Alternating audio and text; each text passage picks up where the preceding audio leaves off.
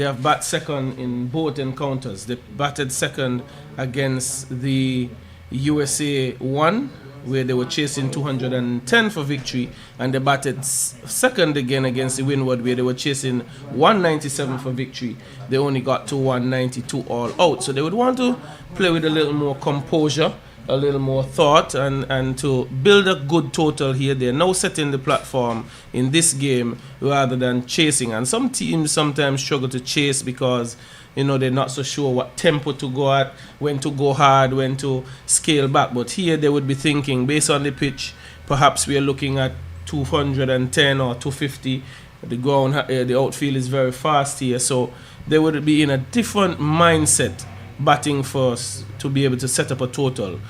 Both teams, they would have lost their two opening games, and one of them would want to make good here today here in Connery. And that one is pushed past mid-on for at least 2, which the batsmen get comfortably. The Guyana bowling so far in the tournament, they would have played against Barbados in their first encounter and didn't do very well in that one. They were able to pick up 6 wickets, and major wicket takers in that game were, this one is punched confidently. Major wicket takers, each one of the bowlers picking up 1. It was Van Lang. Van Lang, he got 1 for 61. Ram, he got 1 for 50. And Latif got 1 for 54. Chulai as well, he got 1 for 47. And Dion Ryan got 1 for 12. So no one really dominating the bowling for Guyana, but they would want to come good here today. Yes, indeed. And really, Jamaica, as you quite rightly said to Novel, batting first on this occasion, they have an opportunity to try and bat through the 50 overs, and also to what will also be a big contribution for Jamaica if they can get a good start. But on the other hand, these two really have a battle on hand because they're yet to win a game in this competition so far. So this should be very interesting of how these two teams would perform today. Very interesting indeed. My question to you though, Vic, we've had some overnight rains. There are still clouds hovering about, heavy ones. The atmosphere is very cool. Would you have won the toss and batted first, or tried to capitalize on what appears to be a bit of an overcast environment? Yeah, with the overcast, and I would have been looking for that element of movement from the first few overs, requesting of my bowlers to keep it more for full length, to look for whatsoever movement. But what I could say too, because I went out there for the toss with both captains, and the surface, it did not get wet. But as you would know, that after preparations of any pitches, there will always be that element of moisture for the first 45 minutes. And as you quite rightly said, and I will agree with you, that I would have preferred to bowl first because it is still overcast. So the seam bowlers should be able to get some movement through the air and off the pitch. But what we can say though, that the ground staff here at Connery, they have done a good job, and we have seen that nice bunks that the surface provides, especially from the seam bowlers. Yes. That one is punched beautifully through the extra cover region, and it will run all the way for 4, all along the ground. The moment it left the bat, the placement, timing, Victor, was impeccable. Well, and that was the hallmark of that stroke indeed. The placement, didn't try to hit it too hard, timed it nicely, and earned himself 4 runs. Well, these two, for Jamaica, they will try to see if they can establish that valuable opening partnership which their team need if they should gain some points in this tournament so far. Actually, both teams have not won an encounter, as we have said. So this novel, to me, is what is going to make it very, very interesting and competitive. Indeed. Both batters for Jamaica, Virgo against the USA, got 51 from 58. and Tyreek Bryan got 58 from 47. So both players are earning themselves a half century in the first encounter. They didn't get off against the Windwards. They would want to try and build on that initial start they had. I'm certain Amsterdam would have a different thought in his mind, and there you see that nice true bounce that you spoke of, Victor. Here on this surface, there is some lift. You saw Barbados extracting a lot of bounce against the, yes, indeed, the Trinidad team in the encounter that we had here a few days ago.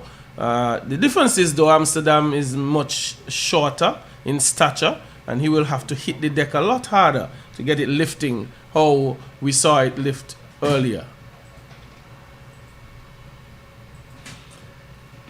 For moments, the bowler thought he might have just gotten through the defense. I see him already was in a motion like trying actually raising his arm, but when he realized that the batsman got bat onto it, it was just a stifled appeal. But interesting field placement, the keeper standing back, a first slip, what we can consider a gully. There is a point, a cover, a mid-off, a mid-on, a mid-wicket, a backward square leg and a fine leg on the boundary.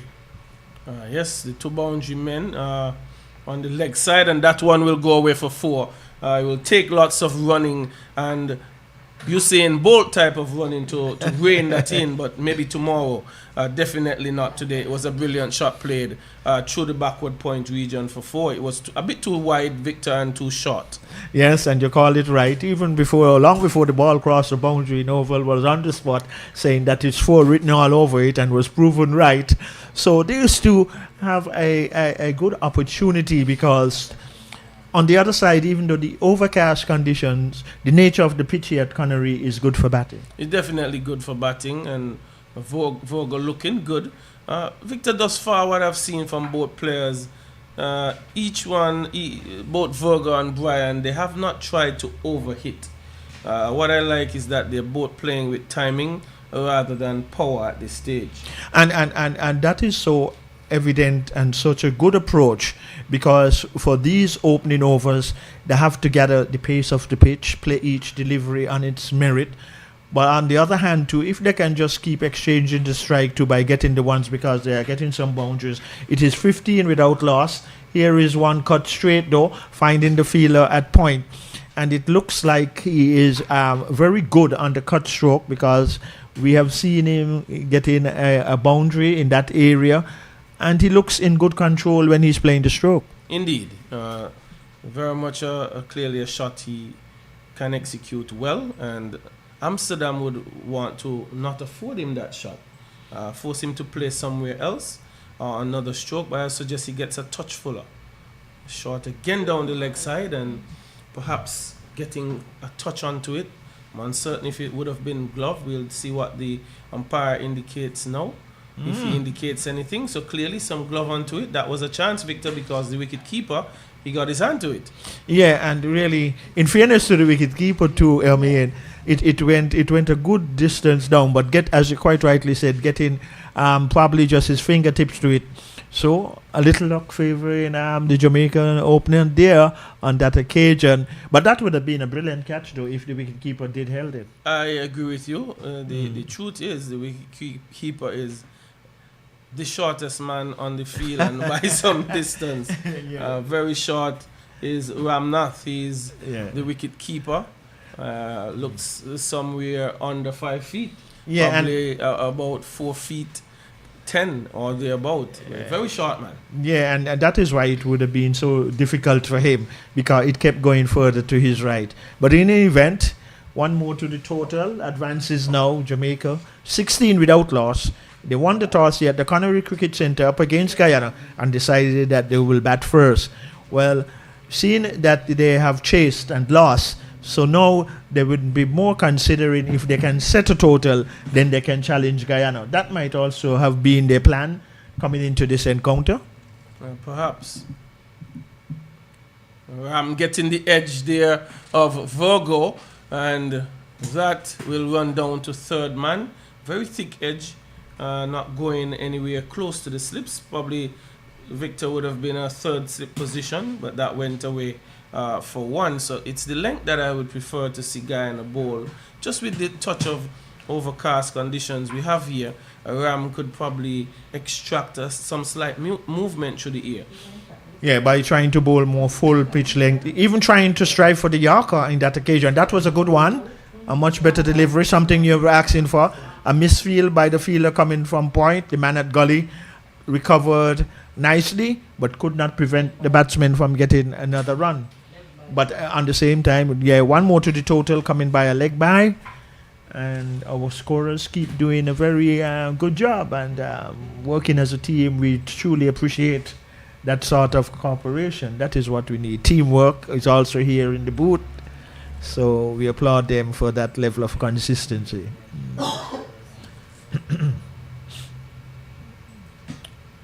Quietly played into the offside.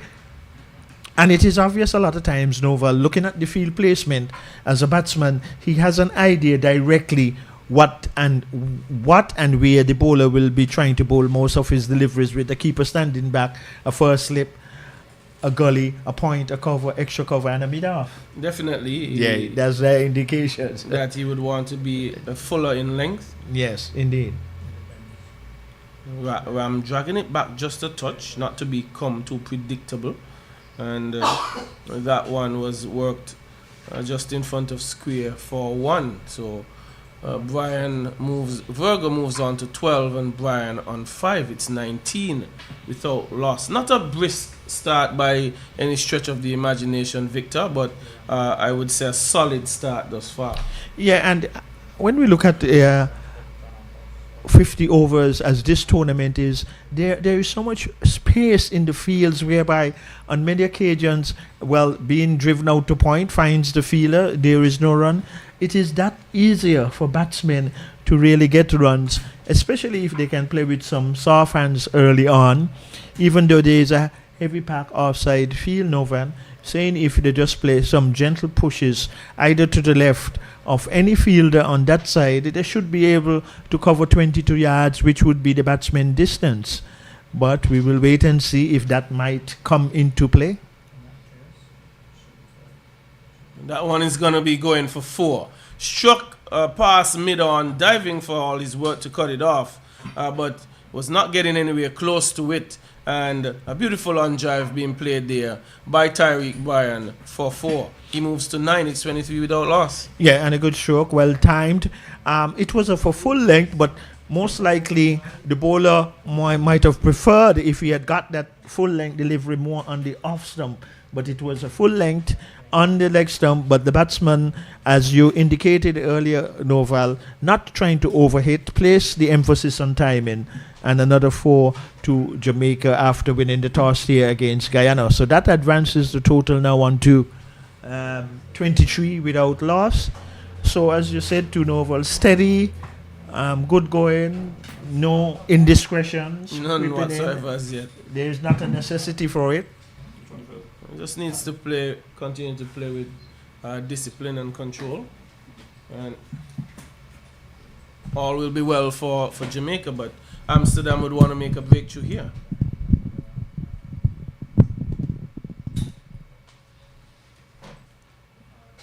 No, Victor, I just looked at the on-drive played earlier by Brian, and it's one of the shots they say sometimes can be difficult to play.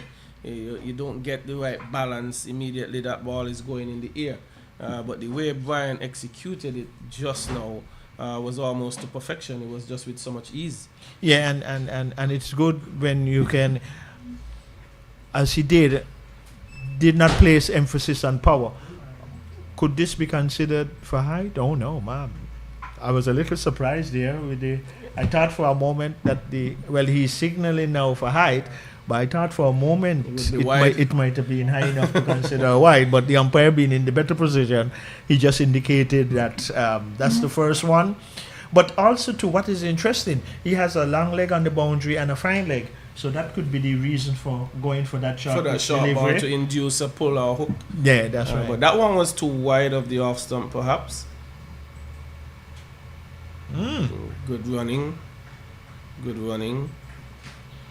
I like to see that too. That you're not just supposed to be looking for boundaries, because if the fielder, as he was there at mid-on, just almost as we look now to see if he's coming on the edge of the 30-yard circle. So with a gentle push, he has to really come in to attack the ball. But if it is traveling slow to him, the single is always on. But the call was early, which was very good too by the batsman outside the off stump. And now comes the stretch out arms of the umpire signaling wide. And I think all the coaches in this tournament, Novel, for what we have seen, especially here at the Connery Cricket Centre, they will have to definitely work on the percentage of those wide deliveries we have seen all the teams concede in this tournament thus far. Indeed, it's a matter of control and players learning to be disciplined. And what's sad sometimes with the wides, you end up with 20 plus wides in extras in games like these, and then they are out of that 20, you had almost 16 going for 4 wides. So they're not just wide, but they're so wide that they concede boundaries. And then you could actually end up close to 320 deliveries, because you have to actually bowl over a wide delivery every and time. Even more so if it comes on a ball for a free hit. So, all those things batsmen should be thinking and weighing out in their minds, Novel. Well, they also can be costly. Leewards would have conceded against the Windward here almost 23 extras. 21 would have gone in wides, and they lost by 5 runs. So, I mean, we don't need to plow any more into that. You could see where the discipline could have cost them. Yes, and there was so much results would come by that scenario and so forth. So it is still a good thing, though, when batsmen like these two now, they should realize, not for the ones and the twos, the loose delivery will come, which they can also try to capitalize and get some boundaries. But what will happen on this is, played nicely, just guiding it down to the vacant third man area, because there was a slip and a gully all along the ground. So they are calculating their shot selection appropriately, Nova. Yes, it was very delicately played there by Tyreek Bryan, using an open face to run it down to the vacant third man area for 4. So 31 for 5 from 31 without loss from 5. I beg your pardon. At a run rate at 6.20, Victor, and I have not seen any one of the two batters taking anything of a risk. So a very good start by Jamaica. Bryan on 13, Virgo on 14. Well, and the thing is that with the start that these two openers for Jamaica have gotten since they won the toss and decided to bat, they should really be thinking about going deep into these overs with no indiscretions, really. And as we've been alluding to, the field is widely spread, so the opportunities are there to get singles. And when the loose deliveries come, just try to make the most valuable use of them. Totally agreed.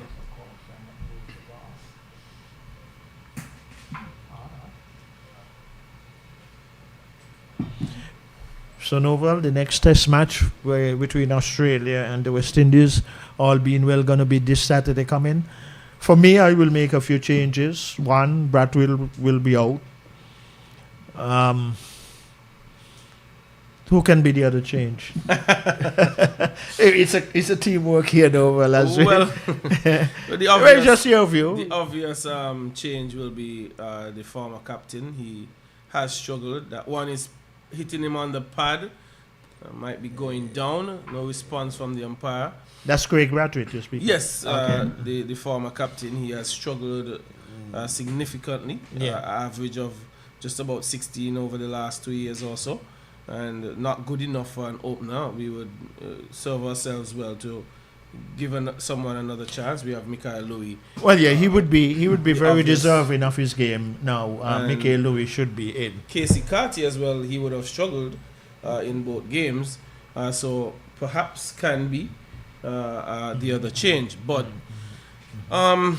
I think the batting just needs a little more thought. At times when you're playing cricket, you can sort of pattern your approach off the team batting. Australia batted first in both instances, and you could look at their approach. They were very, very selective for balls that were in and around off stump, because there was variable bounce. having said that, they would cash in on anything that was wide. Another one on the pad, an appeal going up. Latif taking the catch at first slip, but nothing on it, and he seems to have done some damage to that index finger. But tell me something, Novel. I would agree with you in those two ideas of omissions, but I saw the guy Kevlin Anderson of Guyana, and technically, patiently, concentration-wise, that at the regional level, I thought he played with a lot of common sense as a batsman. I don't know if you saw him. I saw some of him, really. Yes. But at that level there, he looks like he have an appropriate approach for the longer version of the game. We will wait and see. We will wait and see. We will wait and see, because what I was saying to some folks is that Shivnarine Chandapal never used to mind if you in a test match that a bowler bowled, one particular bowler, for instance, bowled 10 maiden overs to him. The important thing for him was he would be there and wait. So that level of patience, because it's test cricket, and as you yourself know, and here is one going down the leg side, wide being signaled by the umpire, so another run to the total, and really these two consolidating for Jamaica. They won the toss there against Guyana at the Connery Cricket Centre, and they're going along nicely.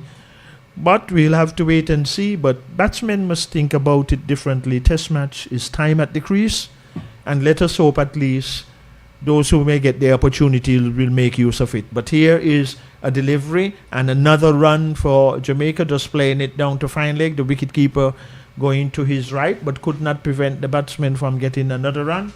Advances the total for Jamaica. So they would feel good at this particular moment. And after 6 overs, are we correct? Yes, I think so. Yes. It is what? 33. So good steady start. Yes, indeed.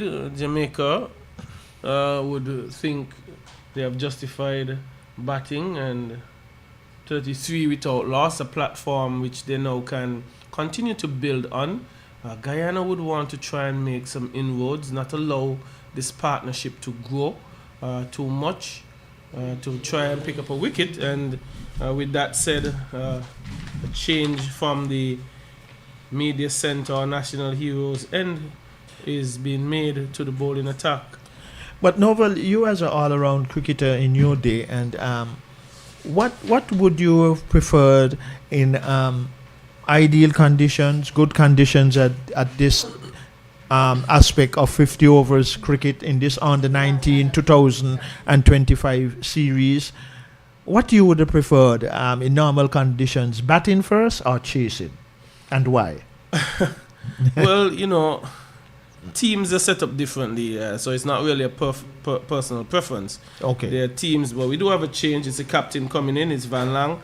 He's going to bowl from the media centre end, some medium pacers, and quick single is hard. But as I was saying, that really depends on the team and how it's structured. Some teams would suggest if we are stronger at our batting, we may want to chase. But it comes down to also the mentality of that particular team. What are we comfortably doing? Are we comfortable setting a target and defending it? So it comes down to that team structure and mentality. Yes, very good answer indeed, dear Noval. I will totally agree with that. Because, well, for me, one of the things about setting a total in batting first, like Jamaica are doing, make certain that you're not bowled out before the 50 overs have been completed. When it comes to the last 10 overs, if you have at least 4 wickets in hand, you can also try to accelerate upon your scoring rate with good shot selection, not being bowled out, and then go out and defend your total. But we will have to wait and see what will transfer.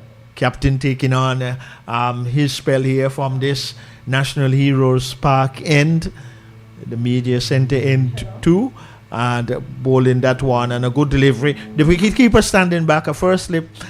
There was a gully, a man on the third man boundary, a point, a cover. extra cover, a mid-off, a mid-on, a mid-wicket, and a man on the square leg boundary.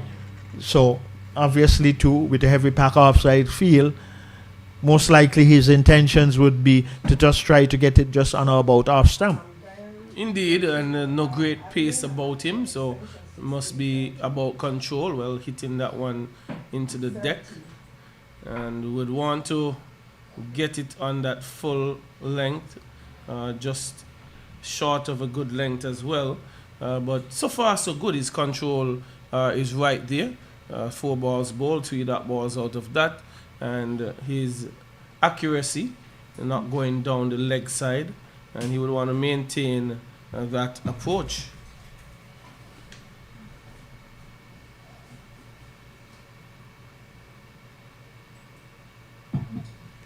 Defensive shot, a quick single taken. Victor, the strike being rotated regularly here between both batsmen. Yeah, and that is good because it's not just all the time about 4s and 6s. Those 1s and 2s are quite appropriate, especially when the fielders are within that 30-yard circle, and as the batsman did at that occasion, just playing with soft hands, and with the fielders having to attack the ball, it gives them enough time to cover 22 yards in the distance. That is both batsmen.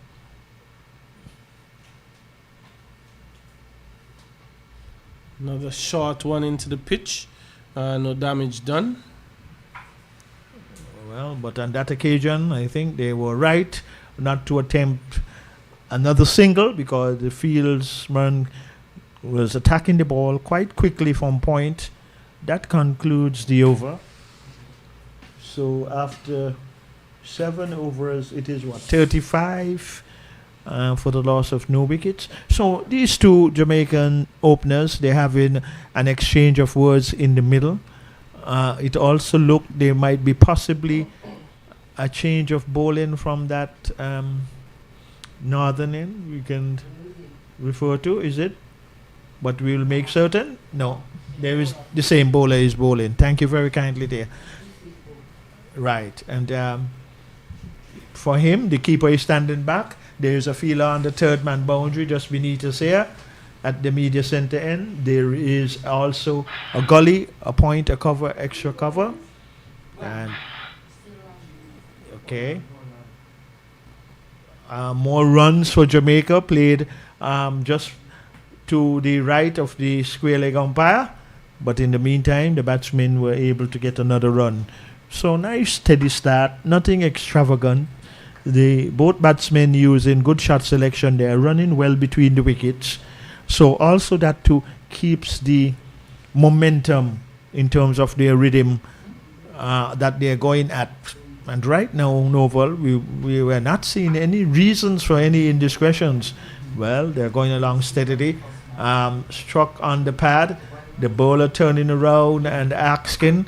But I saw the wicketkeeper slightly moving to his right, so that is giving me an indication. Why would sliding down? Why would you be moving down in that direction?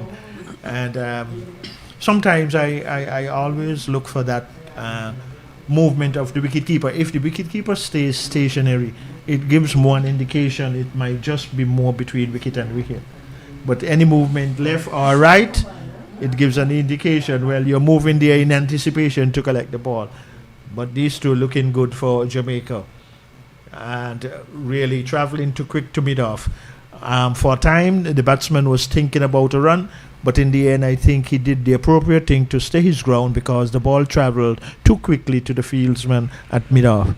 Indeed. So, looking at Ram's bowling thus far, against Barbados, he bowled 8 overs, no maidens, 50 runs, picking up 1 wicket. And in his encounter against the USA 1, Ram would have bowled, and another single is had. Ram bowled 3 overs for 8 runs. They were not having a big target to defend. So he has just picked up 1 wicket in his first 2 games. And the captain who's bowling from the media center end, he has picked up some 2 wickets in the 2 games he has played. So Guyana not having a massive threat thus far in terms of a wicket taker, and they would want to do their best to break this 37-run partnership thus far by Brian and Virgo that is building up nicely. Both of them got half centuries in their first encounter, which shows that they're capable with the bat and would have posted an opening stand of a bit over 100 runs. So it means they can do some damage if Guyana do not get a breakthrough sometime soon before they're really well set.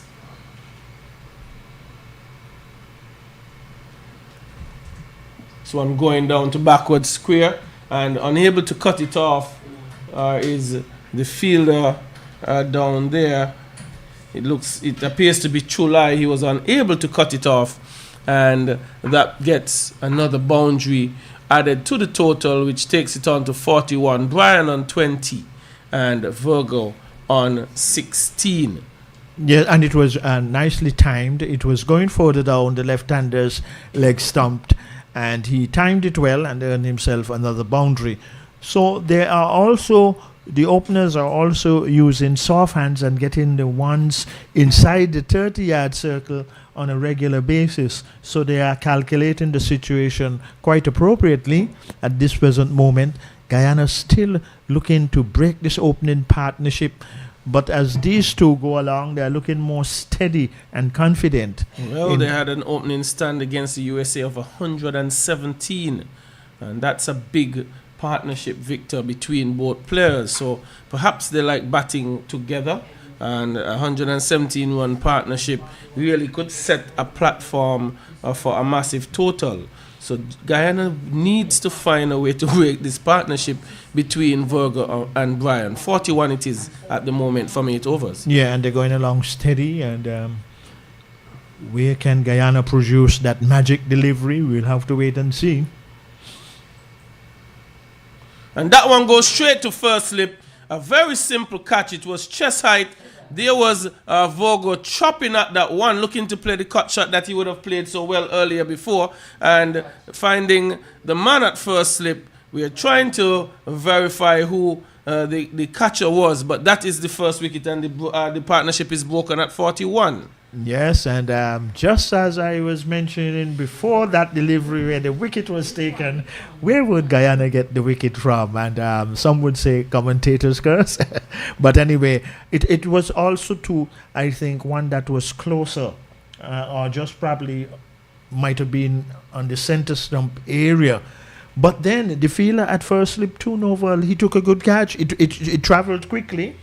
It was shoulder height to his right, and he took it quite nicely. So Guyana fielders, they are right now in a huddle, and we will get all the appropriate information in a while, because we will pick up from the numbers when the fielder would turn, and we will get it in due time. But as we speak, though, Guyana would feel well relieved, as you have emphasized, Novel, that very valuable partnership, which would probably be the highest of the tournament so far, the 117, but 41, the first wicket going down for Jamaica, and Guyana would feel a lot much more comfortable now by really breaking the partnership.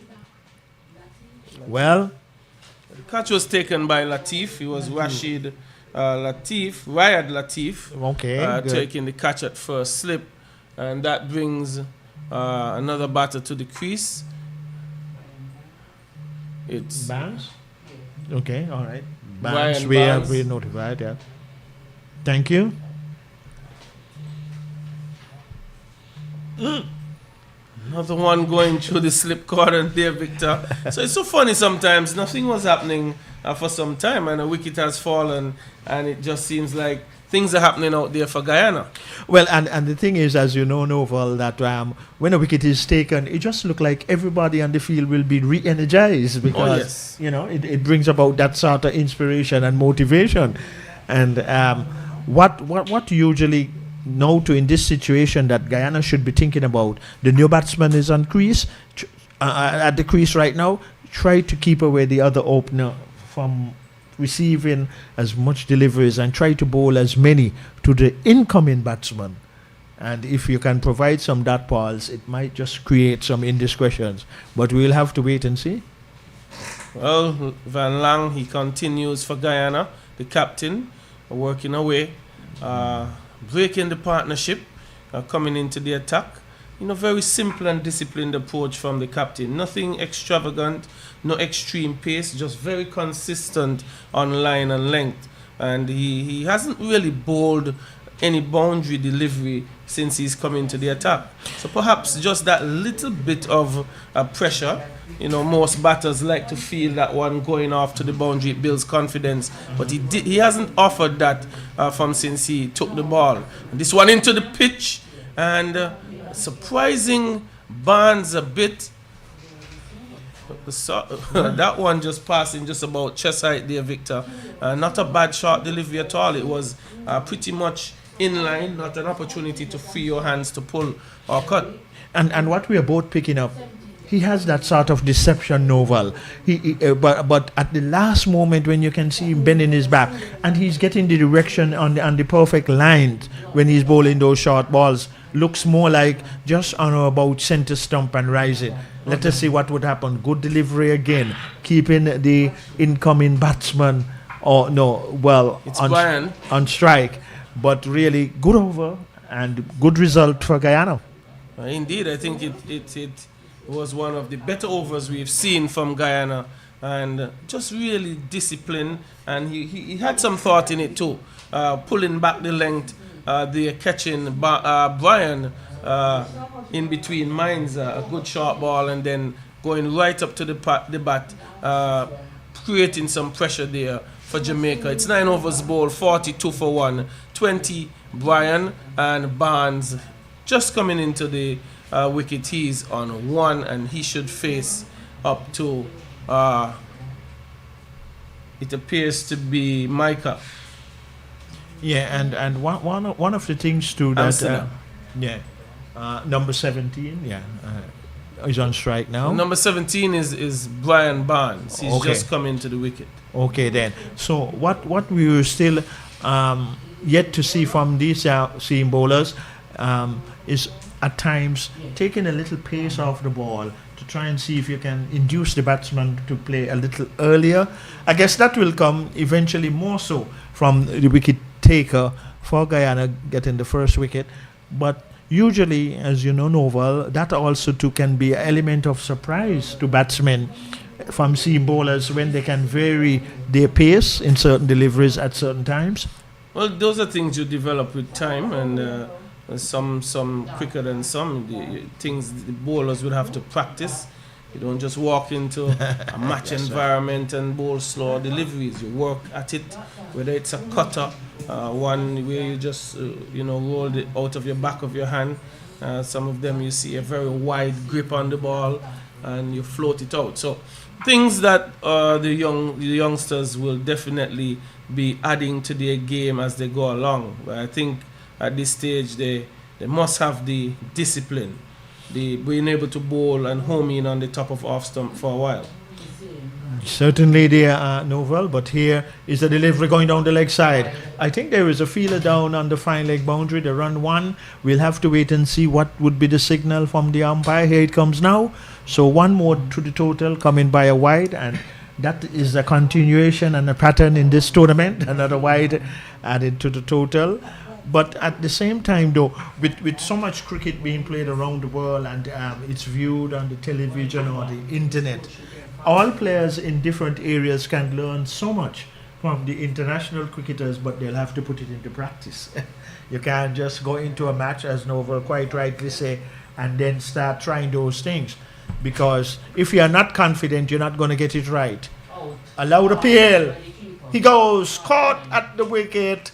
And Novel, this would bring a lot much more confidence to Guyana, getting their second result. Jamaica, after winning the toss here at the Connery Cricket Centre, they are now 44 for the loss of 2 wickets. Well, straightforward catch by Ramprasad Ramnath behind the stumps, taking the catch off of Micah Amsterdam, leaving Tyreek Bryan out caught. So a second wicket here for Guyana puts them in a very good position. You would say breaking the partnership and getting both openers very quick behind each other. And as I said, a very easy catch. Driving outside the off stump was Bryan on a good length. Victor, from this position, perhaps a slight bit of movement, but Ramnath did the job behind the wicket, and second wicket goes for 44. And this is what now is going to make this period of play very interesting, with two new batsmen at the crease. So Guyana has it in a good position whereby they will have to be bowling now at the two new batsmen at the crease. So breaking the partnership of the opening partnership, and now they can try, the bowlers that is, they can try so much different deliveries to newcomers at the crease early on in their spells, now that they have these two at the crease. So for instance, he can bowl a slow one, he can try for a Yorker, he can just use variations now, but it also should lift the inspiration for the Guyanese, getting two quick wickets and really more so vitally breaking the opening partnership. Well, two players for Jamaica at the crease. Odean Binns, the new Odean Binns, just coming in, and he's immediately off the mark, working one into the onside, quietly getting one. So Odean Binns and Brian Barnes, now they need to rebuild the slight hump that Jamaica has to climb. And Barnes, being the captain, he would know now how to communicate with his partner and try to give the appropriate guidance and how they should go about trying to build a partnership. On the other hand, Guyana will be looking to make further inroads into this Jamaican batting. Good Yorker length delivery. Just as I said before, that the bowlers have an opportunity now to try some variations in their deliveries, and that was one, going for a good Yorker length delivery, but the batsman was to the measure of it. 45 for the loss of 2 wickets. And it's getting a lot much more brighter now too, Novel, here at the Connery Cricket Centre. Nice cool breeze coming across the ground, as this is an open venue in terms of where it's situated and the location. But we are looking now what will happen for this delivery. Played out to cover and no run. So you can see even more from the body language of the Guyana fielders as the over comes to an end. They are moving around quite more urgently and with purpose, and that is what wickets inspires fielders, and the Guyanese would feel good now. Here is a signal coming from the umpire. Well, it's the end of the power play overs. We have reached to over number 10. Mandatory power play overs, and Odean Binns, he played against the USA 1 and really didn't do well. He got 7, and he did not play against the Windwards, so he's back into the team and would want to show the coaches and management that he deserves to be, and he would need to do that by getting a good score, and he has an opportunity to do so with his captain Brian Barnes. Both on 1. It's 45 for 2 from 10. Guyana recovering well after a partnership of 41 between the openers Virgo and Brian. So 45 for 2. Van Lang, he struck first, and Ram, he picked up the second wicket. So far, Jonathan Van Lang, he's 2 overs, 3 runs, 1 wicket. So working his way into a nice good spell here, Victor. Yeah, he is indeed, and well, the fielders trying to get now into the appropriate positions so far, and interesting field placement now, Novel. Keeper standing back, first, second slip, and what we could say a gully. Well, let us see what would be the intentions. Quite nicely pitch on the offside. It's going to evade the man. It's going close to the point boundary. They run 1. They run 2. Is that all they will get? It appears so. So 2 more runs to Jamaica, but it is obvious, Novel, with the two slips, a gully, a point, a cover, and a mid-off, he's going to line up most of his deliveries, or try to line up most of his deliveries based on the field placement, just on about off stump, going across the right-hander. And he has that deception of the short pitch delivery. Let us see what he will do on this occasion. Nice little tight area there, just outside off stump. Some would suggest just about fourth stump. But his control is good, yes, and that's what's required right now. Force the batters to come at you. You don't need to give them anything. Yeah. Nice tight area. If they need to score, they must make the adjustment. And what is good too, with the two new batsmen at the crease, putting fielders in positions where you're looking to take more wickets. Good tactical move too by the Guyanese. Right. Oh, that one kept a little more on the lower side, but in any event, the keeper was able to gather it. But the intention by the bowler is a very good one, by putting the extra feeler in the slip cordon and looking to get it more of a full length, just on or about off stump, most likely trying to get it across the right-handed batsman. Well, clearly looking to pick up wickets. The captain Good. being aggressive in his approach. And something I like to see, two new batters out there, they haven't gotten going, so force them to effect another field change.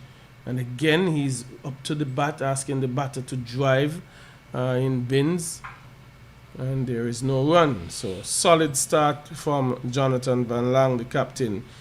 Victor looks very comfortable into his work right now.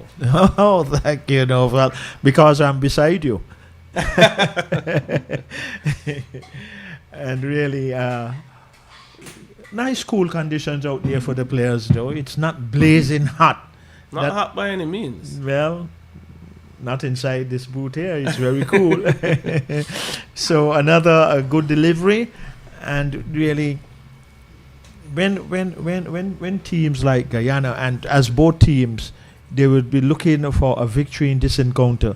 And I think, Novel, this is going to really be a very interesting one here at the Connery, because every team will be looking to come out victorious and to get points and advance their cause in terms of the championship, which is so crucial, you know. It is indeed. I think, though, from a batting standpoint, Jamaica has just fishing outside the off stump there is bins.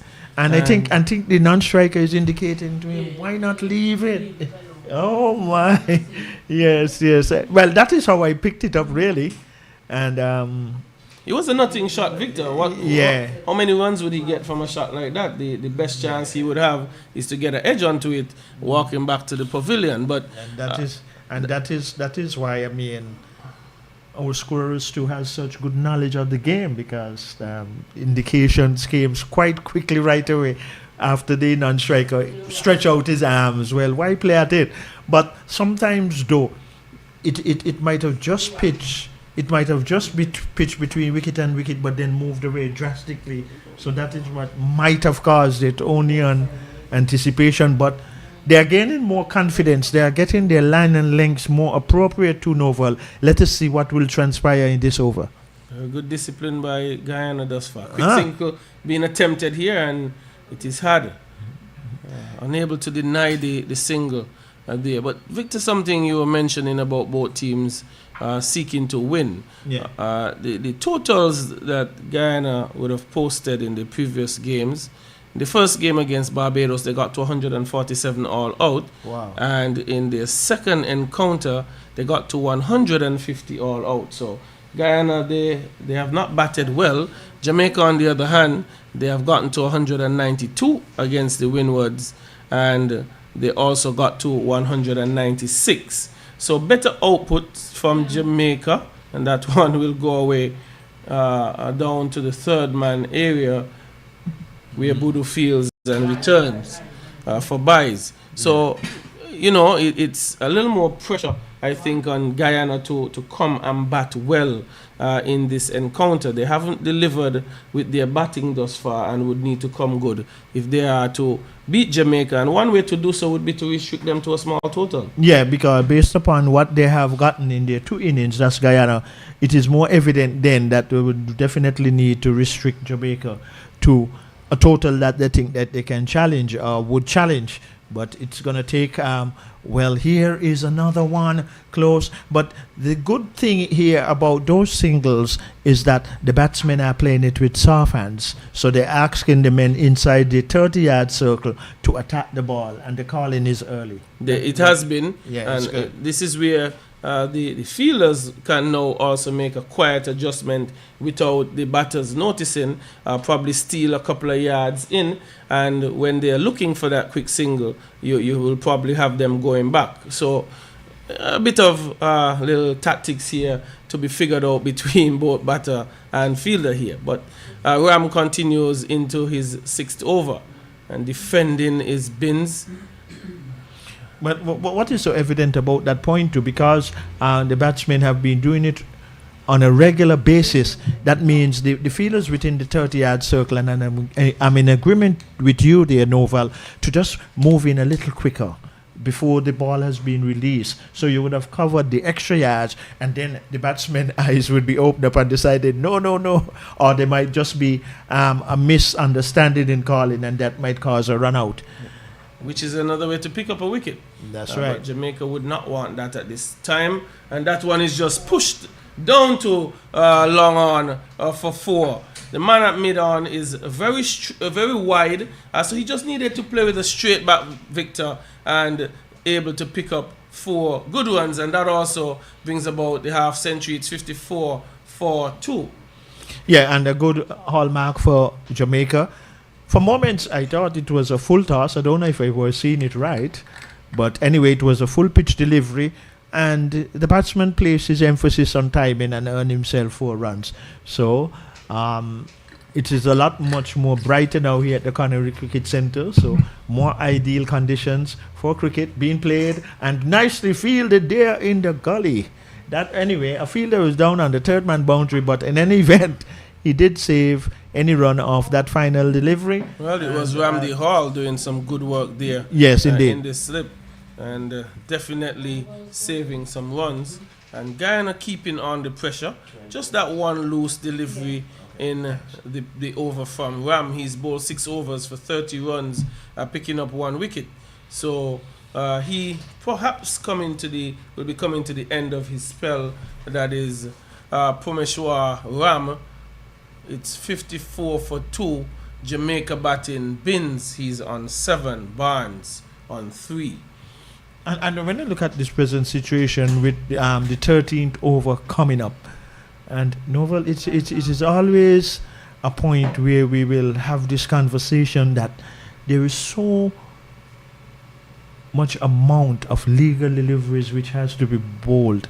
So I think when a batsman gets settled in and the field is widely spread, it is so easy to get runs, just by just knocking it around, and then the loose delivery will come. That one is hammered over to mid-wicket, and that is definitely going to be 6. That was lots of power from Brian Barnes. It was short, asked to be hit. Hit it was, but it was hit for 6, a maximum. Yeah, and a good stroke. And like I was just saying, just wait for the loose deliveries. Again, just before that was executed, it happened in the appropriate manner. And that can always be Novel, the hallmark about good thinking and shot selection. Okay, the field is widely spread. Now, if he bowls the next loose delivery, why not try the same stroke? But otherwise... Well, it was the one short delivery that Van Lang got wrong. He had been getting them tight just about center and off center stump. That one had some width on it, and it gave Brian Barnes a chance to free his arms, and it came out of the middle and it flew very quickly here for 6. And if he's going to bowl it short, he would want to get it just about on center stump rather than to go wide. He got that one wrong.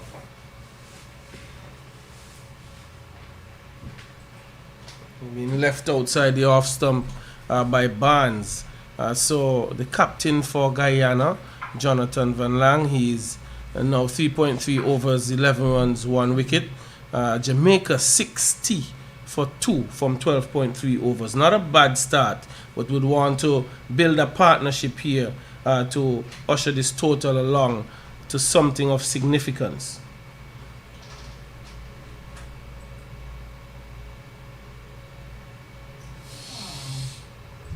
Thick outside edge, it was wide, but of course of a full length, flying over the gully region and going down to third man for 1. Barnes, though, Victor, would want to be careful not to get carried away being loose.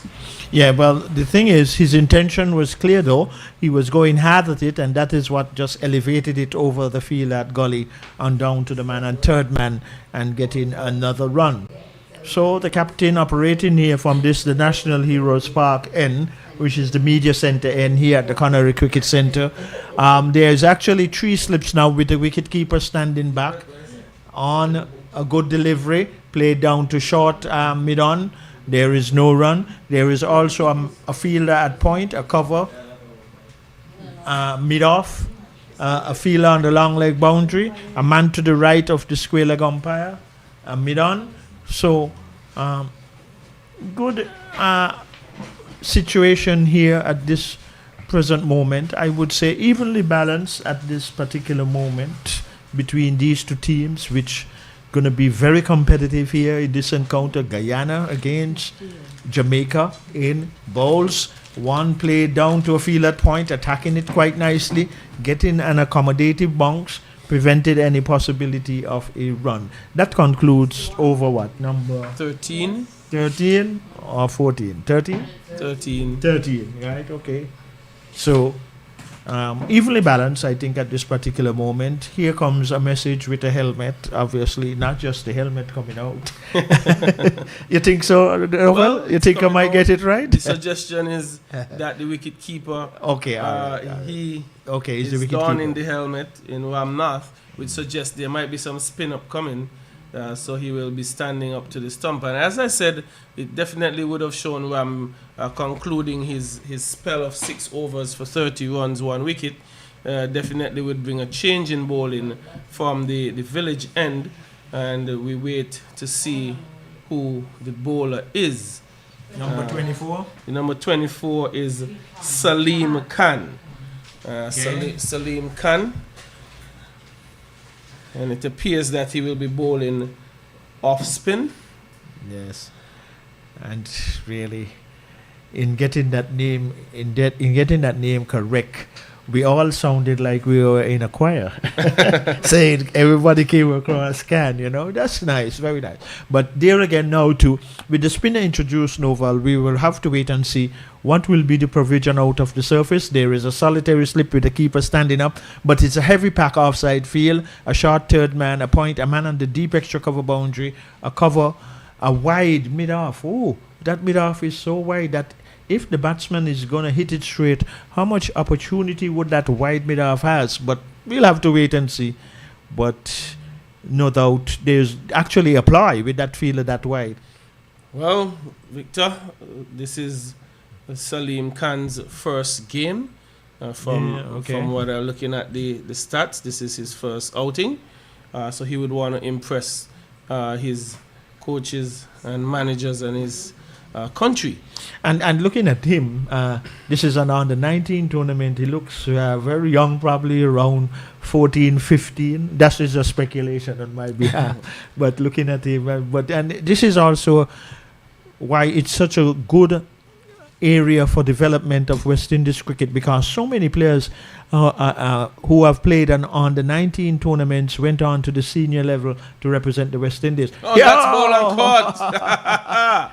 Well, Salim Khan has been introduced and he has struck immediately. He's had an immediate impact though. Victor, it was a short one. And Binns got back and was looking to thump it down to mid-off. And looking at the replay here, and it was a well-executed ball and caught. Yes, it was short. He was backing away, hoping to get it past the bowler for one, but only managed to find his pouches, which he pouched wonderfully. 62 for 3. Yes, and that is very good too, that the young man can held on to it. Well, it wasn't powerfully driven, but at least he got both hands and held it well to get his first wicket and the third wicket going down for Guyana. Well, it seems like there has been a pattern by me, Novel, that sometimes when I said something in the sense whereby here is the young man look like he's at about age and so forth, and then here is it to get a wicket. And really, that also too will lift his confidence. It was not one of the deliveries that he would have liked to bowl, but in any event he got the result. And even now more so too, I will say, even though I said a little earlier that it was in the balance, probably Guyana just taking the little initiative at this present moment. Totally agreed, Victor. 62 for 3. Yeah. After being 41 without loss, Right. I think Guyana would feel they fought back well.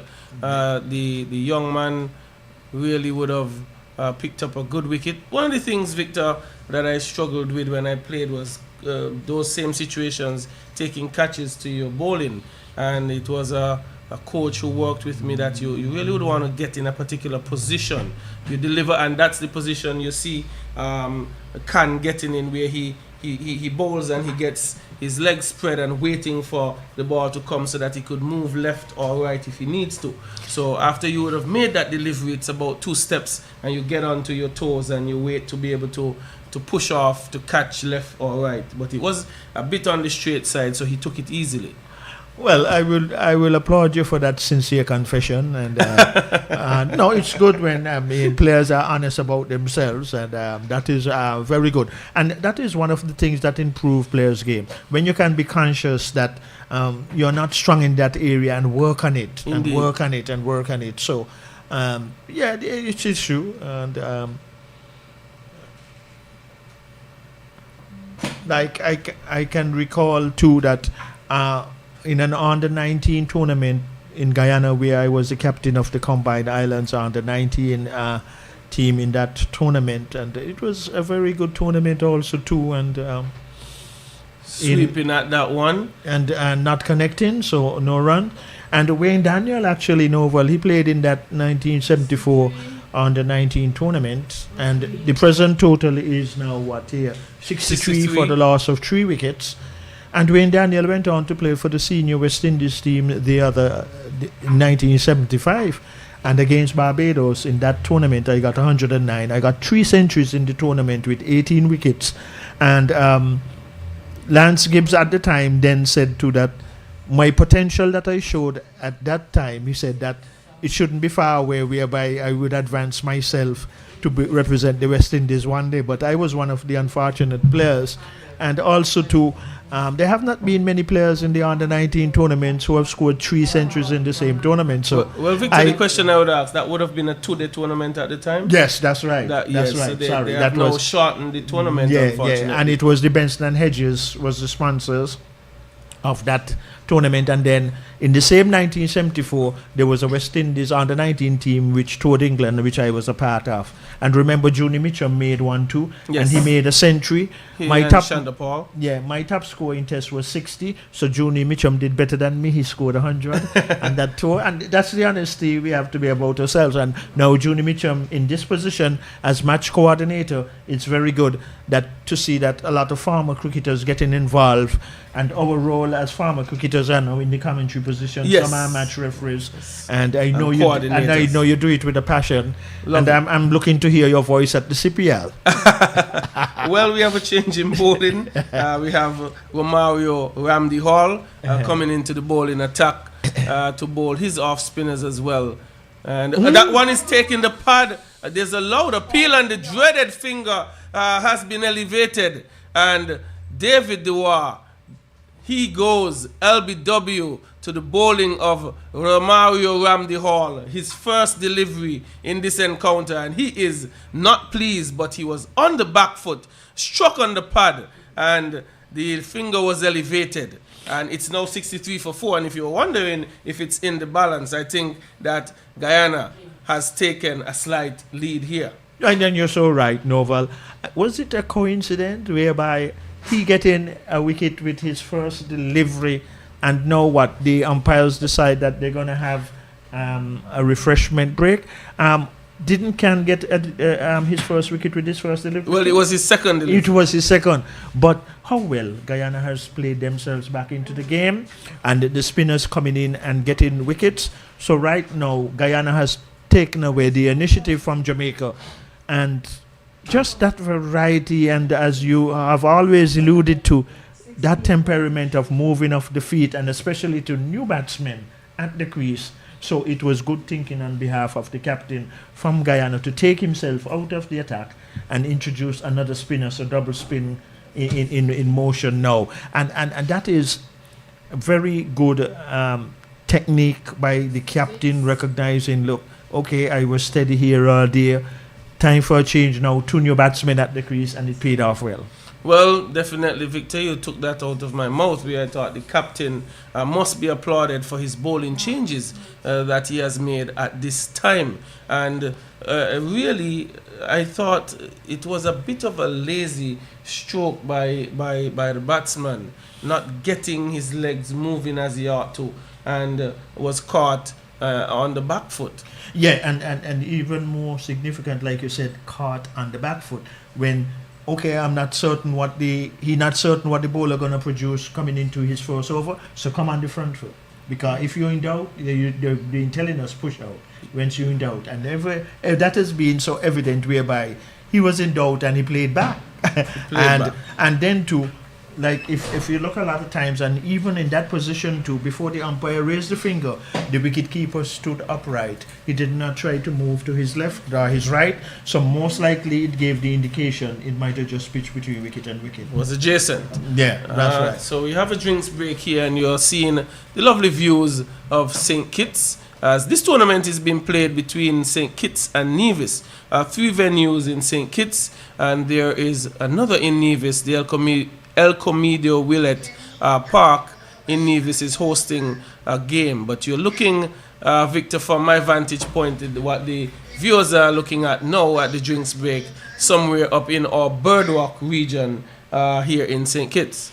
Which would be from where we are giving our deliberations here from the Connery Cricket Centre, which would be more so out of easterly direction from where we are located in the media center.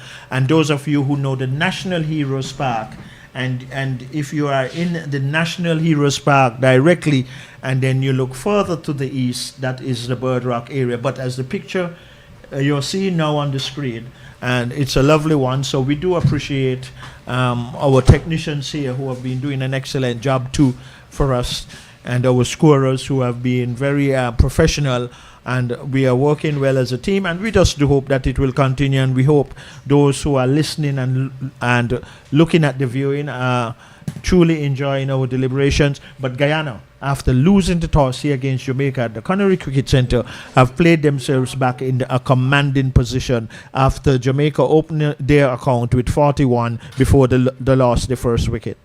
Yes, so work for Jamaica to do. And if you're just joining this coverage, it's 63 for 4, Jamaica under 19 batting, and the spin has been introduced. It's Romario Ramdi Hall, the second off spinner, and he has just picked up a wicket, and it's going to be interesting times. The new batter is DeMarco Scott, and he's joined Brian Barnes, the captain. The flighted delivery, Victor.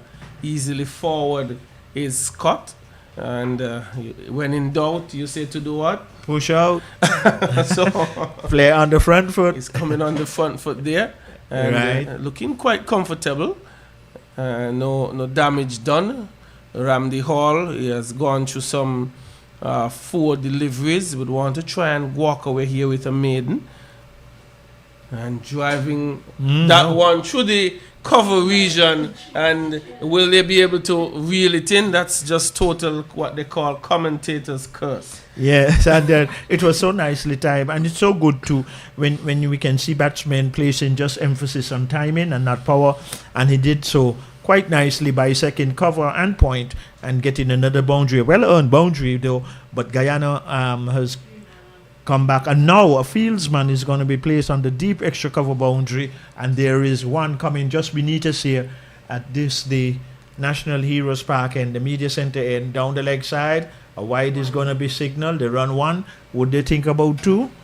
And no, the number 17 not interested, and I think quite rightly so, but another extra wide and to the total. So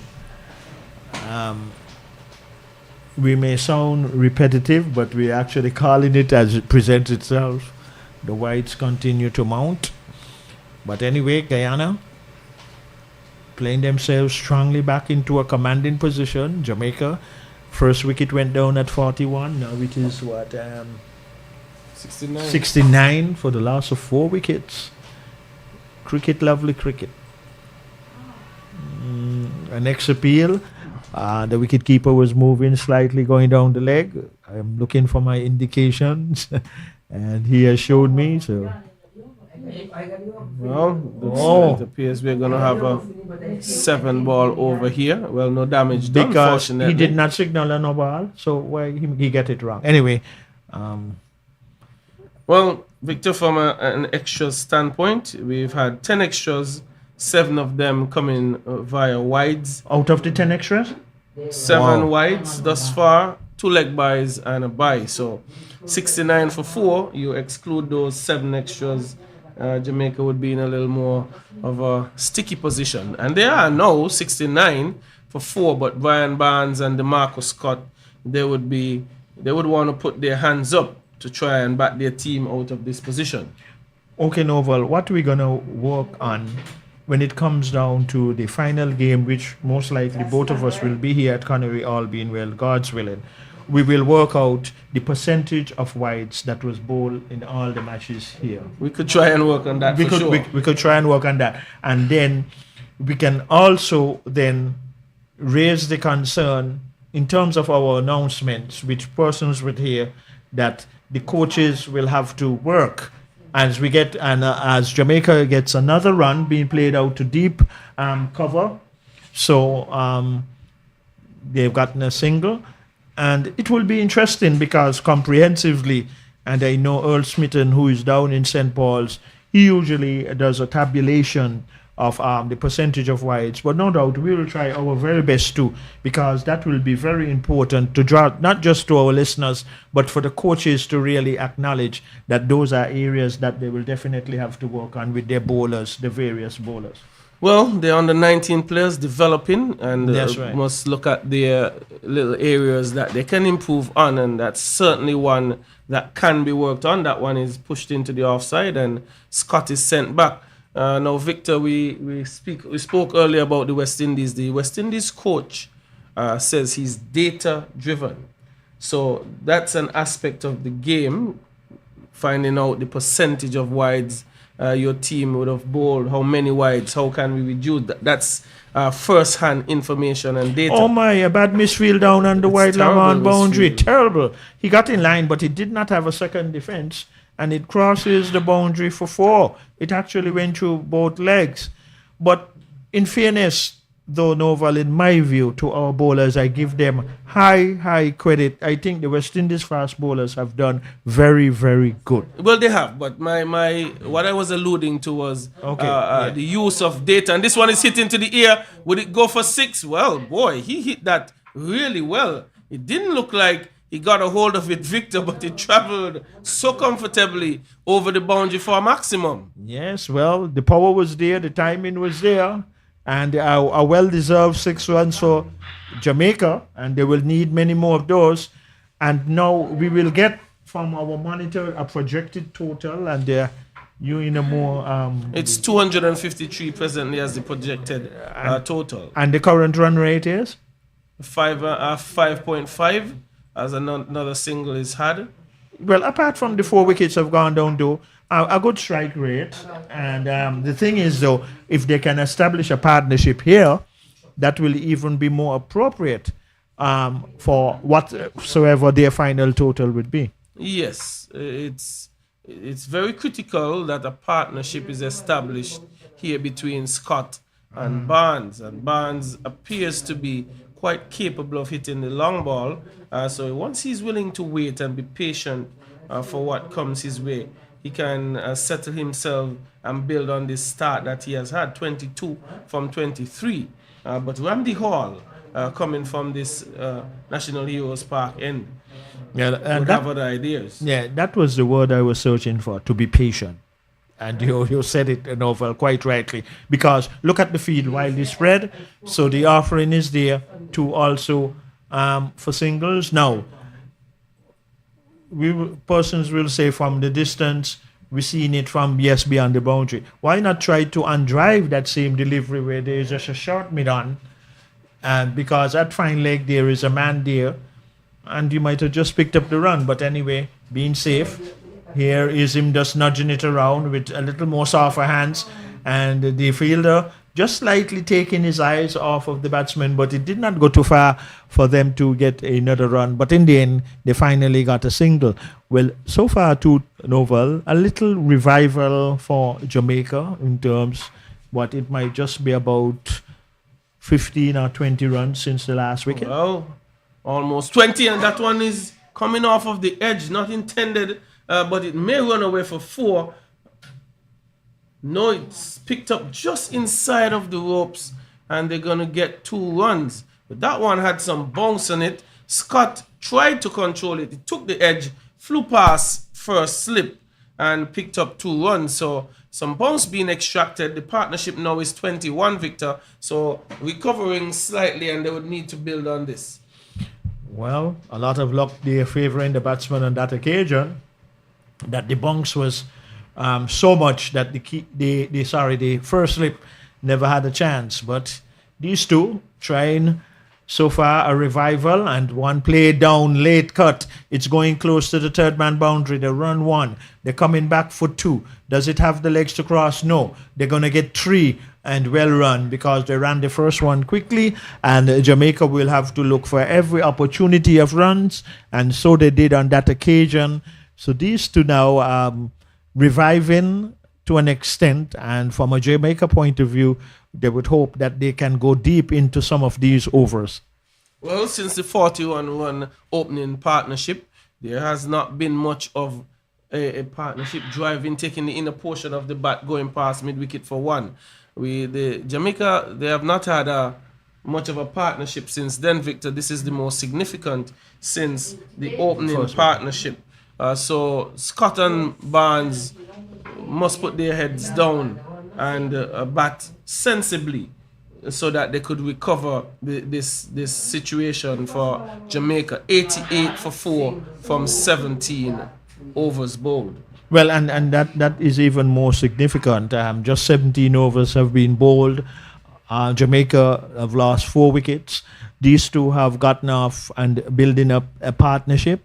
So with the amount of overs to be bowled, they should be thinking about that and doing what they are doing, waiting for the loose deliveries, getting their 1s and 2s, and just try to establish a partnership. But on the other hand, if Guyana can dislodge these two quite early to a different picture present itself, and these are the different variations that this glorious game of cricket has.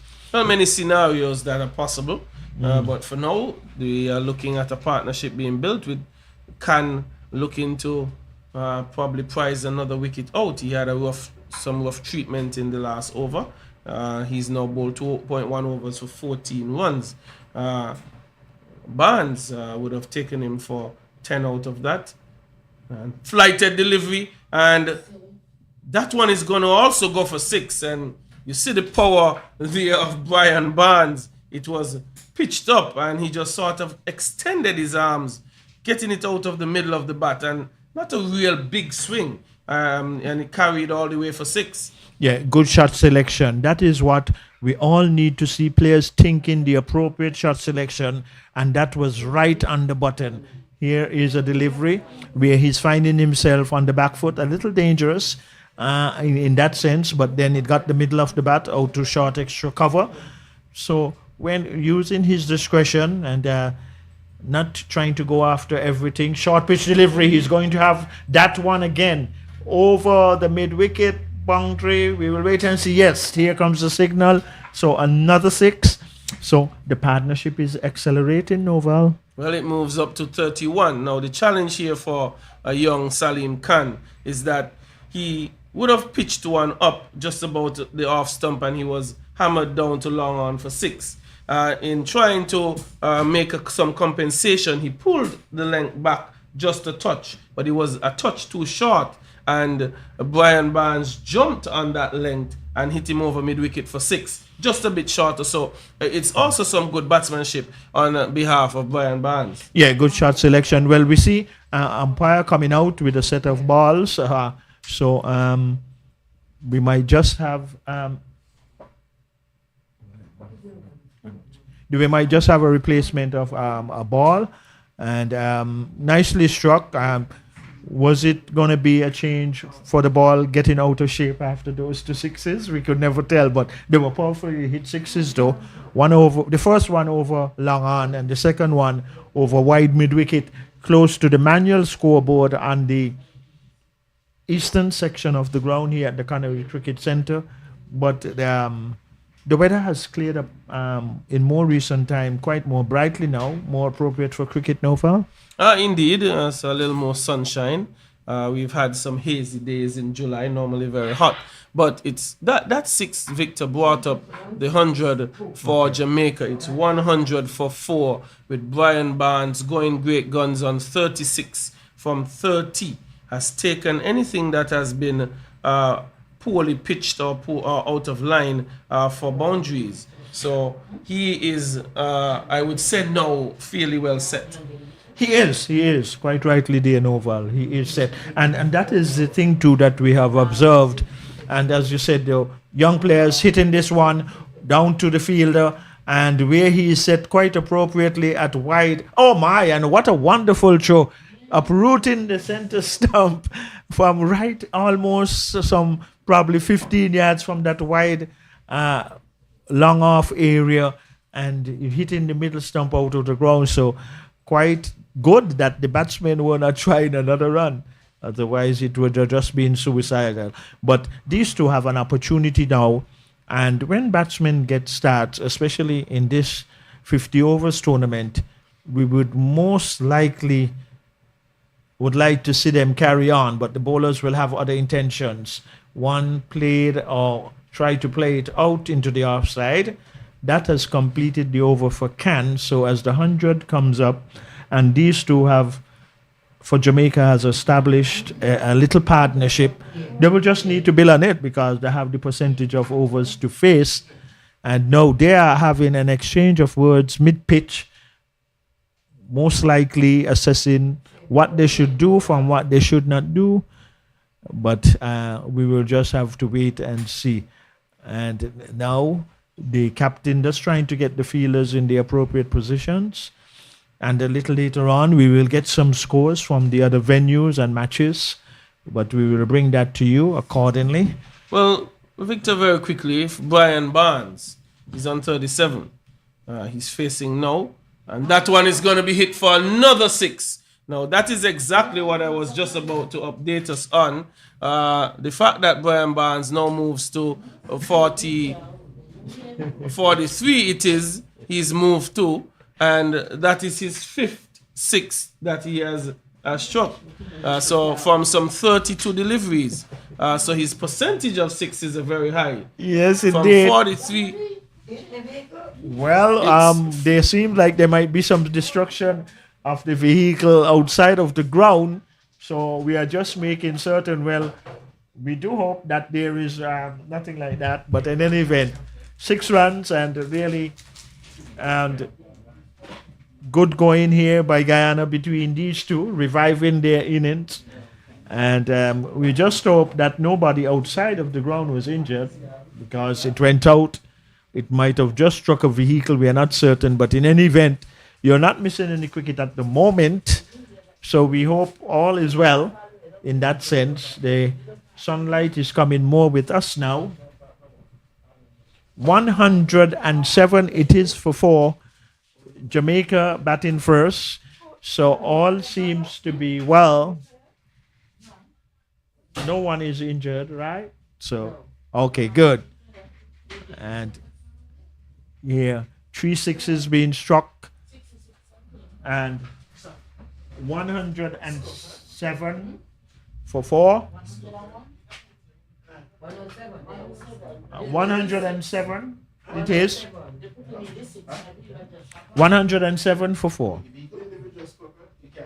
The individual scores? So they said 43 should be the band.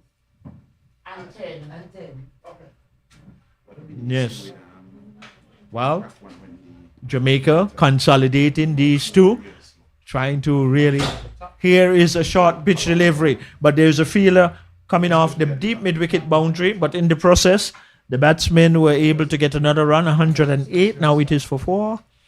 Jamaica batting first. They won the toss here at the Connery Cricket Centre. More ideal conditions for cricket now. The sun has come out a little much more brighter. And we have lovely cricket continuation here. Outside the off stump, cutting at 1, missed and through to the keeper. Where there is a first slip, there is a point, a cover, a deep extra cover on the boundary. And here is a long off just beneath us here at this.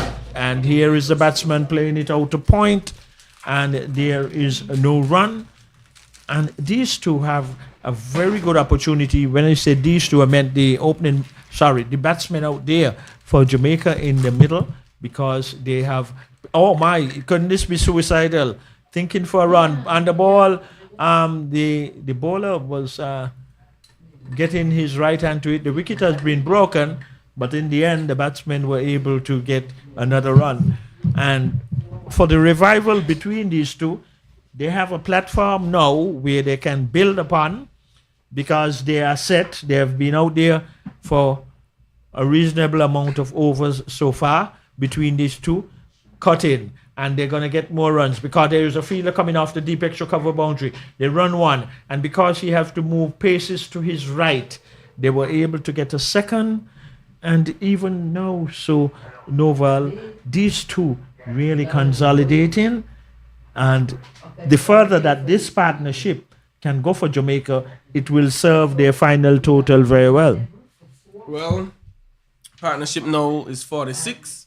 Wow. 100 and, well, I said 46. Sorry. Partnership? It's 48. 48. Oh, that's all right. Barnes is on 46. Scott is on 11. So a very good fight back here by Jamaica. It's really been almost a one-man show by Barnes, because he's been pouring his way to that 46. He's 46 from 34. Wow. And he has had some 5-6s out of that. So it sounds like he's been very attacking, but what he's doing is putting away the bad deliveries. But because he has the power, he's doing so in 6s. Yeah, indeed. Oh my, this is going to get close to the third man boundary. I believe it might just have the legs to cross. We will wait and see for the umpire signal. Here it comes now. 4 more runs. So they keep on. 4s and 6s are coming. And that was a nice late cut, just using the pace and running it down to the vacant third man area, opening the face and getting 4 runs. Well, Victor, I think that's a shot that you probably would play. Not a lot of power, just very wristy, as they would say. Yeah, well, at the same time, too, just guiding it nicely, because using the pace, and certain sections of the ground is down sloped here, slopes here at the Connery, outside the off stump. Batsman is not interested, and quite rightly so. Heavily packed offside field, though. Obviously, with the left-hander, most of deliveries coming across the right-handed batsman. But Jamaica will hope that these two can go deep into the overs. They have gotten a good start, playing it quietly out to mid-off. There is no run. Keeper standing up, solitary slip. A man on the deep point boundary. A short third man, a point. Extra cover, a man on the long-off boundary. So wide areas in the field where batsmen can pick up runs, but good line delivery, played out to short extra cover, no run. And really, Jamaica has played themselves back into the game. But at this particular time, I don't believe any team has an advantage. And if the advantage, it is not wide either way. So quite in the balance, in my estimation, outside the off stump. And one spinning and going further across the right-hander. But these two, Novel, they have a very good opportunity of going deep into these overs. They have gathered the pace of the pitch. They see what all the bowlers that have come up against them so far, what they are doing in trying to dislodge either one. Here is the delivery, pitch wicket to wicket, and that concludes another over. So a little more refreshment going out for one of the batsmen. Well, two of the batsmen now gonna take it, and it is what, 115, and how many overs being bowled? 20 overs being bowled overall. So from the Jamaica dressing room, I think the conversation from the coaches should be, we should not be bowled out. We go deep into the overs. That is from a Jamaica point of view, try to bat out the overs, and whatsoever total they would end up with, go out and challenge Guyana. But like you said, because Guyana have not even reached 175 in either of the previous matches they played, it showed that Guyana batting will have to come very good when they have. But that is far away still. A delivery played out to point and no run. So this is the 21st over in progress. So I would think that Jamaica can consolidate and go further. Well, just needs to continue batting. Brian Barnes is on 46, approaching a half century. He would want to keep his nerve right here. And he's the captain. He's the captain, and keep his nerve and try and get to a half century, punching this one up to extra cover, and a quick single is had. A powerful throw there by Van Lang, but well backed up there at mid-on by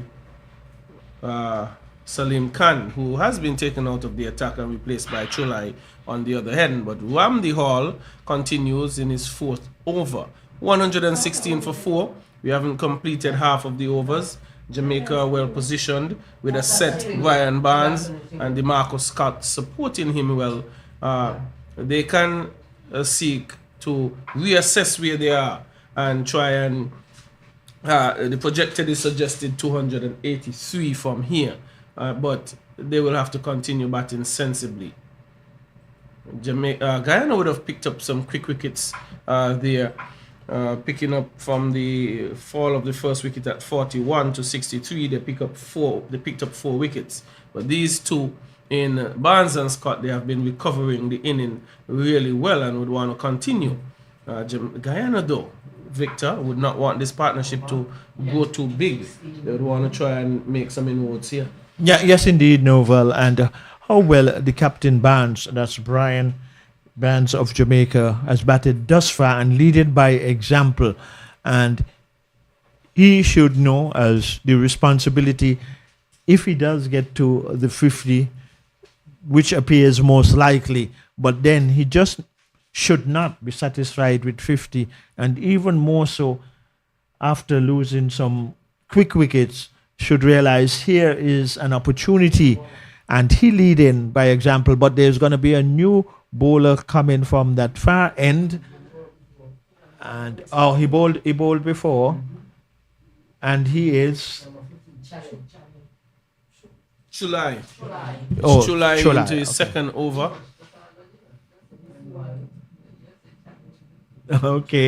Okay, and that is it now. And that is much improvement in terms of the numbers on the jerseys. They are more accommodative to us, both scorers and commentators.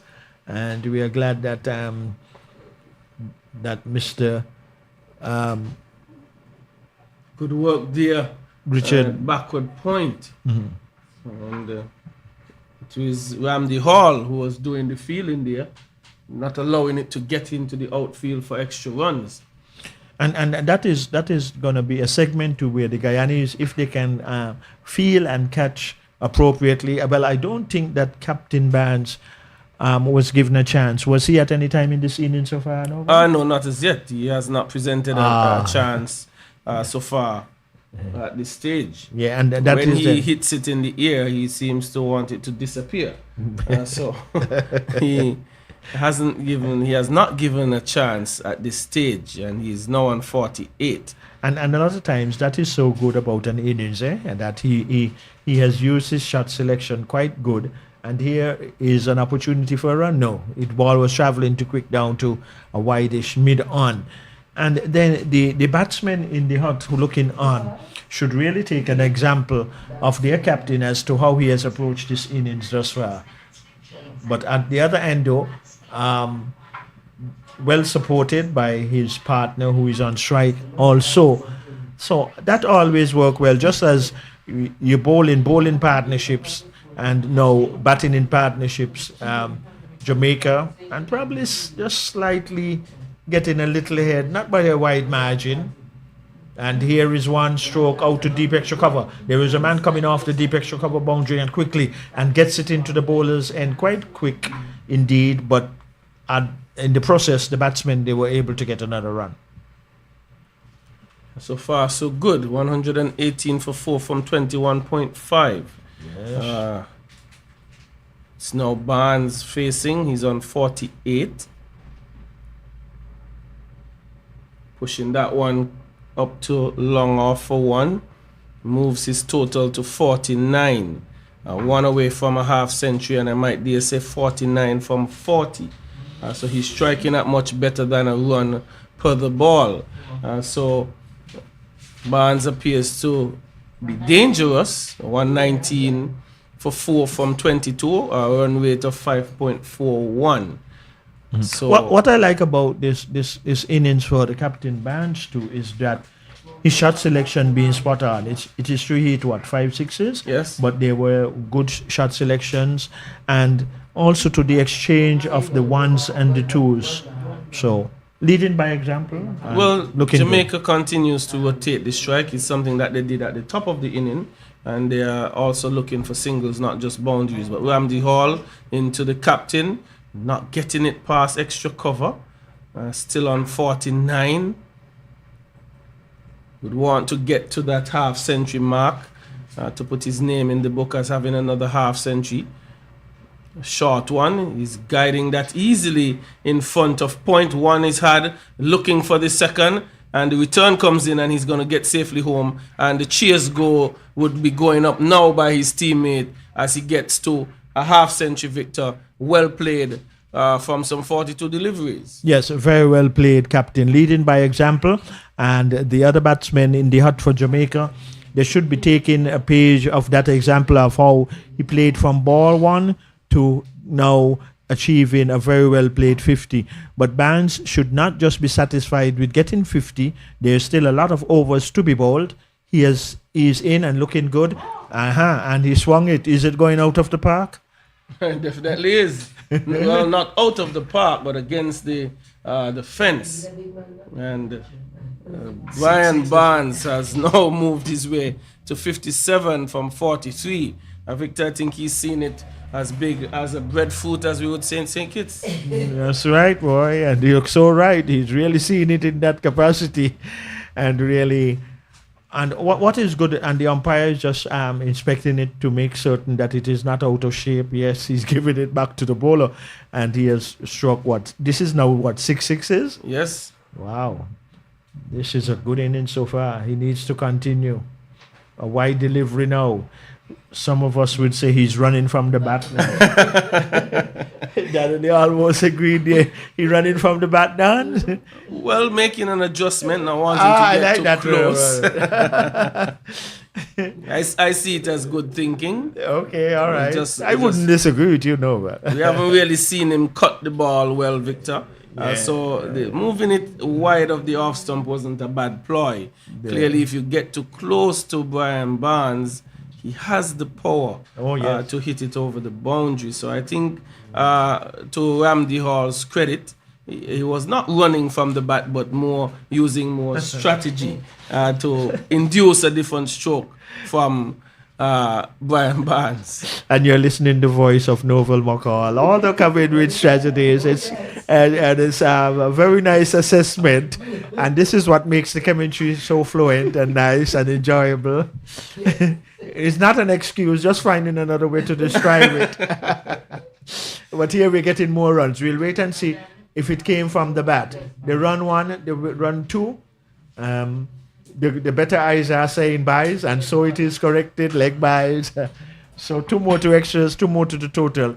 And right now, Novel, the Jamaican batsmen out there and the captain, they have placed themselves back in a good position to put a very challengeable total on the board. 23 overs gone. And the partnership we'll get for a moment from our scorers, but it's a good one. And 68. Right.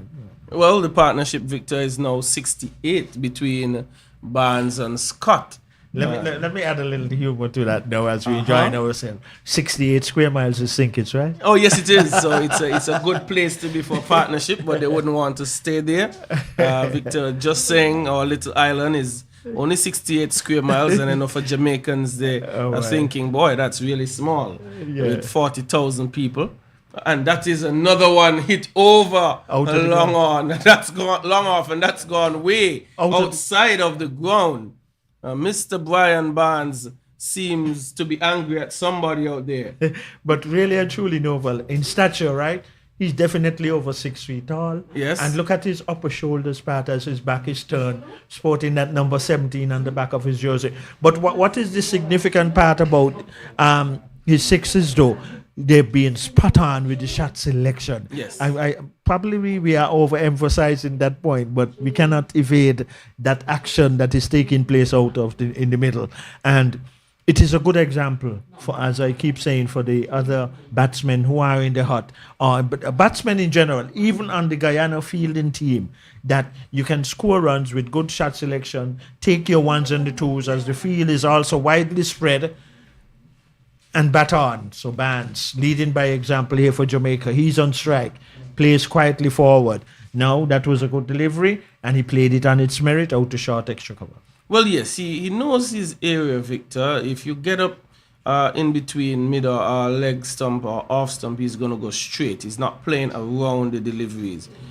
And they see hitting that one out to extra cover, and it's going to be 4. So Victor is not just about hitting sixes for him. That one was just outside the off stump, and he executed a really good extra cover drive all along the carpet for 4. So you mentioned shot selection. He knows his areas. If you're going to be flighting just about off stump or leg stump, he's going to hit in the V.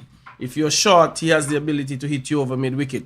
So he is motoring his way along. He's now on 68. It's 141 now, Victor, for 4. Yes, and good. And what was also good about that stroke to run now is out caught. And really, we must give credit to the bowler. I think he bowled a slow delivery, and he got him, and it was a little wide, but he got him early introduced into the stroke. But Captain Barnes, very well played innings, and really some credit and good credit must go to the bowler, because it was a little wide, a little slower in flight, and instead of Barnes really moving to get to the pitch, I think he stood firm ground and hung the bat out, yes, and got caught and slipped, but very well played innings. And the last boundary that he got to Novel, with the feeler on the deep white long off boundary, it was struck so hard and so nicely timed, where he earned 4 runs. But Barnes, you have done your job well as the captain. Is for the remaining batsmen now to make certain that they do not get bowled out, but the Jamaica are in a position where the other batsmen can try to overhaul the 200 man. Good assessment, Victor. One of the things I'm going to definitely do is give some credit to the bowler, Chulai. Left arm leg spin. He had been struck for 6 and a 4 in this over. What he did is what Ramdi Hall tried in the previous over, when the scorers and some of us were suggesting he was running. He brought the ball away from the bat, just outside off stump, and Brian Barnes was hanging his bat out and it took an outside edge too. Firstly, where Ramdi Hall effected a very good catch. So at 141 for 5, Guyana now fighting back. So the new batter, Victor, to the crease is Nikolai McKenzie, and he has gotten off the mark immediately. 142 now for 5. Well, a very good wicket to get, very valuable wicket, because Barnes was looking so destructive, and where he struck 7 sixes. We'll get that corrected. Okay, yes, corrected. So, and a high percentage of 4s. We will also get that. Only just what, 2? Okay, good. Thank you very kindly. Here is another delivery. Quietly played to short extra cover. No runs, so successful over the man breaking the partnership for Guyana. And Guyana will be very pleased, but what they can be even more pleased with doing, Noval, if they can bowl more of the deliveries now to the incoming batsman who is just at the crease, that might just slow down the excess of the scoring rate for Jamaica. But both batsmen now just having an exchange of words in the middle. They're going to go back to their respective areas, but most likely, we would like to believe that the Jamaica coach would be saying to the incoming batsmen that they will have to try and bat out these remaining overs. We'd like to believe so. They will have to hang around. We haven't used 50% of the overs just yet. We are going into the 25th, which will bring about the halfway mark for overs bowled. It's a 50-over affair. So, DeMarcus Scott has shown good temperament, and he would want to continue batting. So Rayad Latif, Victor, wrist spinner, coming into the bowling attack. The first wrist spinner we've been seeing used, and Jamaica, that one is short and wide and almost hitting it into the hands of extra cover, just bouncing in front of Van Lang. And there is Nikolai McKenzie, almost perishing to a short, very short delivery from Rayad Latif. Not the best of deliveries from him first up, but he would have been happy to have gotten a wicket from it. Well, you see what happens in cricket? Almost brought the result off a loose delivery. Let's just see if he'll get the second one on the areas that he will prefer. Wide, struck out to deep extra cover. There's a fielder coming off the boundary, and in the process, they will get another run. But we know too, with the art of leg break and googly bowlers, whether it's right arm or left hand, the more difficult of the art for spinners, because right away from ball man, usually it is a little challenging to get it right and line and length. Let us see now a much better delivery and more of a Yorker length in the area. So that was more on time.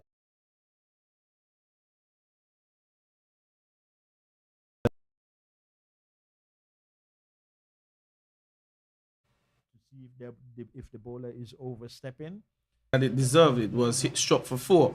But he's one of the leg spinners in this tournament.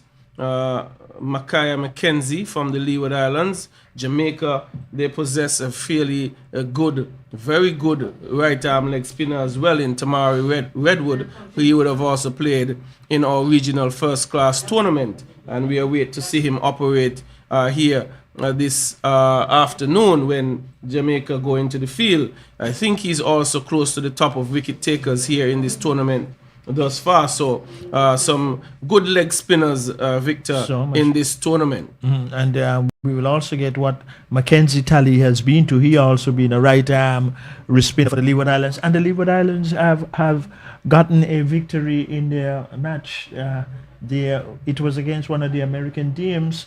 And no doubt you'll pull up that for us in moments.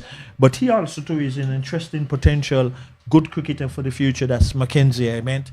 Here is a delivery. Struck out to short mid-wicket, but mid-on comes around the captain, it looks like, and prevented the batsman from getting a further run, Jamaica. Well, it's the coming into this encounter, leading the wickets would be Raj Gittins from Barbados, Makaya McKenzie. Sorry, Gittins, he's had 8 wickets so far in the 2 games. Makaya McKenzie, he's on 6. And Tamari Redwood is also on 6. So the spinners they're in and amongst the wickets taken thus far in the tournament. So Guyana utilizing their spinners thus far very well, and they are picking up wickets. It's 148 for 5, and they would want to try and keep Jamaica to perhaps less than 200. They have now gotten rid of Victor. We would want to say the better half of the batting. Yes, indeed, and they have proven it. And what a lovely innings! It was a delight to look at and witness here at the Connery Cricket Centre. The captain for Jamaica, Brian Barnes, and he played a very valuable innings, and it was well organised, and he never presented a chance in that innings. That was more significant about the knock too. But the two at the crease now for Jamaica, they would realise that there has been a foundation built, and they will need to build upon it. And another over, a maiden. So that also too is given as a bonus, we can say, because to bowl a maiden, and especially with a new batsman at the crease, I think the Guyanese should be thinking about exposing the new batter to more of the deliveries and try to keep away the batsman who has been there for a little while. But anyway, if they can keep getting wickets, but with the point that you made to Novel, that Guyana have not scored heavily. They have not, and they would want to restrict Jamaica as much as possible. And we saw just now the new batter, Nikolai McKenzie, maiden being bowled to him, and DeMarco Scott facing the leg spinner in July. So Victor scores from other locations. In St. Mary's, Keon, USA, 1 batting 130 without loss for 1 against Trinidad and Tobago. The Leeward Islands operating in Capistier, St. Paul's. That's one of the further ends of our country. Leeward Islands under 19, 124 for 6 against Barbados. And another short delivery that's just going to be chopped into the hand of the captain, Van Lang. Not well executed, and see the batter there rehearsing the stroke, but it was short, Victor, wide, and it found the hands of the extra cover, Captain Van Lang, and Riyad Latif taking his first wicket in this under-19 tournament. Jamaica now 148 for 6. And look at that, in truth. It was a ball that the batsman could have executed anywhere, but then he found the captain, and the captain kept his eyes on it. That was the appropriate thing to. Even it was straight, he looked at it, he gathered it nicely, and really catches usually win matches, and that was a good catch. So the more wickets that the Guyanese can take, and quite rapidly, based upon what they had in the farmer games, it will serve them well to, even if they can restrict them under 170, that might even fall better into their column. Victor, I can't agree with you more. They wouldn't want to allow the Jamaicans to get too much ahead of the 150 that they have struggled to get. So definitely putting themselves in the conversation here, perhaps to challenge that total. But 148 for 6. Nikolai McKenzie, he goes caught for 6. It's Page Nelson who has just walked to the crease. So DeMarco Scott, the Victor, the batter, recognized batter, he's on 17 from 34. What should be his approach from here on out? Well, what he should be trying to do is to hog more of the strike. Try to be more on the strike, and then allow the other batsmen to just play supporting knocks. But if he can get in a position where he can receive most of the deliveries, it can eventually serve the Jamaica batting team into a better total at the end, at whatever particular time their innings would end. But on the other hand, if Guyana can keep the new batsmen on strike, but at this moment they're going to get a run though, because there is a fielder out on the deep extra cover area and turn over the strike. But that's on the other hand too. If Jamaica can just keep turning over the strike, that also can be an incentive. And when they get, if presented, any loose deliveries, to try and execute them to various parts of the ground.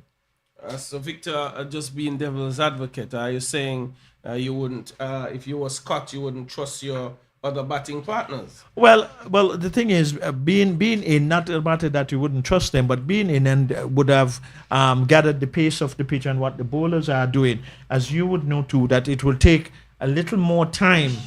Allow the peel, for a leg before, not outset the umpire. It usually takes a little time for a batsman to get into his rhythm and play his strike. So probably not just a matter of trust. It might just be more that the batter who is in have a better feel of things at the moment.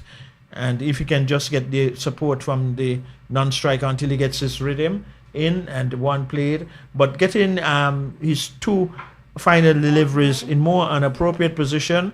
What total we are seeing now for 149 now for 6. 149 for 6. And the overs remaining is we have 23 remaining. okay, so that is a factor again, Noval.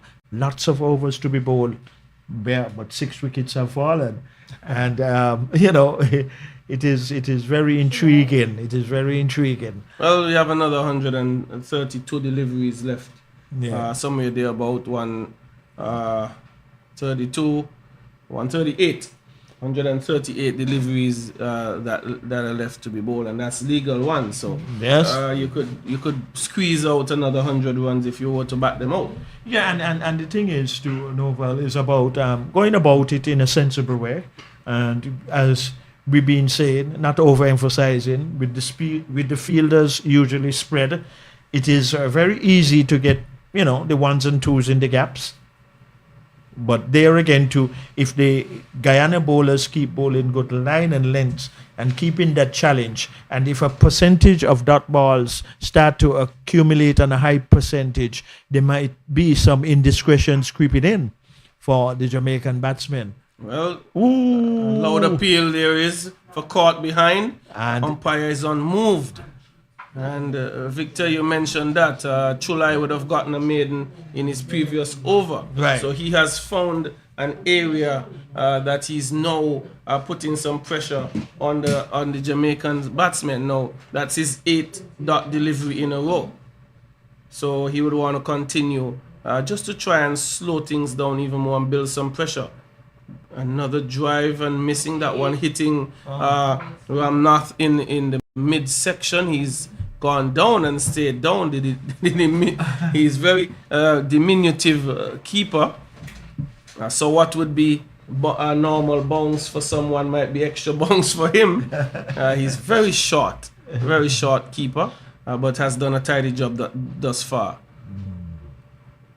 Keeping Nelson not scoring. The fourth delivery at him, and he has yet to get a single off this over.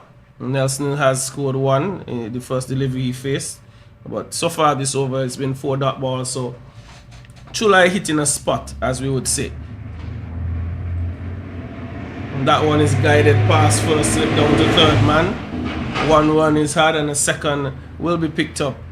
So the total now moves to 151, Victor, bringing up the 150 for Jamaica. yeah, and that is a good hallmark for the Jamaicans. They have gotten to the 150. They would have to be trying to continue. On the other hand, Guyana will looking to make further inroads into this batting order. And if they can get some quick wickets too, that can just slow down the momentum by the Jamaicans. So, as we have said before this encounter between Jamaica and Guyana, we know that it's going to be very interesting in terms of whichsoever way it goes, in terms that who comes out victorious. Well, both teams will be thinking win. In Jamaica, Victor had some good moments. They had a good start. Then wickets fell quickly. And Barnes and Scott built up a 70-plus run partnership. And that has been broken. And now they would need to try and get another partnership going if they're to get anywhere close to 200 runs. It's 151 now for 6, with Chulai and Latif operating, one a right arm leg spinner, wrist spinner, and one a left arm orthodox leg spinner. Yeah, so good combination.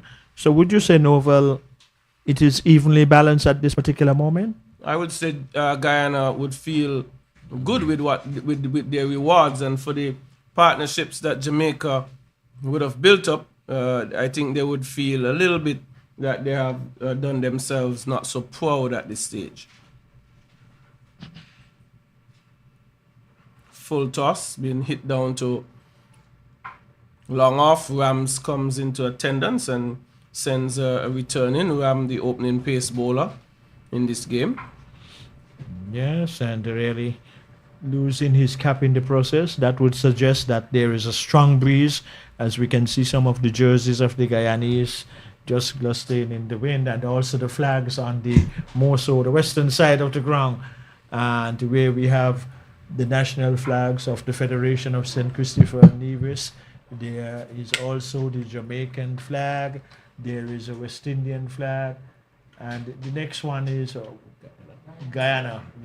That's right. So that is giving us an indication of how strong a wind is coming from east to west. But another run by Jamaica, and all the runs now from here on in would be an incentive to the Jamaican total. And the sun is shining more brilliant now here at the Connery Cricket Centre, a full toss. But there is a fielder down on the deep extra cover boundary. He fielded well. Did they run? They got a single in the end, because I took my eyes off of the play for a moment, pardon me. So in any event, they got a single, because obviously being struck to a fielder out on the deep extra cover boundary. The captain just coming across and having a word with his bowler. He's going back to a short mid-wicket position, and there is a wicket-keeper standing up. There is a first slip. Let us see what this delivery will produce.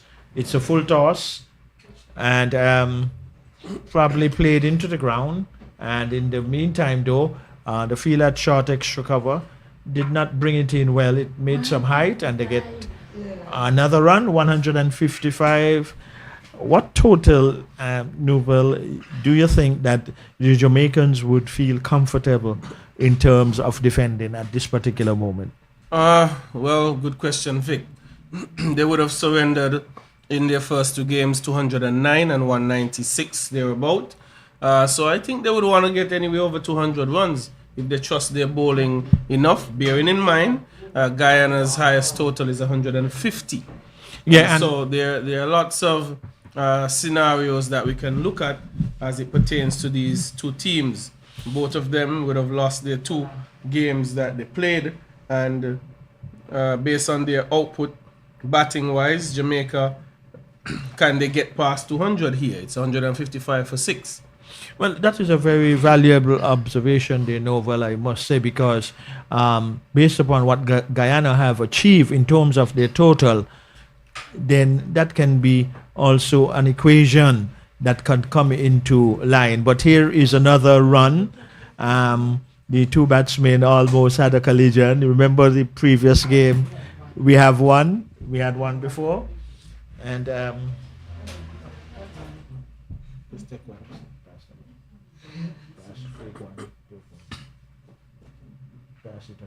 well, here is Chulai.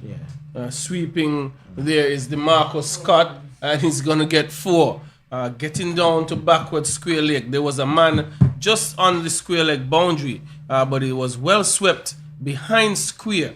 And the Marcus Scott picking up 4 runs for himself and for Jamaica. He's on 23 from 41, and it's 160 for 6 from 29.2 overs. Well, and really every boundary now, every run in particular is going to count from a Jamaican standpoint, and that is a welcome boundary for them. Let us see what will be the comeback delivery, and good fielding, and bowlers always need those sort of efforts, and to really encourage and motivate the bowlers, and that was a good diving stop there, prevented any possibility of a run. Well flighted, but well clipped off the pad. They're going to run the first one quickly. They look like they're going to get 2, and that's the beauty about running the first one quick, and eventually they were able to get the second one with ease there on that occasion. Well, I think Chulai has been erring in line so far in this over. He had presented a sweep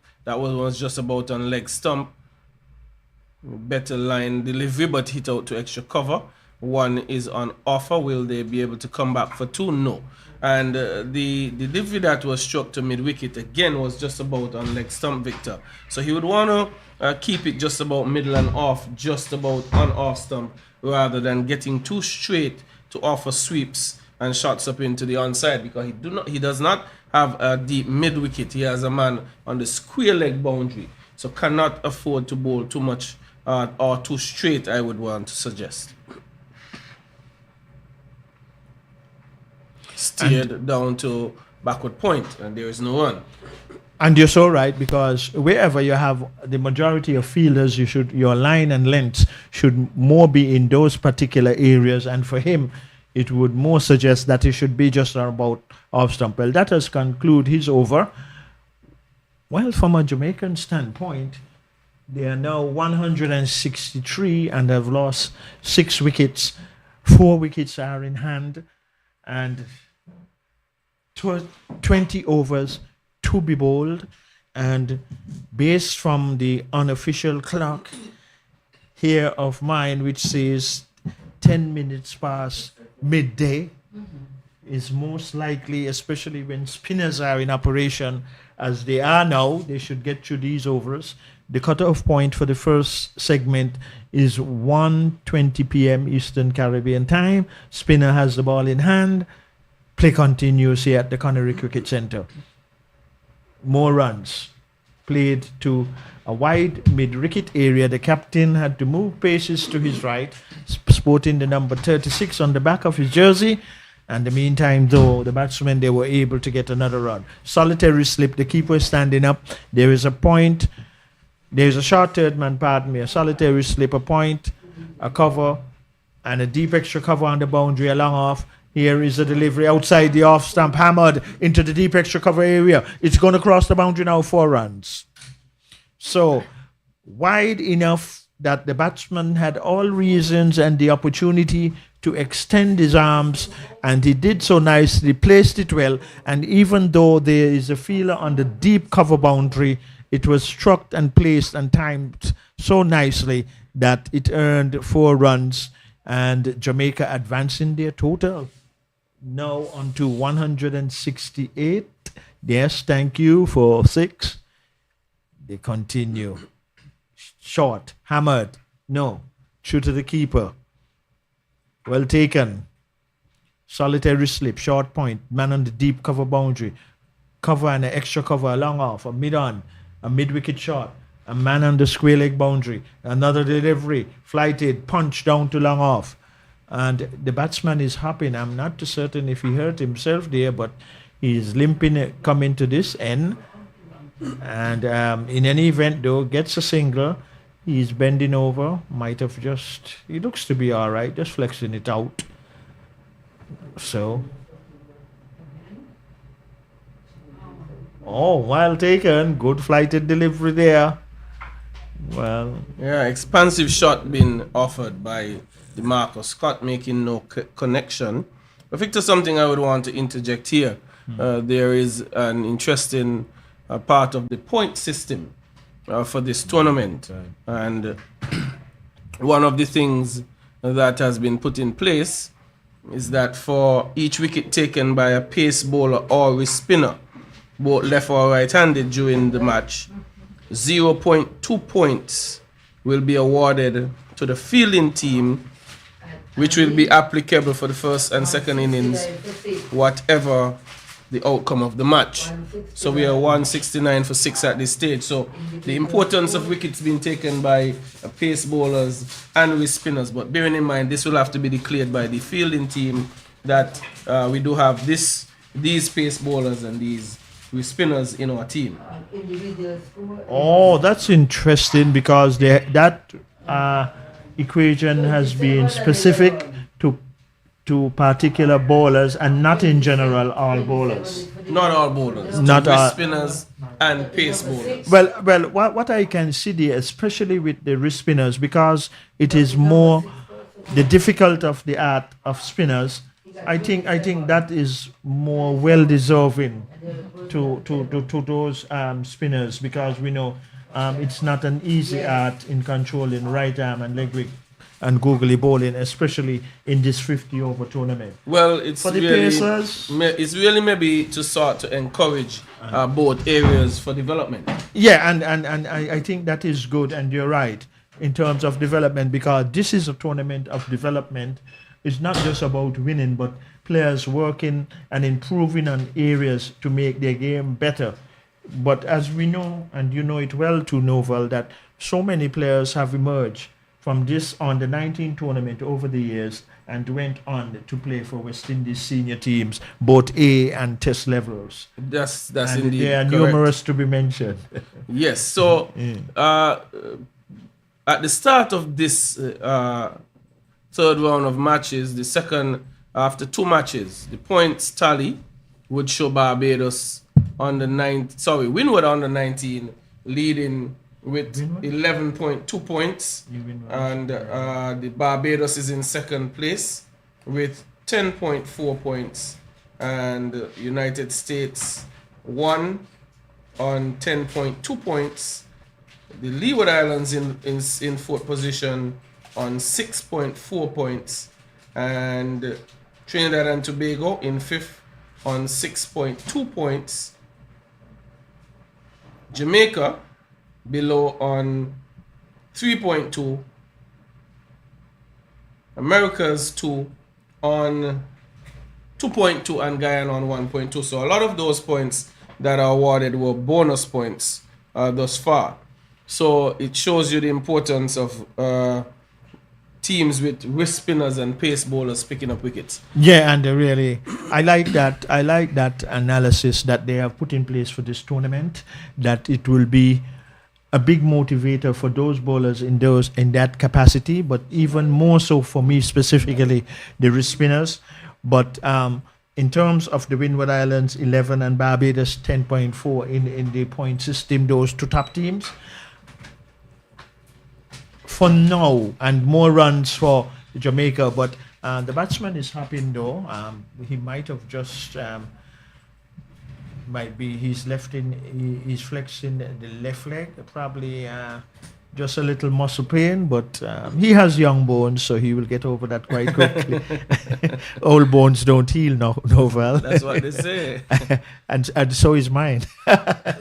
But here is another run, and see, he's limping more drastic. Let us hope it's not a hamstring, because I know that is one of the most severe injuries a player can get. But he's still out there, so... Well, he's still out there, Victor, and not showing any signs of wanting to go come off. on. That's right. He's battling through it. He's not allowing it to get the better of him. And that appears to be the Marcus Scott. He's the batter who is very well set.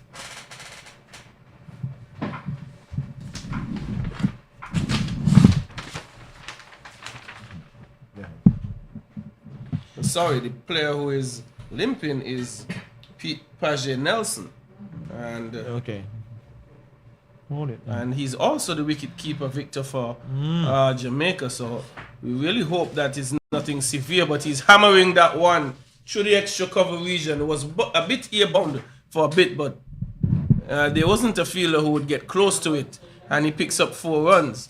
Well, he did not really have to use his feet, though, and he really timed it nicely. Just walking gingerly back into his crease. So most likely it is not anything severe, because that stroke too, by getting 4 runs, might have just eased the pain some more. Well, perhaps for a moment. For a moment, momentarily, yeah. He's hitting at this one and still struggling to run, Victor.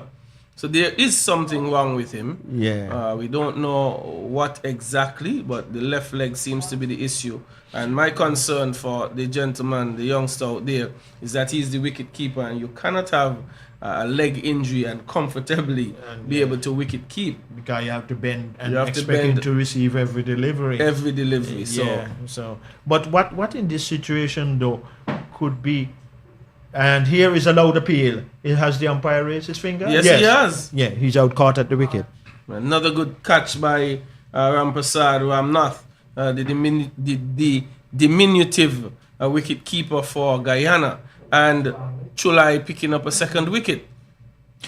Well, I think Chulai too has gotten a mixture of variables in his attack. But that was not really a loose delivery in my view. No, it was well directed, And the keeper was so confident from the time he took it, he went up early. And because I was a little unsighted by the batsman, I didn't realize that the instant finger came up. But then the appeal was so confident that another wicket going down for Jamaica, and Guyana would be very pleased to have taken that wicket. And as we have been indicating that so far, Guyana has not got the totals team-wise that they would have liked. And so, but at this particular moment, though, 176 it is for the loss of 7. And Guyana have done well in terms of their bowling, because the first partnership for Jamaica after the wonder toss here at the Canary Cricket Centre yielded some 41 runs. But then wickets fell rapidly, and then they revived another partnership. So at this particular moment, if they do not get bowled out, that Jamaica, they would have a relatively, I would like to believe, from this particular moment, over 200 runs. Well, could very much get there. The outgoing batter, the Marcus Scott, the recognized batter at that stage, getting 28, caught Ramnath off the bowling of Chulai. And incoming batter, it's Vitel Laws. So 176 for 7. Guyana would be, Victor, thinking that they need to pick these 3 wickets up soon and get themselves batting. While Latif will continue from the National Heroes Park, and he's bowled 4 overs, 1 for 17, the wrist spinner. Driving is Page Nelson, picking up his 18th run, and his limp is even more noticeable once he has to run. So something is wrong with him.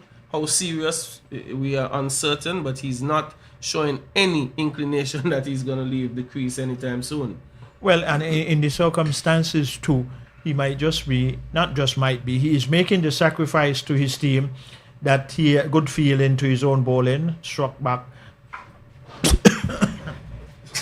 Well, it was Vital Laws who was facing up to Latif and being defended out there to point. And Riyad Latif, the Latif name is a name that has popped up around cricketing circles. Perhaps you would have heard that from the Pakistan standpoint. You would have heard Latif a couple of times. But he continues to operate here from the National Heroes Park Media Center end, as we are now seeing the appearance and the emergence of some heavier clouds here, and diving effort by Van Lang. Not being able to cut that one off as Jamaica continues to move on to 178 for 7. Single, that, single.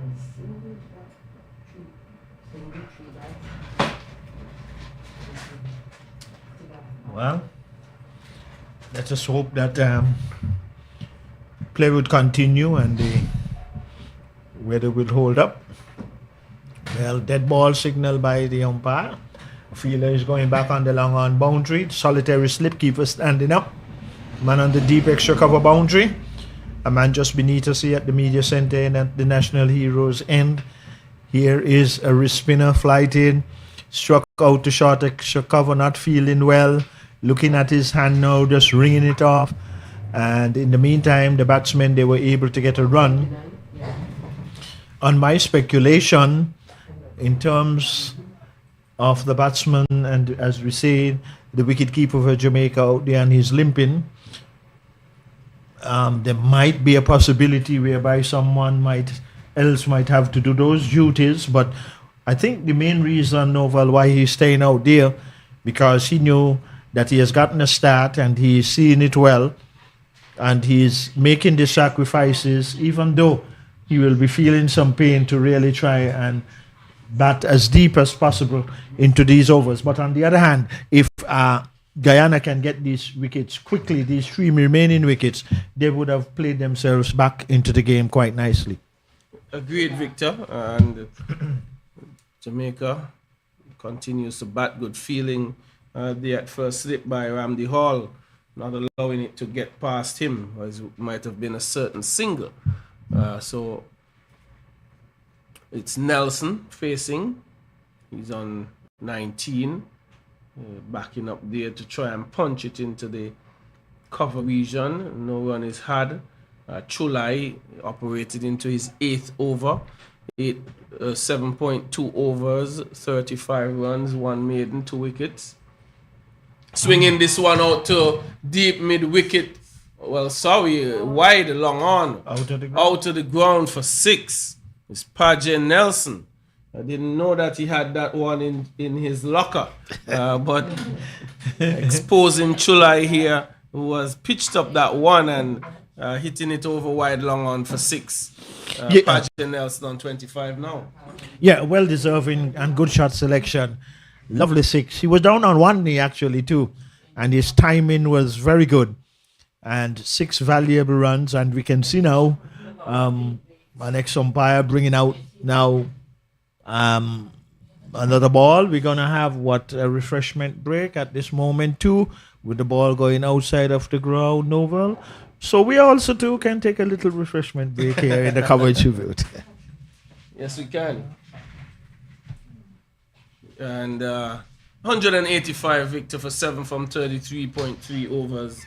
Jamaica perhaps would have preferred at this stage to have had 2 wickets or so less been lost. But nonetheless, Paje Nelson looks good, and he continues to take the total along. Guyana would want to try and prize these last 3 wickets out as quickly as possible. Well, that should really be the intention, really, because if they're gonna get themselves to restrict Jamaica under the 200 runs, that will be a good thing. Well, we are seeing one of the groundsmen coming out in a rain cloak and looking to the further east, but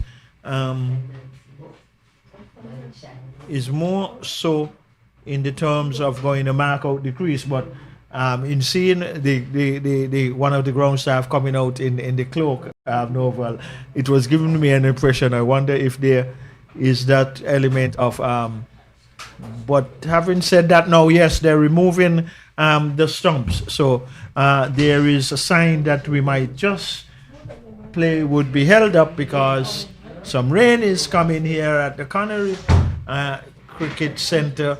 At the moment, it is not coming very, very hard, but it is no doubt it's going to pick up, and quite rightly so now, yes. The ground staff, they will have to get more alert and quicker to get, because those covers can be very heavy in terms of maneuvering. So I was right. And here we see more yellow rain cloaks coming out, as we can see. Do you see the wind is that high down there from that far end where they're coming with the big cover?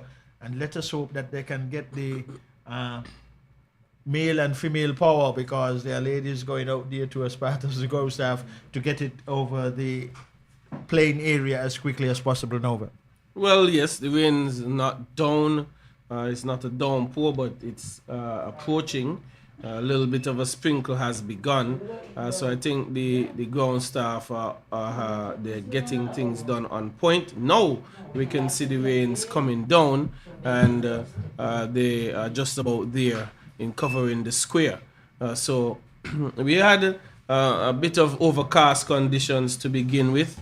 Then the sun came out, and now we are seeing some showers coming down. I don't think, Victor, would be for very long, because we also have a very, very strong breeze blowing across the field from east to west, as you would have suggested, and perhaps the clouds would be taken with the wind. And we will have a moment's break, ladies and gentlemen, for a bit, until we will have resumption in play.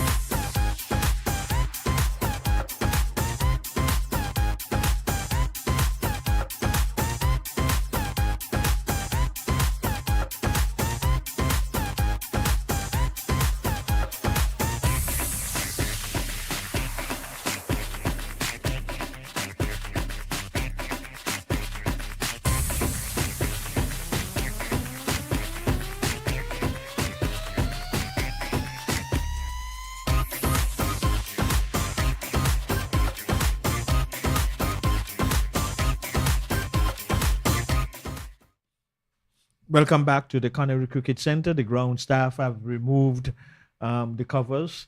It is a lot much more brighter now for cricket, more accommodative, and play is going to be on the way. And Novel, the action continues, and it is good that we have action continuing here. You know what I mean? Which I hope not. And the delivery pitch outside the off stump. First delivery after that little pause for where we had some rain. So the sun is with us once again here at the Connery Cricket Center. The action continues out in the middle. Well left, one going further across the right-hander.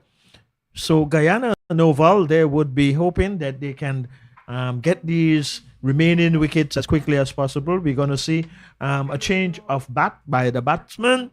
So Guyana would hope that they can remove these batsmen as early as possible. But Jamaica will be looking for more runs.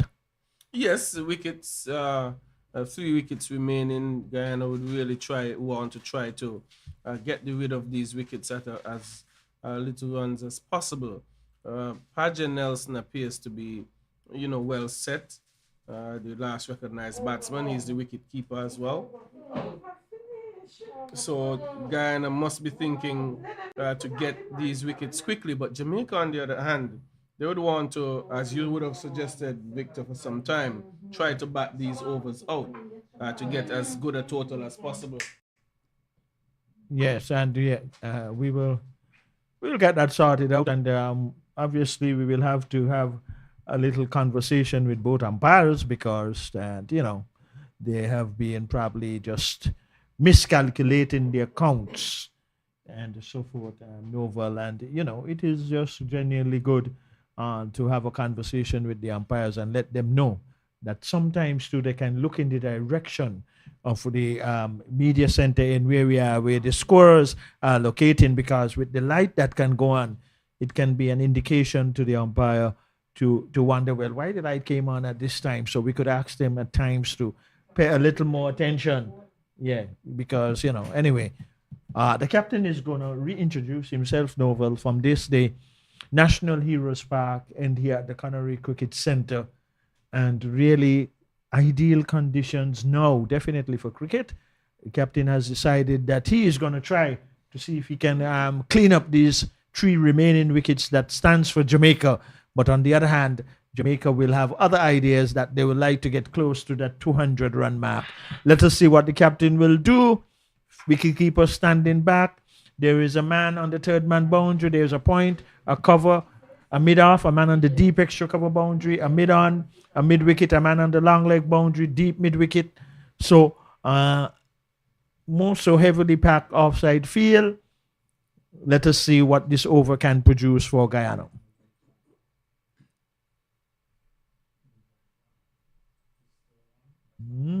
First delivery, interesting. Asking a question. Probably there might just be, the batsman might have just gotten a slight edge onto the pad. The umpire was not interested.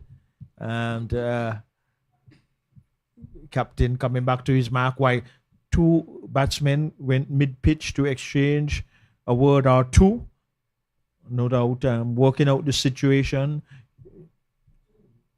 At this particular point, the intention for Jamaica is trying to get to the 200-run mark. They are presently 185, is it is, for 7. So, here it comes. Played out to short extra cover. Partially stops, but parrying it to mid-off. But all in all, it ended well for Guyana. No run, even though it was not cleanly fielded. The man on the deep extra cover boundary. Wicketkeeper standing back, a third man, a point, a cover, a mid-off, a mid-on, a mid-wicket, a man on the long leg boundary, a deep mid-wicket. That is the field for the captain. Races away from this, the National Heroes end. Oh, this one has to be signaled wide. Here comes the signal now. Okay, he acknowledged it. Yes, one more to the total. Extra delivery have to be bowled also to 186 for the loss of 7. Jamaica, when they won the toss earlier here at the Connery Cricket Center, decided that they will bat first and their captain Jones, he did Barnes, sorry, for Jamaica, had a real good innings for his team. He did set the foundation for the present total which Jamaica has. Uh, One going down. We'll have to wait and see if got connection with the pad or bat. Now come leg by. So one more to the total, Noval. And in any form or fashion, Jamaica will accept the runs, however they come. Definitely, they continue to tick along at 187 for 7. Victor, just a quick update over in the St. Mary's Park in Keyon, the first century of the tournament by Sahil Garg of the United States. He's now on 100 from 122 deliveries. Congratulations to Sahil Garg, plays for the United States of America, Team 1. Well, that is more runs here, though, and they're going to get two, and quite rightly so, running the first one quickly and able to get the second. But many congratulations to him achieving the first century. And it is always good when a batsman can get 100 in any format. And no doubt, this will give the young man a lot of confidence for the upcoming games that he would have. So very well played. Indeed, playing against Trinidad and Tobago. And another team of commentators over at Keyon. We have young VJ and the elder statesman, Wilman McCall. I think that name sounds familiar to me. Well, it bears it bears some leverage, and really, obviously, father and son combination. Always eloquent and doing a very good job, and awesome to be stand corrected and appropriate. Awesome. And Noval is beside me, the son of Wilman, and Noval, former St. Kitts and Leeward Islands cricketer who did well in his short career, I would say. And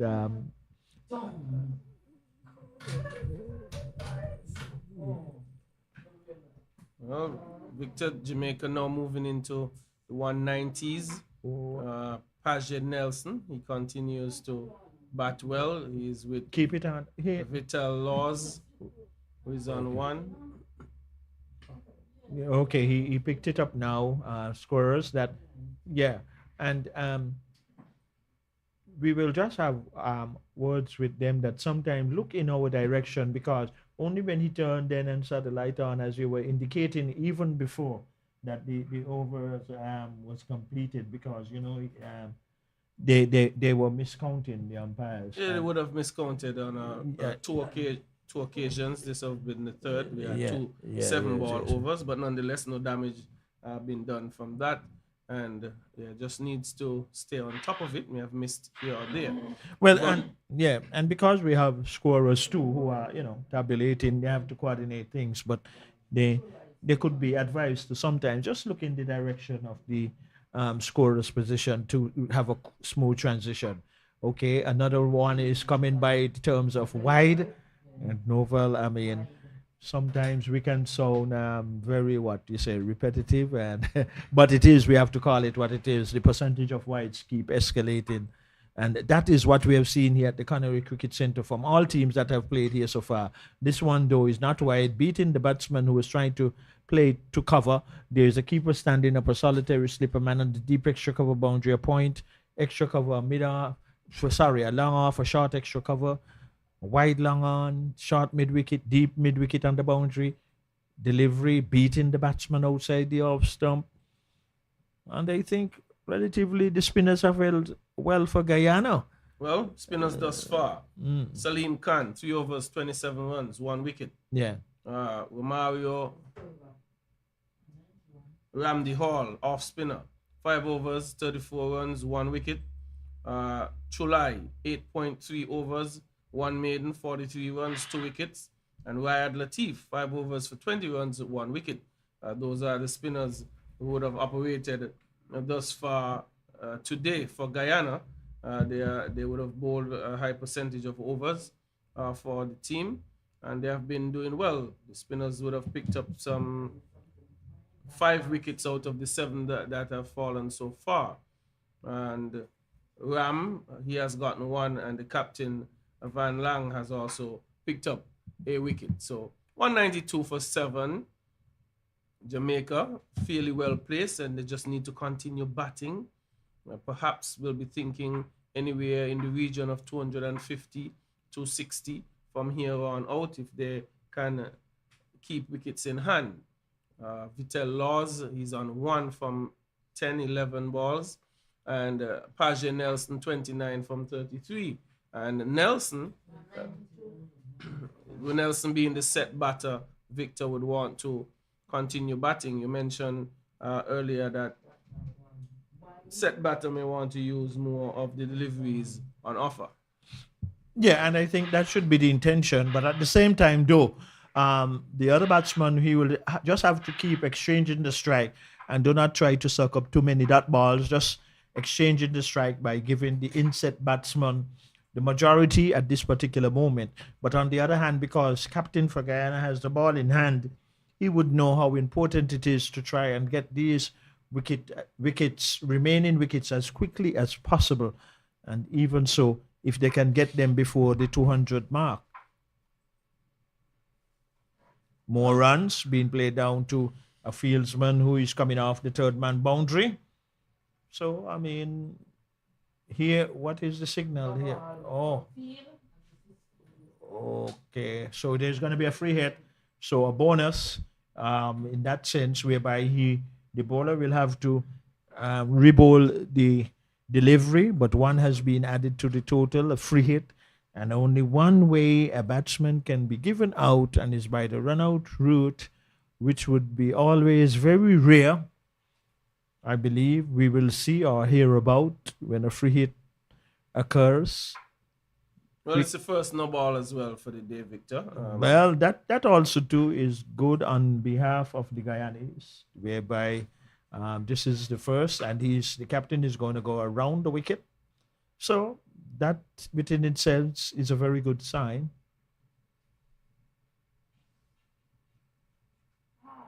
That one's hammered over mid wicket, and it's going to go one bounce into the boundary for 4.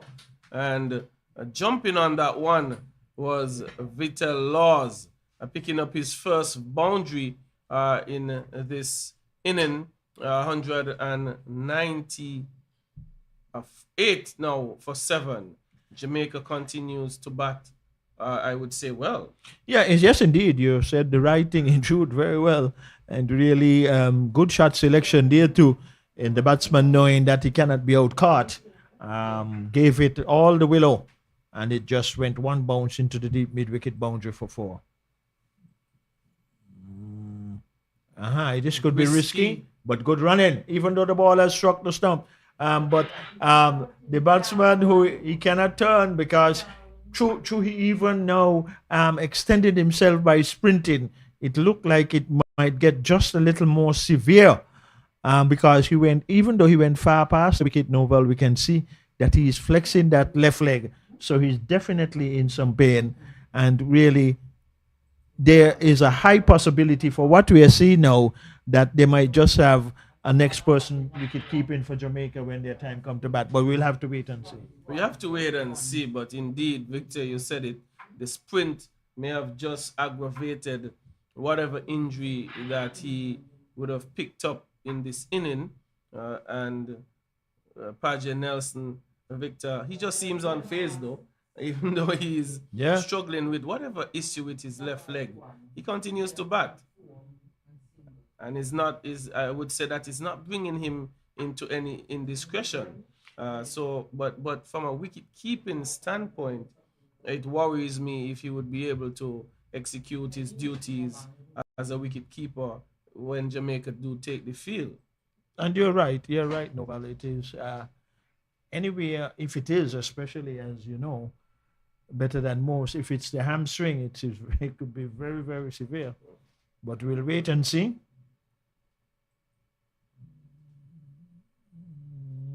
Well, that run there, and they're going to actually get 2 from an overthrow.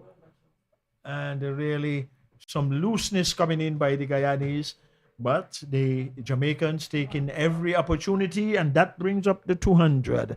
And that is a significant achievement by Jamaica after winning the toss. And as Novel will tell our listeners, runs on the board has been posted.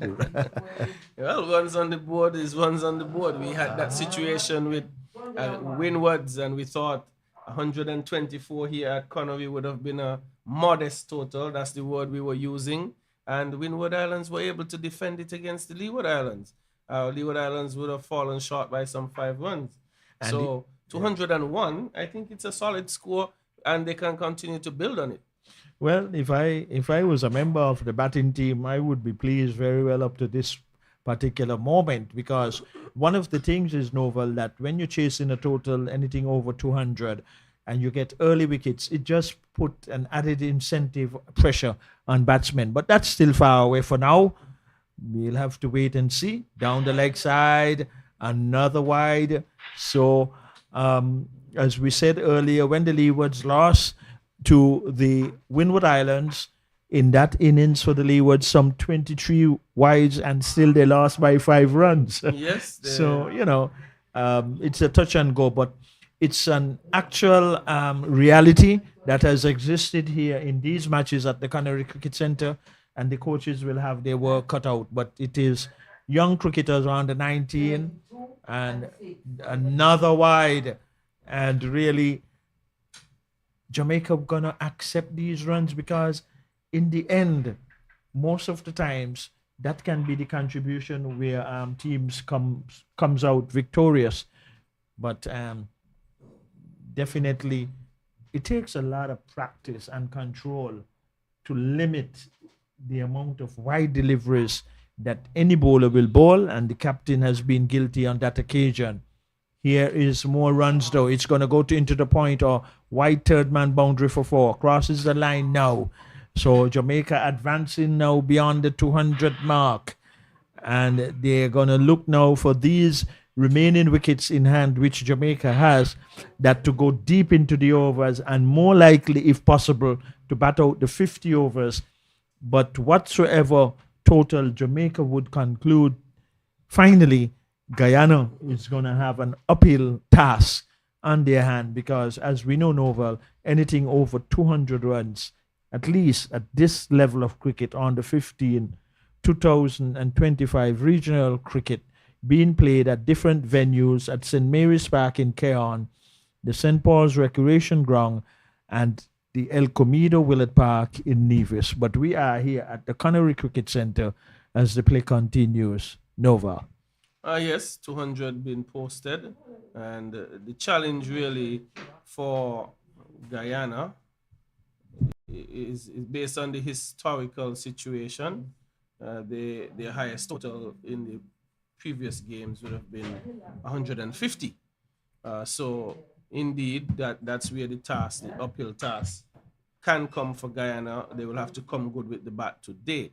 But Jamaica is still batting, and they have reassessed, Victor, after having good partnerships here and there, where Pete Paget Nelson now being the wicket-keeper batsman for this team. He has basically taken control of the batting by, being very sensible about it, looking for singles, looking for twos, and taking the odd boundary. His approach has been wise, and Vital Laws has joined him and picked up a similar approach. No rush about it, looking to bat out the overs more or less from the approach they are using. Guyana, on the other hand, though, Victor, would need to try and apply some pressure. You have Chulai finishing his spell. He's into his 10th over now. 10.4 overs, 43 runs, 2 wickets. So this will bring about a change in bowling from that Connery Village end. And they would want to try and stop this partnership from developing any further. It's now 31 from 36 deliveries, this partnership. So again, Jamaica, they have batted well in partnerships, I would say. 207 for 7. The 38th over completed. 12 overs remaining, Victor. a good job thus far by Jamaica, and they would want to continue. If they can use these 12 overs to perhaps get 50, 60, 70 runs from it, they would have a good total. Oh yeah, very good position they'll find themselves in, and obviously, Captain Barnes of Jamaica, he would and his team at this particular moment would be feeling to that they made the appropriate decision after winning the toss and deciding that they will bat first here against Guyana. You are all witnessing the West Indies regional on the 2025 cricket series being played on the island of St. Kitts and also Nevis, so in the Federation of St. Kitts and Nevis. But in St. Kitts, at St. Mary's Park in Keon, there is also an encounter there, and also at the St. Paul's Recreation Ground, and in Nevis at the El Comido Willet Park in Nevis. And Novel Mockall and yours truly, Victor Eddy, we are here at the Connery Cricket Center where Guyana is up against Jamaica. There's going to be a bowling change from the National Heroes Park, and what it is, number 104, who it is, Ram, thank you very kindly.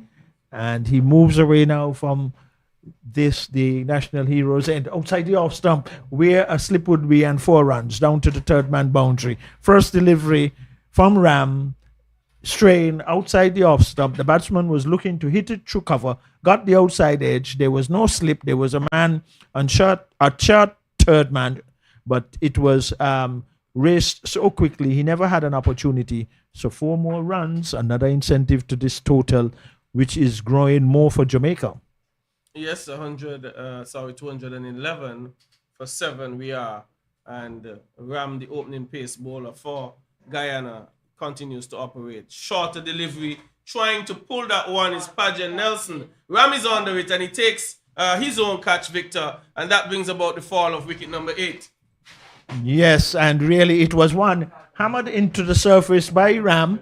It went high into the air, and in the end, it was a good catch by the bowler. In the end, there looked like there was some consultation as to who should take it, but probably Ram might have just shouted that it is his catch. I can just see the wicketkeeper was indicating and putting his gloves together, but Ram must have decided or shouted early that his catch off of his own bowling. So the 8th wicket going down for Jamaica, and as we can see on the monitor there, the dismissal of that 8th wicket, and Jamaica, though getting over 200 runs thus far, they are in a good position. Actually, 211 for 8 wickets going down. We are into over number 38.2 overs, and the total 211. It is for 8. Jamaica here against Guyana at the Cricket Connery Center, where Jamaica won the toss earlier this morning and decided that they would bat. So Ram getting results for Guyana, medium fast, operating from the National Heroes end here at the Connery Cricket Center. The wicketkeeper is standing back. There is a man on the third man boundary, a point, a deep extra cover on the boundary, short extra cover, a mid-off. A long on just beneath us here at the media center end. And this is at the National Heroes end here at the Connery Cricket Center. A man on the deep mid-wicket boundary, a mid-wicket inside the 30-yard circle, and a short fine leg. Ram is around the wicket. Bowls played quietly, and the fielder in the short mid-wicket had to go some 5 yards to his left. And in the meantime, the batsmen, they were able to get another run. 212 it is for the loss of 8 wickets. Both batsmen are going to have an exchange of words, and no doubt they will be, or the advice from the dressing room, most likely, as I am anticipating, is to try and bat out the overs. But they are in a good position at this particular moment as Ram moves in, bowls. One that is struck, and it is coming down here beneath us. 2 bounces into the long on boundary. So another valuable for the Jamaican total. Advances it now on to, is it 216? Yes, 216 for the loss of 8. And at this particular moment, 2 wickets are in hand for Jamaica with over the 200 run mark, though I think they would be feeling quite confident at the moment. But Ram would be trying to look to get these 2 remaining wickets as quickly as possible. Here is he, short of a length. The captain for Guyana moving to his left, preventing any possibility of a run. 216 for 8 Jamaica. They won the toss and they decided that they will bat. They're up against Guyana right here at the Connery Cricket Center. Lovely day for cricket. All clear and bright and sunny. Ram moves in now. Played out to short, extra cover. There is no run. Well, the Jamaicans would feel very pleased with the total they have at the present moment, with still 2 wickets that are in hand, at least based upon that the overs which are remaining, they can get to at least 250, and just how they might accumulate boundaries, they can also go beyond that. But on the other hand, in terms for Guyana, and based what Novel has said to our listeners in terms of what they have achieved in their previous games by not getting anywhere close 200, that is Guyana, and now Jamaica having over 200 runs, it's definitely going to be a huge challenge for the Guyanese. Well, they would have to have their best batting output in this game. 216 for 8. You were suggesting Jamaica would be thinking along the lines of 250 with the last 2 pairs to come. We have one at the crease at the moment. Dante Clark on 1, Vitel Laws on 10, and Laws has looked organized as a player. And he has Micah Amsterdam to deal with, who would have opened the bowling as well. Full into the stumps, he tries to cut it off as it's pushed past him for 1. So if Amsterdam, Victor, can keep that sort of length, full length to the batters into their toe, it could be difficult for players who are less accomplished to negotiate that sort of bowling.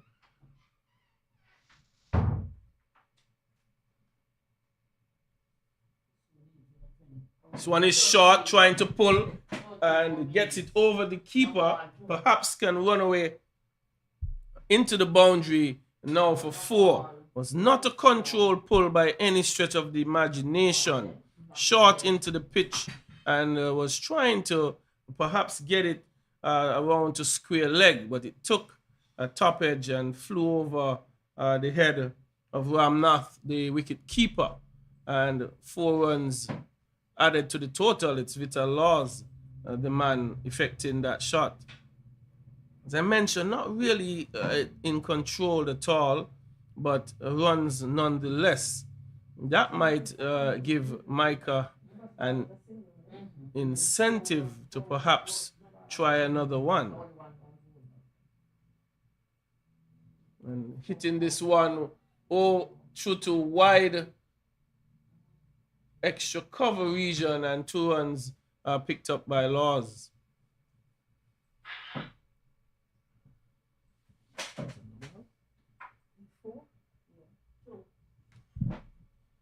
So I would have missed it. The 4 runs was also a no ball, also a free. That was a free hit played just now by Vital Laws. 224 for 8 Jamaica batting here at the Connery Cricket Center. Micah short into the pitch again and getting on his toes. You could see Laws punching that one out to extra cover. And Micah Amsterdam, he opened the bowling for Guyana and is now looking to use shorter length delivery here to Laws.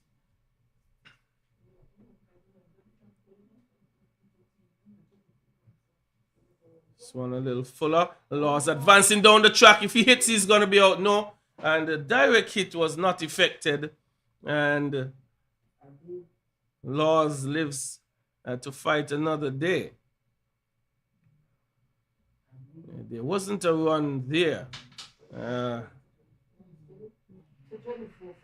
Laws got carried away. He thought there was a run. It was straight to the fielder. He tried to throw the stumps down. He missed. And fortunately for Laws, no damage done. Micah continues short again. Laws again trying to hit this one. Not sure he was trying to pull, but just hit it up into the air. And the man from long off came in. And one more run added to the total. So Michael Amsterdam here is using the short pitch delivery to good effect. It's just that the balls are evading the fieldsmen.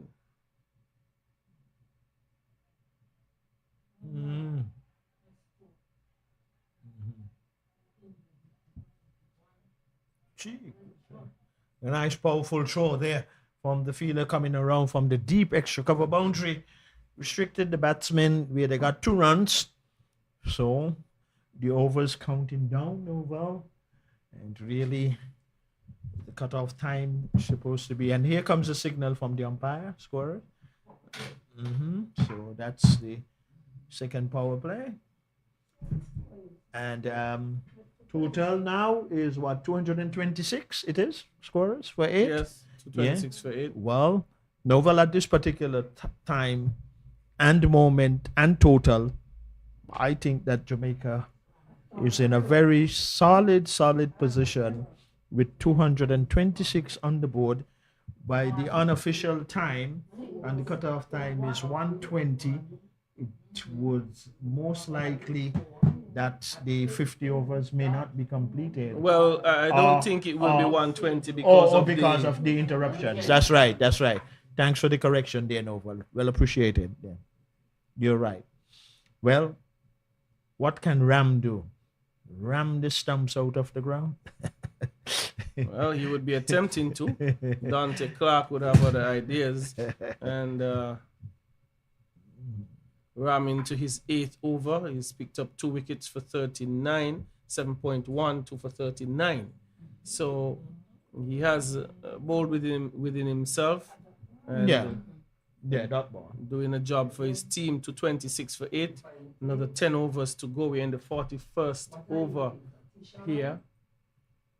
Shot into the rib cage area, but just turned into the onside for a single. So Jamaica just needs to continue batting sensibly, Victor, and 250 would be on offer. They're just some 23 runs away from that. And again, well, they have the overs also too. That's in their they do have. That ain't no bother right now. Just 58 legal deliveries left. Wow. For them to bat.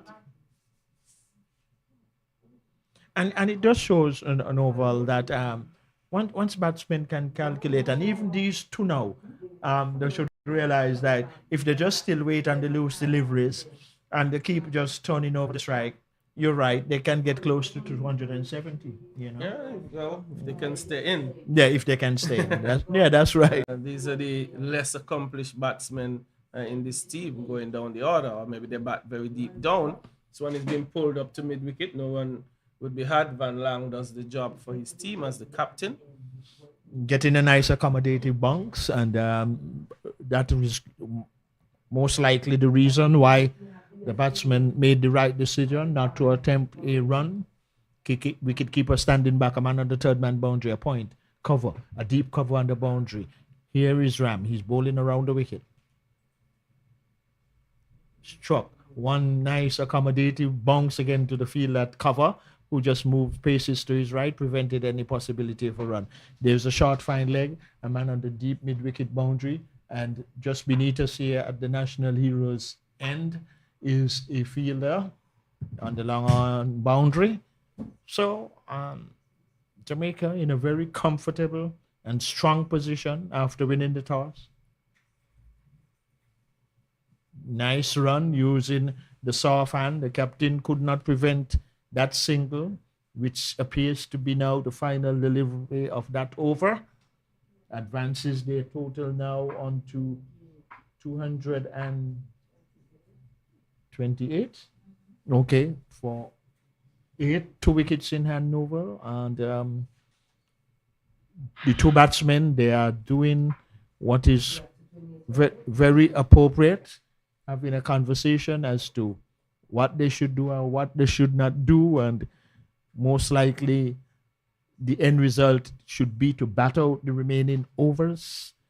And whatsoever the final total is, it runs on the board. And Guyana, boy, it's not going to be easy. Not that it cannot be had, but it's going to be a huge challenge. The battle continues.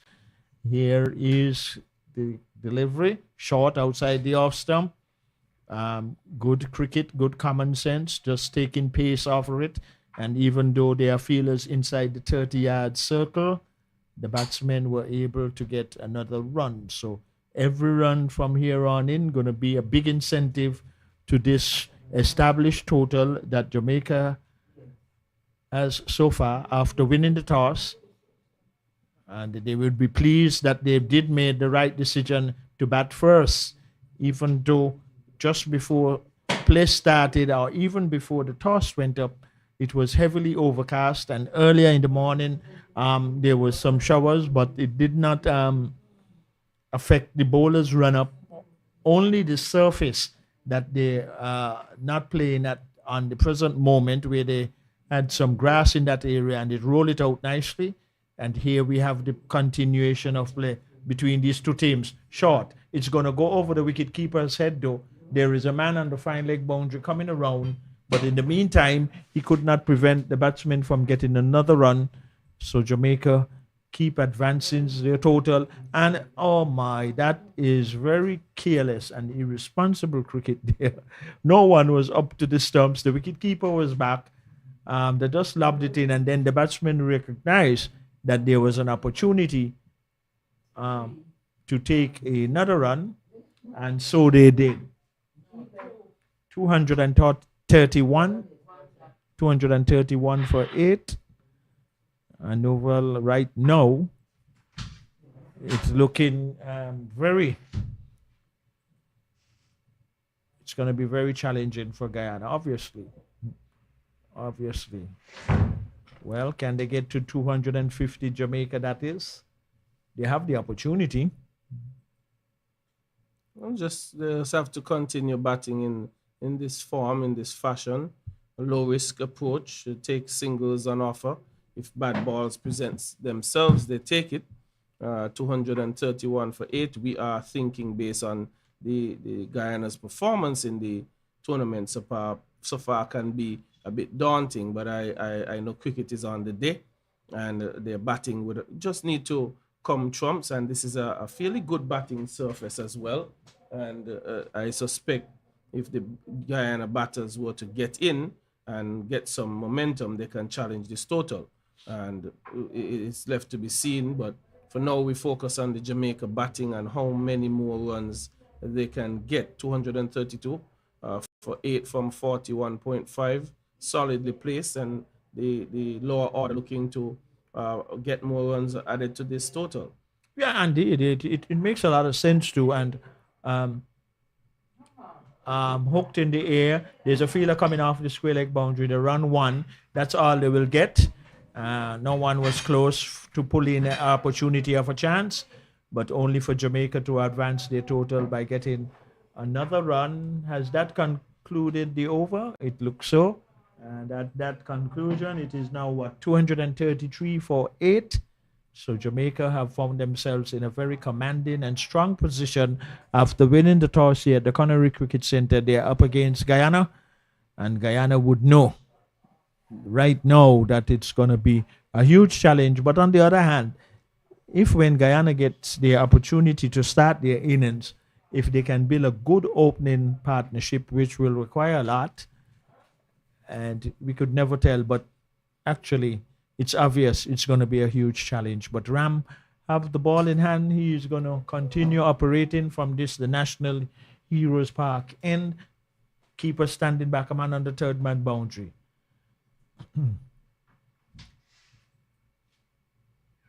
Driven straight down, but to long off. There is a fielder coming off the long off boundary, and in the meantime, another run to the Jamaican total, and really the captain and Jamaica hut beyond on the western side of the ground here at the Connery Cricket Centre, they would be very pleased at this present moment.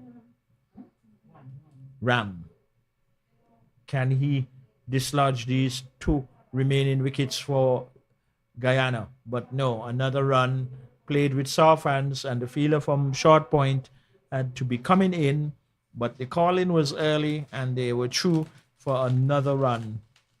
And a lot of times, as you will know to Noble, when teams do a lot of running in terms on the outfields and so forth, it will just bring into the other segment as to how fit the players are in terms when they get their opportunity to go and bat.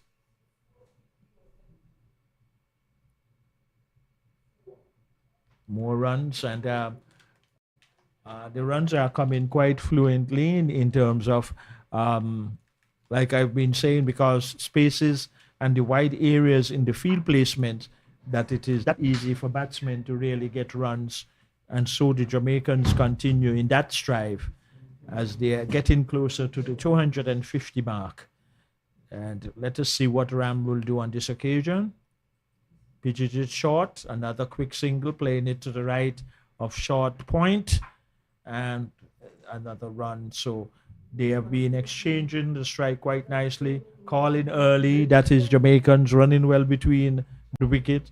Obviously now the field widely spread with a man on the third man boundary, a point, a cover, a deep cover on the boundary, a long off, a long on, a deep mid wicket on the boundary, a short fine leg, and a man on inside the 30-yard circle at mid wicket, down to straight long off. They run one. They can run in the first one quickly. Is there an opportunity for a second? No. The throw is coming in quickly from the fielder of the long on boundary. But in the meantime, another run to this Jamaica commanding total so far. And really, cricket is always on its day. But when anything over 200 runs, it will take Guyana some getting. And we'll have to wait and see when they get the opportunity what they will do. And good field in there. That occasion, though, the batsman was diving and the umpire getting a little humor to himself too, as he fell to the ground, not in any injured motion, but getting back to his feet. Is it 238 for 8? Yes, it is. And Novel and Jamaica would be very pleased. What is some updates on the other matches, if you would mind, please? Well, before I go there, Jamaica here, 238 for 8. The partnership at this time is 27 from 29.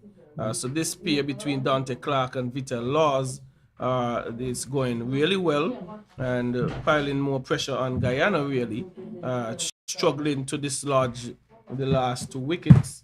And that has a lot to do with the approach from both batters, showing no real indiscretion.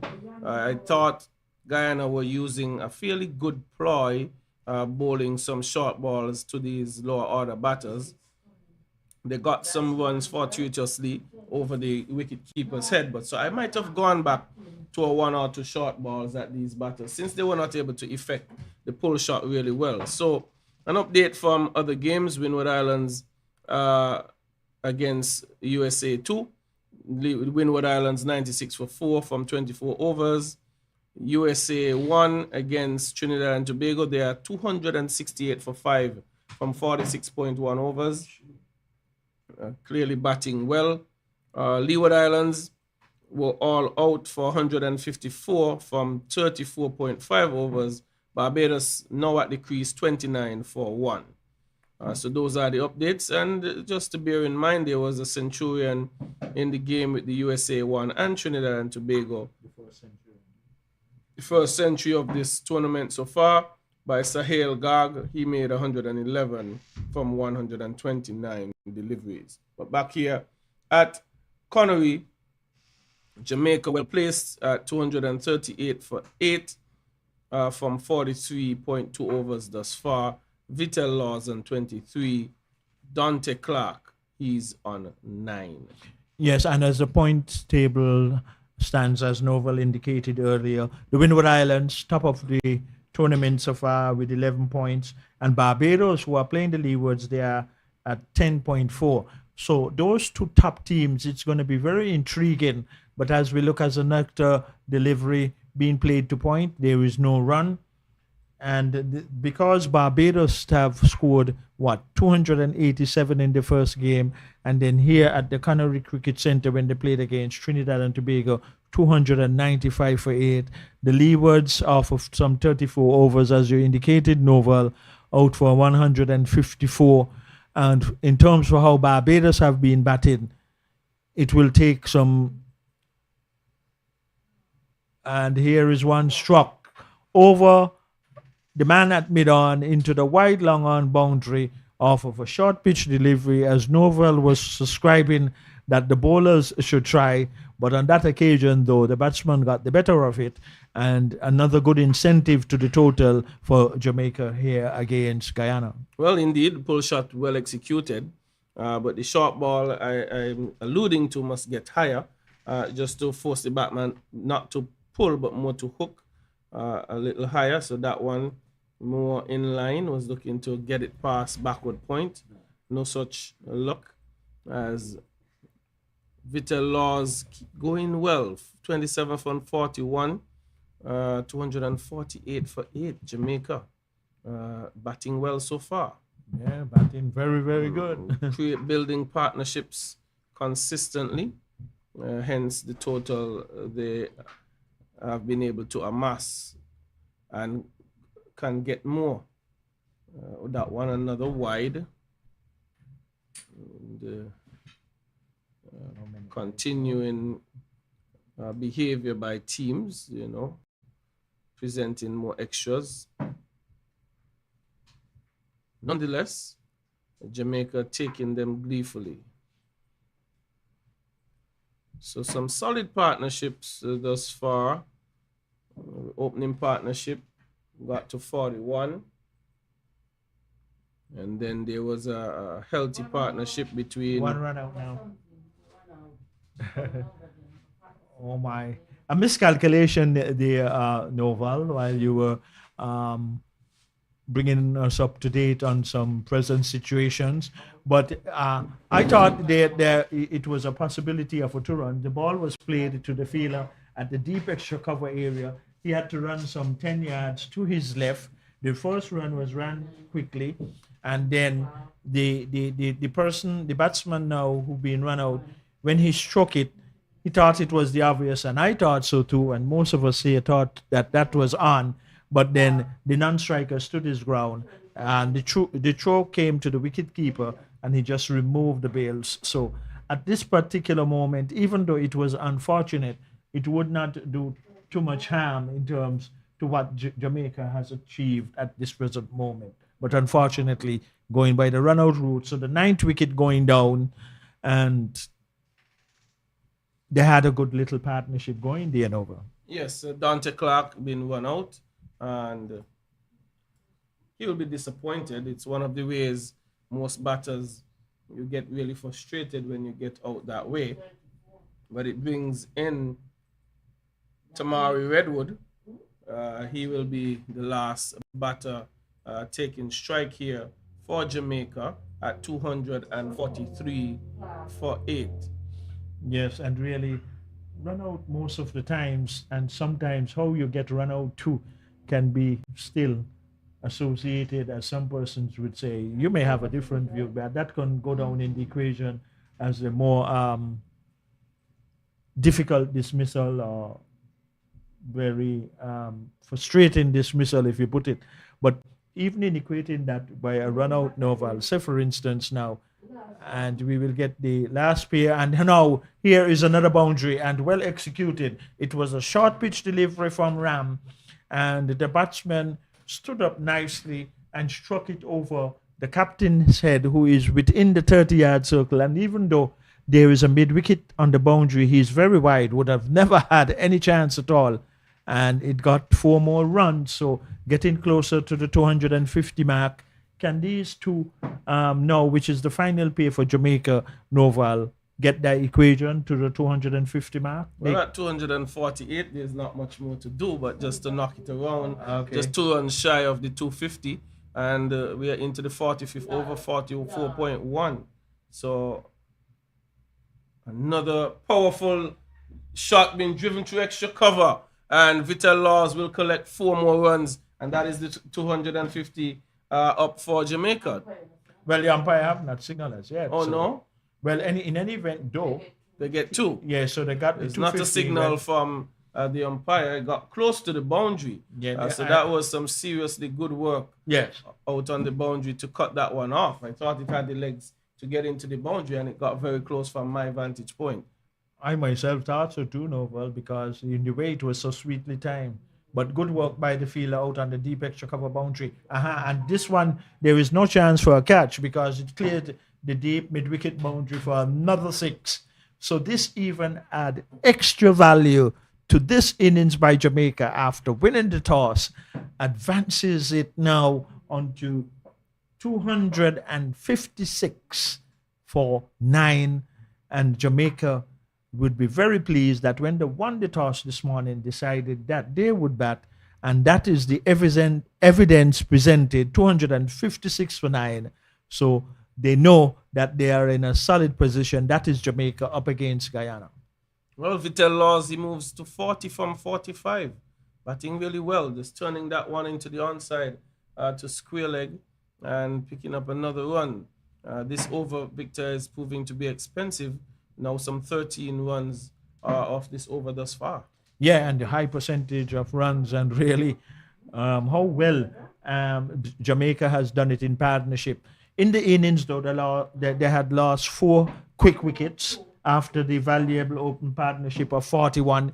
Then they got a revival because their captain, that is Jamaica captain, Brian Barnes, batted really a captain's innings for his team, and I think his innings, which was supported by others, was basically the foundation to where Jamaica has found themselves in now into a commanding total. And here is Ram looking to get the final wicket for Guyana, and good intention by going for the Yorker, but the batsman was equally to it by just coming down on it quietly, and Ram fielded to his own bowling. Wicketkeeper standing back, short third man. There is a point, a deep cover on the boundary, extra cover, a man beneath us here at the media center end, which is the national heroes end, and there is a long on, a mid-wicket, a man on the backward square leg boundary, and a fine leg. Ram looking for the final wicket for Guyana. Bowls it, quietly played to short mid-wicket. That completes the over, and really Jamaica still have overs to play with the last pair at the crease. 9 wickets going down. 257, 257 for the loss of 9. And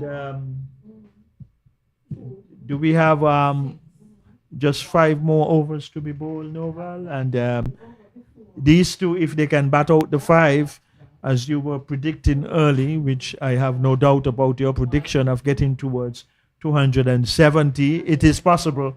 But on the other hand, it just takes 1 wicket to remove and conclude the Jamaicans' innings. Well, the captain himself is going to take that responsibility, and he's going to come from that far end of the ground here, which is the village end of Connery, so to speak, for the location of the ground. So here's the captain. He's going to try now for the final wicket for his team, Guyana. Short. Not on this occasion. Played out to cover, no run. And for his field, the wicketkeeper standing back, a short third man, a point, a man on the deep cover boundary, extra cover, a long off, a long on, a man on the wide wicket boundary, a man on the square leg boundary, and a short fine leg with the wicketkeeper standing back. What should be his best options now in terms of deliveries? We'll have to wait and see. He pitches it on a good line and length, and the batsman not going to any indiscretions, just coming quietly forward, playing it out to cover. There is no run. Well, Captain Barnes for Jamaica, he should be feeling very proud of his decision, first of all, and also to the foundation he set it as an example for his team, Jamaica. Well, it's Jonathan Van Lang short again. Vitel Laws was looking to hit that up over point, missed out, and the total posted 257. Jamaica got some good partnerships. Virgo and Brian got 41 in the first partnership, and the captain Barnes and Brian, I think it was, they got a partnership of 78, the biggest partnership thus far. And we had a couple of 30-plus partnerships. So the Jamaica batting well in partnerships, which is what is required to build big totals. We want players to come in and contribute to these partnerships. Now, this is the final pair, and you could tell that Laws, Victor, being the more recognized batter, is looking to take more of the strike and looking to score as quickly as he can for the time that he's out there. And not a bad delivery, a slow delivery by the captain. Laws was looking to run it down, and there's been a series of dot balls in this over. Perhaps it can be a maiden over. We wait to see. Yeah, that's a possibility, and good thinking by the captain too. Just taking that pace off of the ball. And Jamaica are very confident at this particular moment. The umpire indicating just brushing the batsman on the pad, so there was no signal. That concludes the over. And what? How many more overs to be bowled now? Four remaining overs. Just concluded over number 46. Jamaica building a very solid total, 257, with some 24 legal deliveries remaining. Guyana would not want them to bat these overs out and try to pick up the final wicket sooner rather than it is later. We're gonna have a change in bowling. I would have tried a couple of persons to try and pick this one up.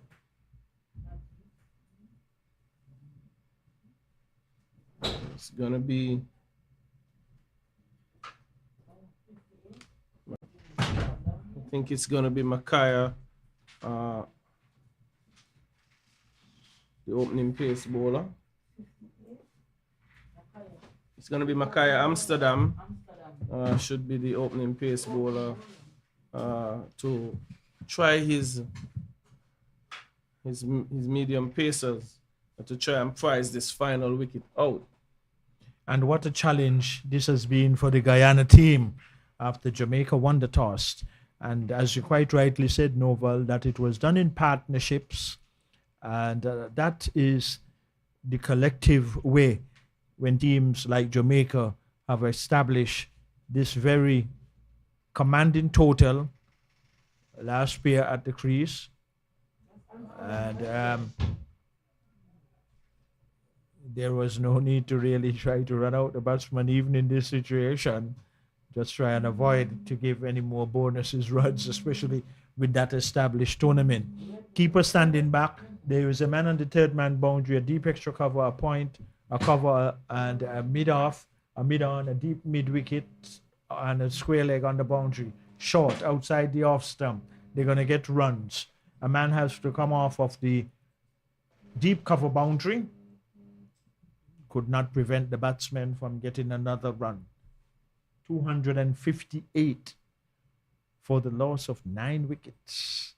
Jamaica batting first here at the Connery Cricket Centre. You are all witnessing the regional on the 19 West Indies cricket tournament being held on the island of St. Kitts, and games also at the El Comida Willett Park in Nevis, Amsterdam.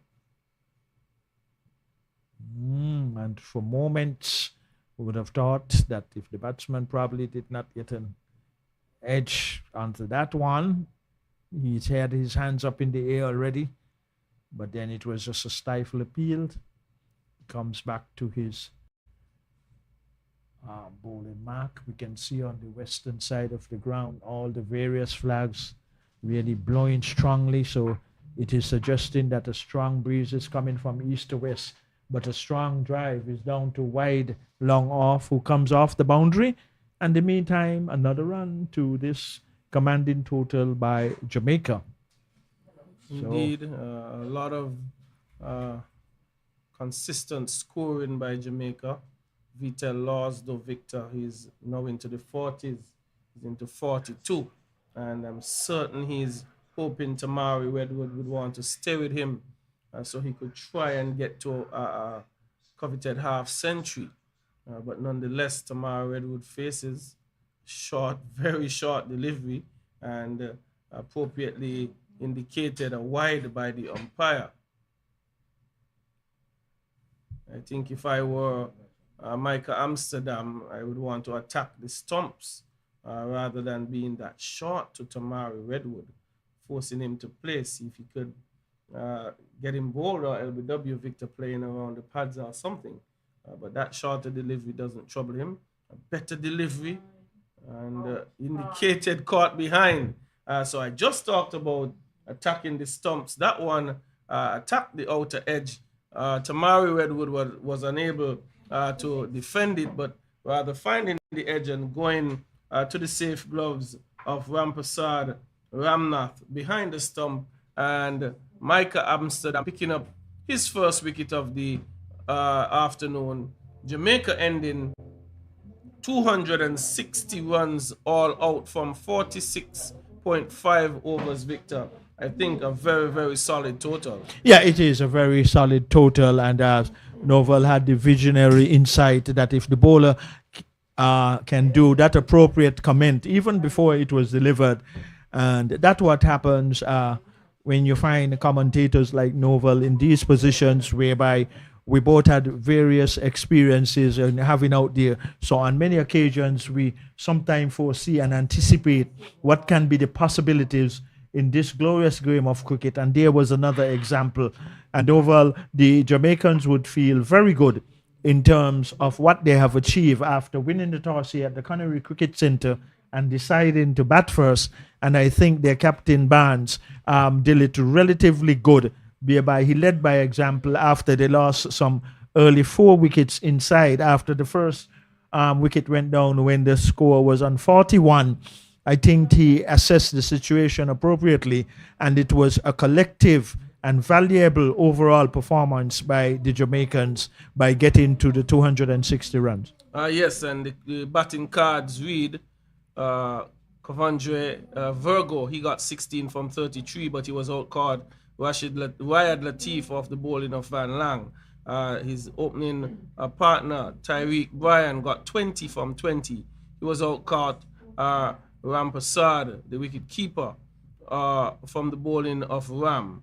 Brian Barnes, the captain, he made a very quick fire, 68 from 48, struck some 2 4s and 7 6s. He was outcaught Ram the Hall of the bowling of Chulai. Odin Bins did not get going. He got 7. Was caught on ball by Salim Khan. David Dewar, who got a half century in the previous game, he only got to 1. It was LBW off the bowling of Romario Ram the Hall for 1. And DeMarco Scott got to 28. Chulai got his wicket. He was outcaught by the diminutive wicket keeper Ramnath. Nikolai McKenzie got to 6. Rashid Latif took his wicket. Paja Nelson, he got 40 from 40. Caught on ball Ram. Vital Laws he was left not out on 42. But Dante Clark got 9. He was run out. And last wicket to go, Tamari Redwood by Micah Amsterdam. He was caught at the wicket by Ramnath. So Jamaica amassing a total of 260 off some 46.5 overs. Major wicket takers. Amsterdam got 1 for 34 from 5.5. Ram got 2 for 59 from his 10 overs. Van Lang, the captain, he bowled 8 overs, 1 maiden, 37 runs, 1 wicket. Salim Khan, he bowled 3 overs, no maiden, 27 runs, he picked up 1 wicket. Mario Ramdehall, he got 5 overs, 34 runs, 1 wicket. Chulai, he bowled 10 overs, 2 maidens, 43 runs, 2 wickets. And Rayad Latif, he bowled 5 overs, no maidens, 20 runs, and he picked up 1 wicket. So that is the batting and bowling card for you, as we will take a short break for lunch, and we will be back with more action, which would be the Guyana's batting inning in a few minutes. Thank you very much. We'll be back with you.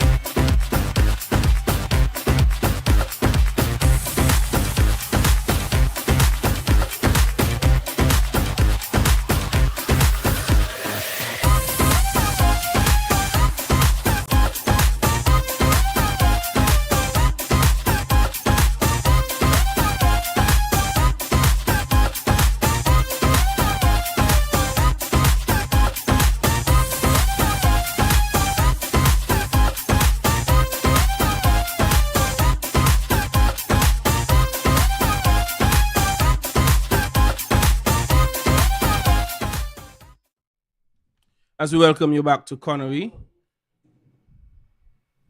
Jamaica in the field, they made 260 from 46.5 overs. Opening the bowling for Jamaica, it's Deontay Clark. And batting for Guyana,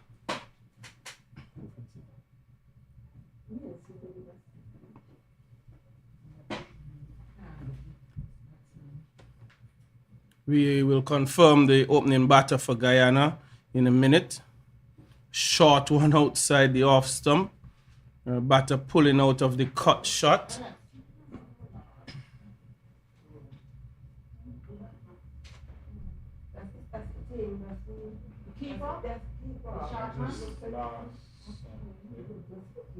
The number 40 facing, it's Rampasad Ramnath. That's the wicket keeper for Guyana.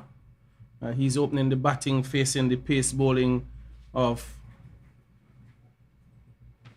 Deontay Clark. Another one into the pitch, short of a length, and just riding that one, getting on top of his toes and playing it down in front of him.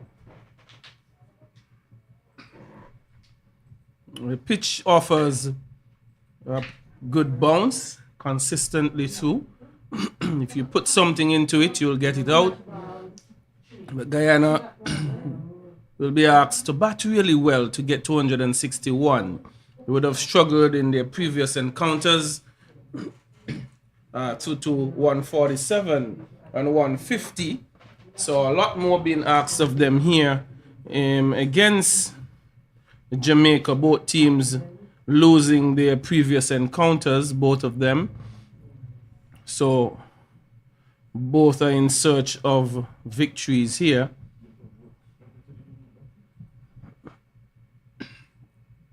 Dante Clark, looking pretty accurate thus far. Homing in just on the off stump.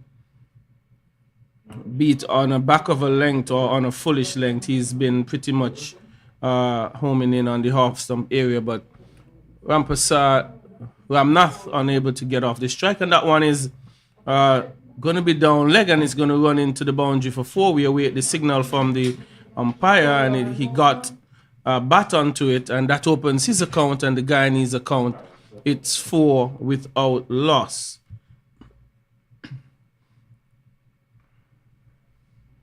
So just getting inside of the line was Ramnath, and getting a glance onto it, and picked up 4 runs in Guyana's last outing. Full and driving at that one was Ramnath, dropping in front of for a slip, getting a hand onto it, and another run is had. 5 runs to the total, and it brings about the end of the over. So Guyana played against the USA, and Ramnath would have gotten 22, and his opening partner, Romero Diano Ryan, he only got 8. So both will want to improve upon those performances in this encounter. And in the first game against Barbados,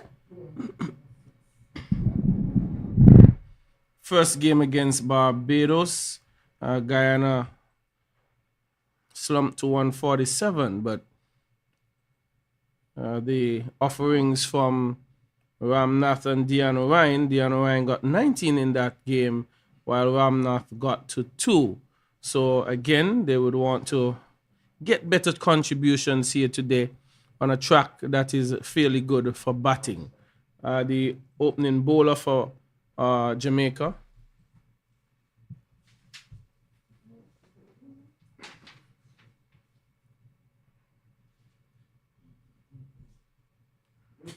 outside the off stump, it's gonna be Virgo. He's opening the bowling. The opening batsman also opens the batting. He has heavy workload.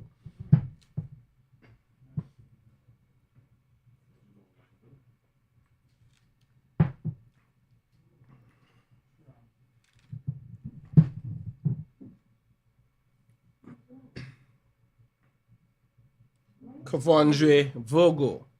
This one is outside the off stump and bringing Ramnath forward. Going through safely to the keeper.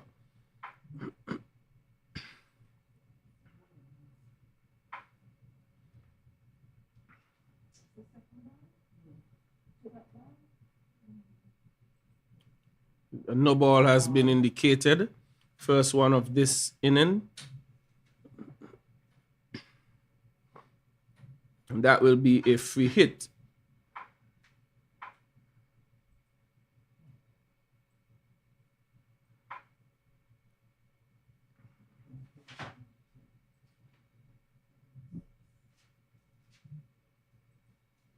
So Virgo bowled 7 overs against the USA 1 and did not pick up a wicket. That one's hit down to mid-on and no opportunity for a run.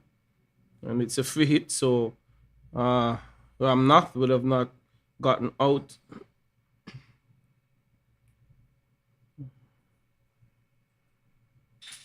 So Virgo did not pick up a wicket in the first game. And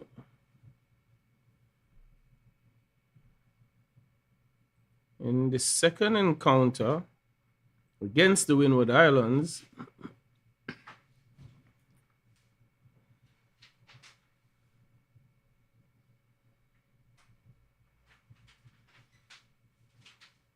Vogo, he got 1 for 15. He didn't open the bowling though, but that one shot past backward point, and the man from third man comes around, does the feeling, and 1-1 is had. Was Dante Clark, the man coming off the third man boundary. So Guyana with a quiet start, 1.4 overs ball is 7 without loss, and Ramnath, he has faced all the deliveries and picked up 6 runs. So you're gonna see Romero Diliano Ryan for the first time facing in this inning.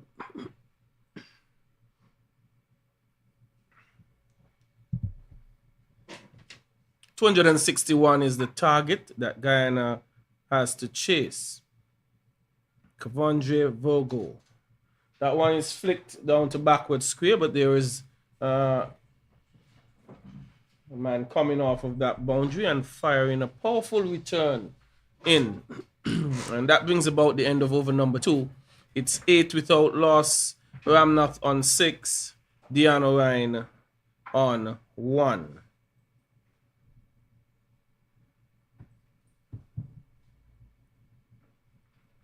So Guyana would want to continue building on this quiet start, not to take any risk too early, just build a partnership between the openers to sort of build a platform to threaten the 260 posted by Jamaica.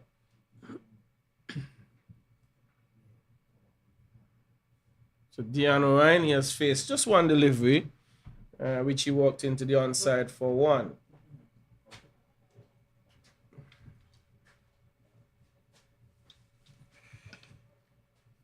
Dante Clark, he will continue.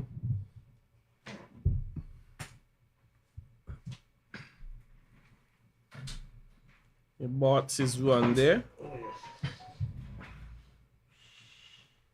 The field placement, see one slip, a gully, a third man, a backward point, extra cover, and a mid-off, wideish short mid-on, a backward square, and a short fine leg. It means the line will have to be just outside Austin, not getting too straight. And that one was worked to short fine leg where there was a misfield, and an opportunity for a run was well taken.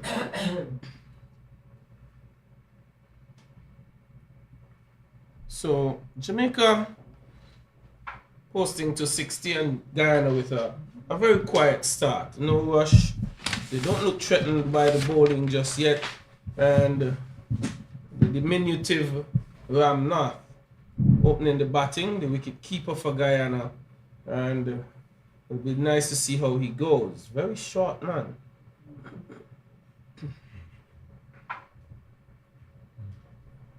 That's one short outside the off stump.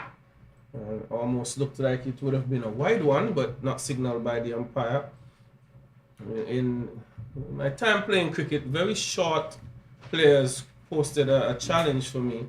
And the reason for that is you're never too sure what length is the appropriate length, full or short, because with their height, sometimes a short of a good length ball is being pulled by players of that height. So they tend to also play a lot off the back foot when they're very, very, very short. And that Ramnath is. And we will just look to see how he organizes himself at the top of the order. Victor, as we say good afternoon to Victor after he had a sumptuous lunch out there. Yes, and pleasant good afternoon to you too, Novel, Mokal, and for all who might just be joining us now. A pleasant day for cricket here at the Connery Cricket Centre. And here is the next delivery outside the off stump, a little closer, but luckily for the batsman not getting an edge. And just to my immediate left, I see a green bottle on the counter, and I had to read the label appropriately to realize it's a grapefruit thing and not a Heineken. So indeed. I do not know who it belongs to. I just seen it on the counter, so I did not see how it came there, so I cannot say who it belongs to. But in any event, it's a nice vitamin C drink. It's grapefruit, and it's locally distributed here in St. Kitts. So I have to keep my fellow commentator right along the annals that no alcohol beverages in these situations, which he adheres to very respectfully. So, Novel, keep it up. I encourage you with that. Indeed, grapefruit and thing. It's non-alcoholic. It's also, I think, it's an original Jamaican drink. Okay. So the Jamaicans will be quite familiar with a thing.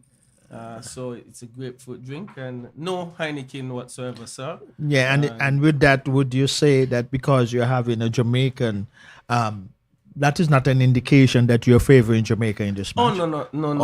Okay. I don't want to get the wrong impression at all. I'm here to call cricket as I see it. Victor, I think I really enjoyed my lunch. I just was about to say, I wonder what they would have put into your lunch today. But it's Dante Clark bowling to Ramnath, who is coming forward, just defending it out into extra cover. No damage done. The total is 9 from 3 overs. Ramnath on 6, Diano Ryan on 2. Well, what the Guyanese should be, and I would like to believe that they are very much aware, the two opening batsmen, how important it is for them to be patient, wait for the loose deliveries. If they present themselves, execute. Otherwise than that, Novel, the approach for me in terms for Guyana in trying to establish an opening partnership, no unjurist, work the ball in the areas, and if loose deliveries present themselves, try to get 4s or 6s. Outside of that, though, play each delivery on its merit, and that one is played nicely on its merit, coming across the left-hander and playing it quietly down to a straightish mid-off with the wicketkeeper standing back, a solitary slip, a fielder just beneath to see a third man from the National Heroes Park, and there is a point, a cover, extra cover mid-off. Obviously, Novel, the batsmen get a strong indication where the bowler's line is going to be, because it's a heavy pack offside field for the left-hander outside the off stump, but would find the fielder at cover, and there is no run. So just for the few deliveries that has been bowled so far, I think the approach from both batsmen look quite appropriate. And from a Guyanese point of view, they will really be hoping that they can get off to a very good start. Indeed. That one is going to go into the backward point boundary for 4. But Victor, the question I'm going to ask you as the total moves on to 13. Kevondre Vogo, the present bowler, he opened the batting and opened the bowling. you would have been around much longer than I would have been.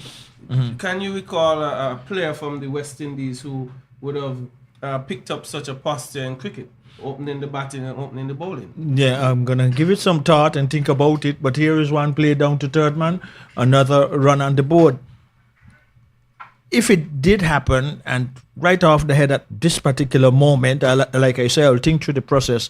But if it did exist, it would have been rare. Rare. It would have been Well, rare. I know from an international cricket standpoint, there was a player from India by the name of Prabhakar. He opened the batting and bowling for India. Right. But from a regional standpoint, likewise, I'm wondering if I would have heard of one. Okay, well, to my recollection of thoughts, I think he was made at the time a makeshift opener. But Bernard Julian of Trinidad and Tobago used to be a left-arm or medium fast bowler, and I think it was a series one time they made him a makeshift opener in a test match down there in Australia. But I stand to be corrected, and but like I said earlier, it would have been rare. Not that it did not happen.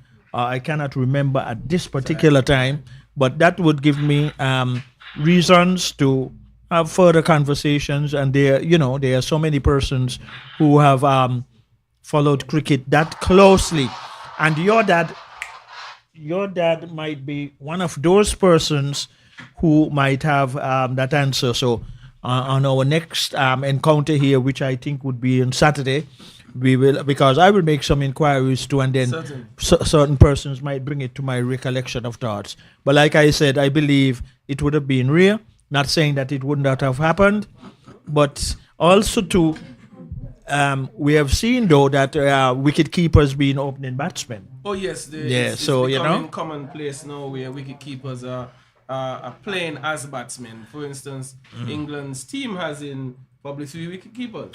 Yeah, and really, and 4 runs. Oh no, sorry, I didn't spot momentary. Pardon me. There's a fielder down on the third man boundary, but I still like to believe though. Having posted a total of 216 over, would you have an issue if you place 2 solitary slips for the opening overs because you're looking to get early inroads? Yes, you can have the third man. Well, but yeah, I believe so.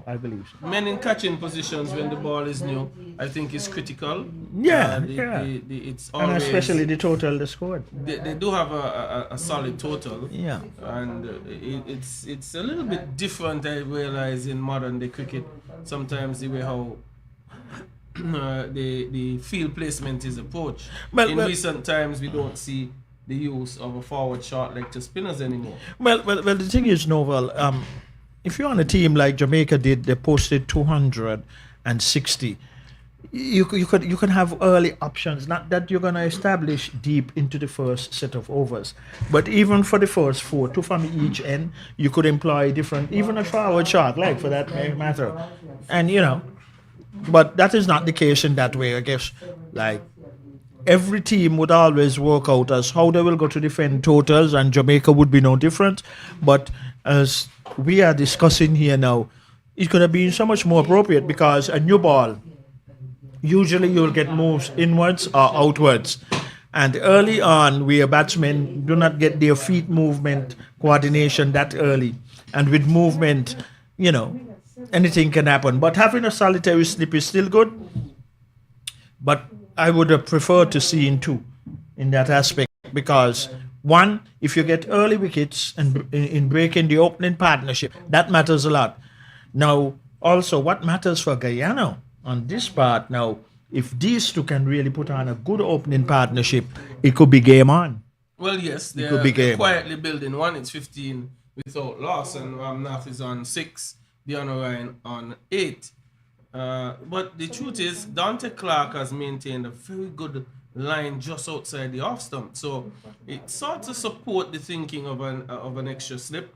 But also what we see though, Victor, the carry through to the keeper is more or less almost in between his knees and ankles. So it's not a very high carry when he goes on that fuller length. So perhaps that's one of the reasons they're not employing the second slip at the moment. Yeah, well, if we tend to try some deliveries more for fuller length, and that point is very well observed, where it's keeping a little on the lower side. We have seen two consecutive deliveries that did that. But having said that, too, this is where the keeper and the slip have to pick it up quick, but most of the keeper and say to the first slip, let us take a step or two forward, and so forth, right? And but we are playing an under 19 tournament, and both yourself It's and learning myself for the know young well, men. It's you know, learning. man. We would have gathered that over the years of experience, and now in this position, those are the pinpoints that we will pick up. And no doubt, a lot of our listeners and who are viewing may say, I mean, who is that young man beside Victor Eddy? He sounds very interesting and he's very knowledgeable of the game, and I like their conversations. And usually, usually there is feedback from the public and persons who listens and so forth. But what I like though, when persons correct me, I don't always like to hear persons say that, oh, you're good. Tell me that I'm no good. That one was a little extra bounce there, just lifting outside the off stump. And an observation made, the wicket keeper, Padre Nelson, he seems to be moving so much better now. He's been jogging around, and whatever was affecting him, he seems to have gotten over it, and it's good to see that he's out there wicket keeping. But Virgo continues to go, and that one is outside the off stump, and Dion Ryan is flashing at it. A lazy sort of stroke, and those sort of strokes are what we consider get-out strokes. Yeah, you because either play at it or you leave it. Yeah, because also to why it is always important to know, Val, that all batsmen, as you will know, they have to know from their movements where their off stump is, and seeing that it was rising. Also, to even though it was on a good length, sometimes you have to put your bat between both legs and just drop the arms. Right. But as you quite rightly say, and I've been saying, and I agree with you, it's a learning process, and these are the things as the tournament goes on. Well, there he is now, shoulder in arms, and once as the left-hander, or even the right, but as the left-hander who is on strike, he was actually gradually moving to the off stump, so he knew with the height it was making, there was no need to play it. Correct. Because if you are too stationary at the crease, that's the most of the times when batsmen will try to leave their bats outside. And, well, who would get the benefit of the doubt for that delivery? Well, the batter tried to make it appear he didn't play. Yeah, but he played at it and pulled away after. So I would say a solid delivery by Vogel. The truth is, though, Victor, thus far, the start from Jamaica with the ball has been pinpoint. They are very accurate on the off stump, just outside. And it is the discipline from that regard that I like from them thus far. Having said that, the batsmen, they haven't gotten down because they're not getting boundary deliveries. They just continue to bat along and show no indiscretion thus far. Well, good single taken, and that is also going to be very important too. Even though you have fielders inside that 30-yard circle, taking the pace off the ball and just playing it with soft hands, and was able to get another run. So once they go about it with a lot of common sense and good shot selection and good calling, especially because what Guyana can ill afford is persons getting run out with miscommunications, and that is why they always used to tell us that you always keep the same call, whether it's come, run, stay, or wait. Don't interchange the language in terms of the calling. But anyway, that has completed another over. And for those of you who might just be joining us here at the Connery Cricket Centre, we greet you with the news that Jamaica won the toss here earlier this morning at about 10 a.m. And when they won the toss, they decided to bat, and they amassed 260, 46.5 overs they got it in. And really, they also have a very good position in terms of defending the total. Now, I do not know if somebody might have sent out a message to the captain, what I've just mentioned previously, but the second slip goes into position now. So it's good thinking, because I realize some of the deliveries pitch in areas that can bring a wicket. Again, That one just outside the off stump, lifting at Guyana Ryan, and he brought his hands out to it. Managed not to get an edge on it, and he will be happy about that. Dante Clark thus far, 3.1 overs, 7 runs, no wickets. Solid start by the bowlers, but what is good is the Guyana batsmen are hanging in there and not giving it away, battling through this difficult period. Not a lot of boundary balls on offer. One defended, a little mix up in the calling. Guyana Ryan sent back. And that is what I was saying, Novel, that they can ill afford for any miscommunication and wickets going down by the runner to root. Seeing that they have to chase 261 for victory, that will be something that they should paying close attention to. But the Jamaican opening attack, quite good, quite steady, making the batsmen play. And here is one played out to short cover, and there is no run. So they are very tight and keeping it in the appropriate areas to having the batsmen playing at deliveries. But in this tournament so far, to Novel, a lot of teams are not batting out the 50 overs. That is certainly true, Victor. Not hanging around long enough, not occupying the crease for long enough. And usually the longer you bat, the easier it gets. You give yourself a chance to see other bowlers. That one's driven just in front of cover point region, and they are going to have 2 runs. Good shot being played by Guyana Ryan, a bit in the ear, but it was in the gap as well. So 2 runs had. So games being played around St. Kitts and Nevis. The Windward Islands and the USA men too. Down in St. Paul's, that game has a rain delay. They have only played 24 overs for the day. It's 96 for 4 Windward's batting.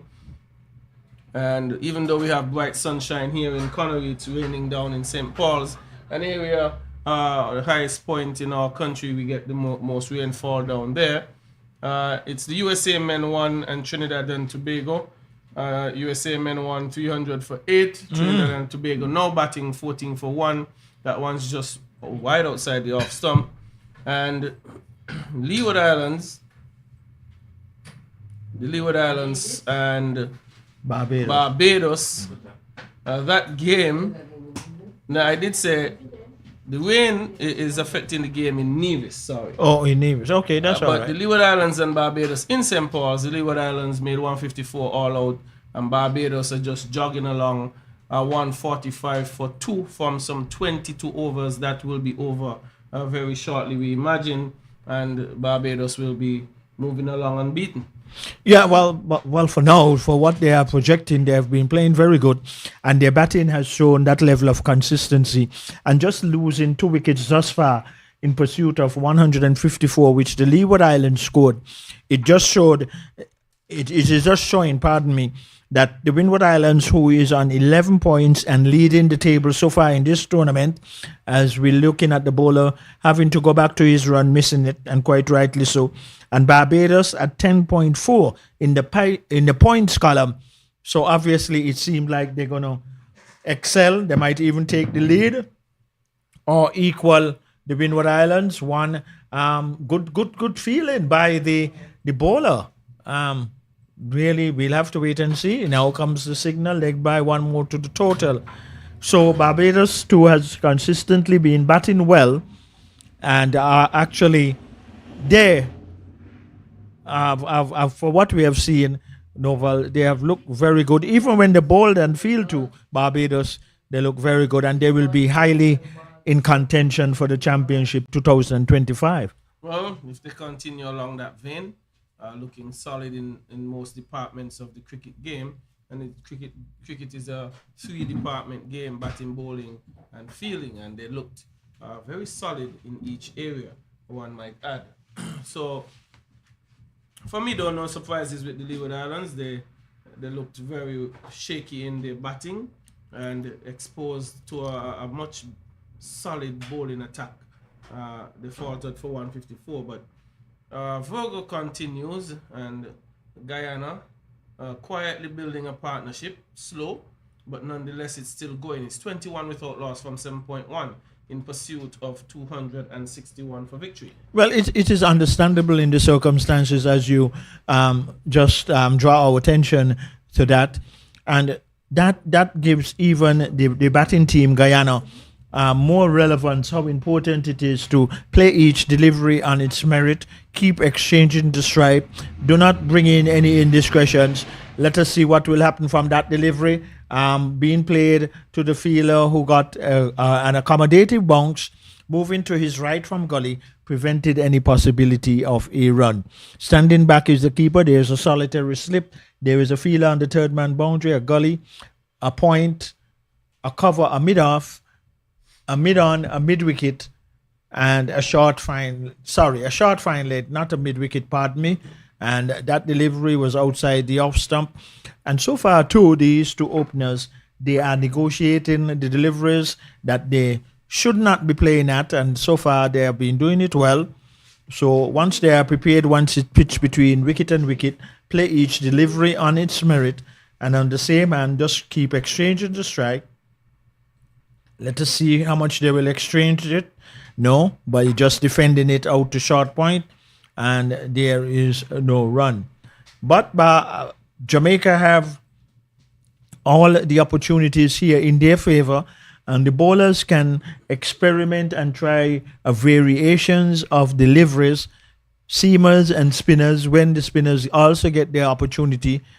And here is another delivery outside the off stump, but the fielder at point is diving to his left, preventing any possibility of a run.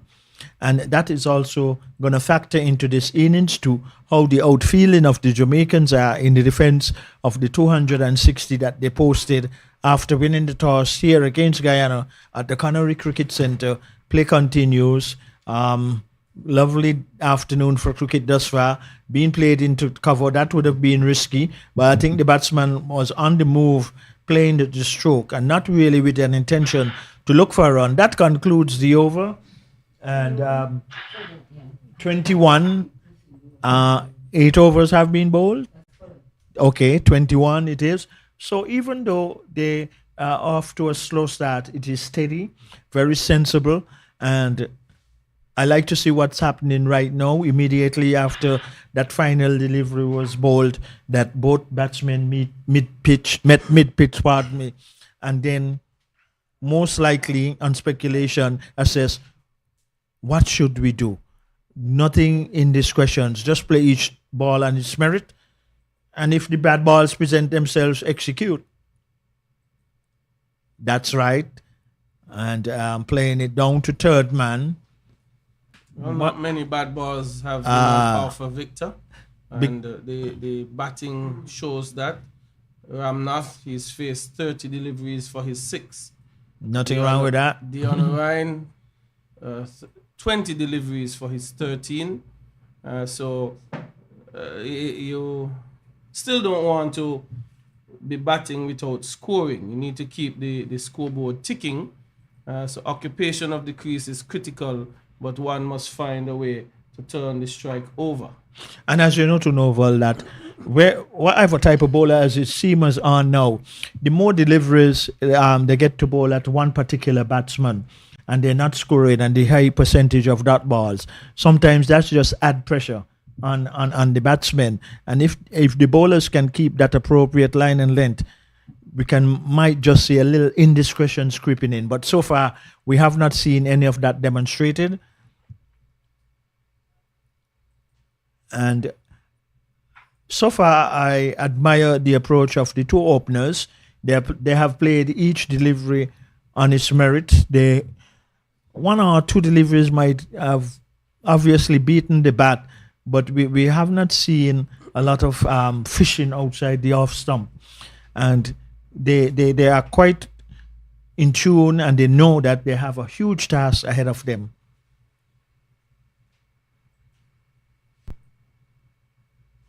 Well, Dante Clark continues to string dot balls at Ramnath, the diminutive opening batsman from Guyana, the wicket keeper as well.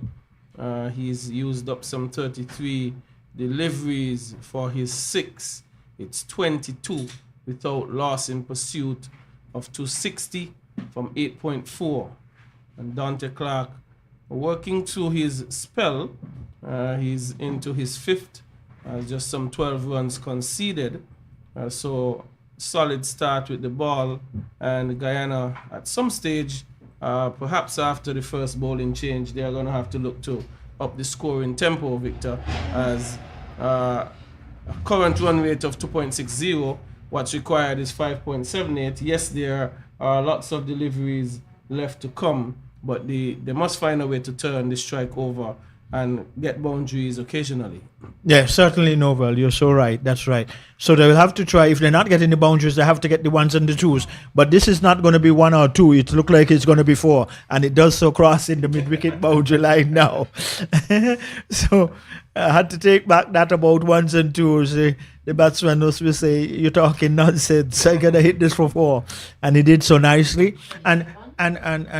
And that is the thing here to Novel, that picking the appropriate deliveries, but then what you quite rightly said too, if you cannot get those deliveries, which has been minimal in terms of the loose deliveries, just still try and exchange the strike to keep it up to, if not the exact run rate, but very close, yes, and that can do them well.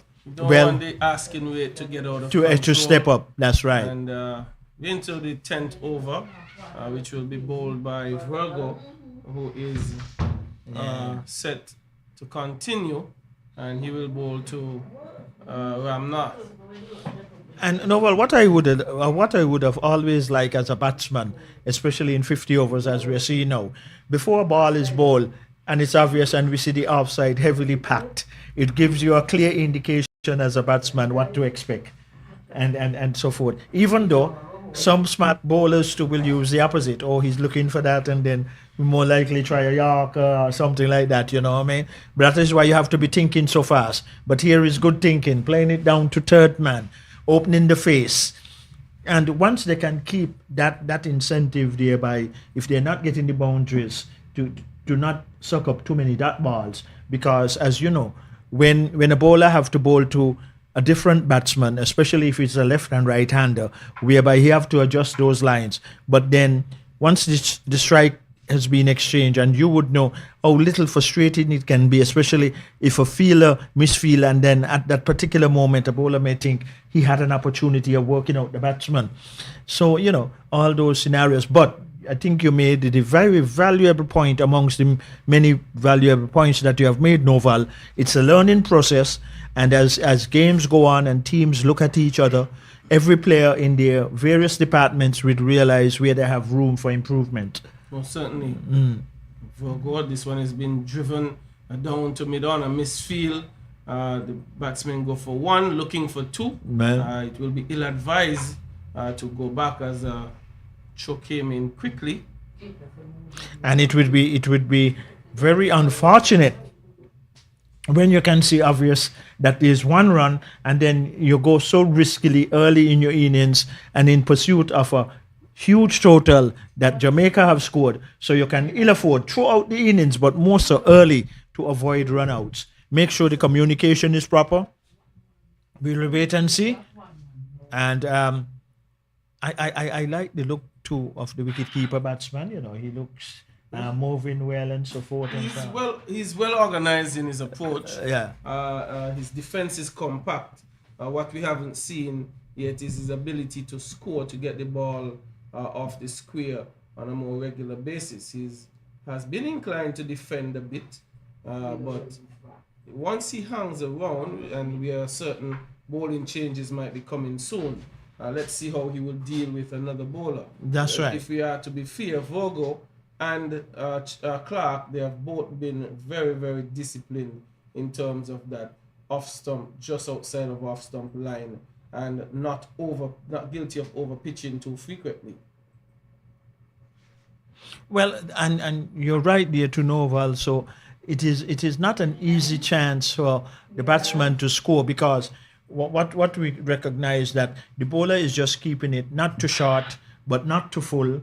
So most of the times the batsmen have to use the best technique in defending. But the first power play signaling now by the umpire, and Scorers, the umpire is signaling the first power play. Yeah, yeah. Okay, thank you. And really, but still, for the quiet start that they have gotten, if yeah, there's a bowling change. Number 21 is on the jersey of the bowler. Vital Laws, Okay, so wrist spinner. right, well, this is going to be a different ball game now too. Sorry. Yeah. So, but no, well, there is. I think it's a good sign too that a lot of the spinners now we are seeing, and this one is a left armer, bowling back of the hand, leg break and googly bowlers. So that percentage in that caliber of spinners, it seems to be on the rise, at least for this under 19 tournament we have seen, and it's a left-hander. And the left-handers, because we know about Shamsi, the real international guy and so forth, and we're gonna see now to how early is his control, which, as you know, Novel, it is not easy to pick it up. But let us see what his first delivery does. Short, good single, good early call in, and that was always the striker's call. There is no need for the non-striker to look back. Sometimes just those little moments which cause misunderstanding. Well, Jamaica seems Yeah. to produce a wrist spinner who is a left-hander every now and again. In recent times, there was one by the name of Bulai or Bully from Jamaica. Yes, that's right. You know, internationally, we would have seen a few. You spoke of Shamsi, and South Africa had another one. But here is Laws, and that's one work into the onside. Very quick work, good work by the opening pace bowler Virgo in that circle. He was quick to get around and firing a powerful return. But as mentioned, Ramnat looks good, but needs to start scoring. 8 from 40 is Victor might dare say a bit too slow at this stage. Yeah, very slow indeed. In all fairness to him, even though it's occupation of the crease, you still have to try to be getting runs. But let us see how much it may pay off, though, in the end for him, because on many occasions, to Novel, we have seen where a lot of batsmen get off to slow starts, and somewhere they kind of pick up momentum. But the high percentage of deliveries, though, he should have curtailed that to an extent, even if he was in the appropriate, but not even into double figures as yet. And yeah, you're right. The percentage is too high. And this one's been good, hit over good show, good show. mid on for 4 by Romeo Dion Ryan. He's the man who has been leading the charge for Guyana. He's now 23 from 25. Total moves on to 35 without loss. Guyana from... Is that the end of the over? Yeah. The umpire, the umpire. You see, we forgot to tell the umpire. No, I forgot to tell the umpire. Yeah.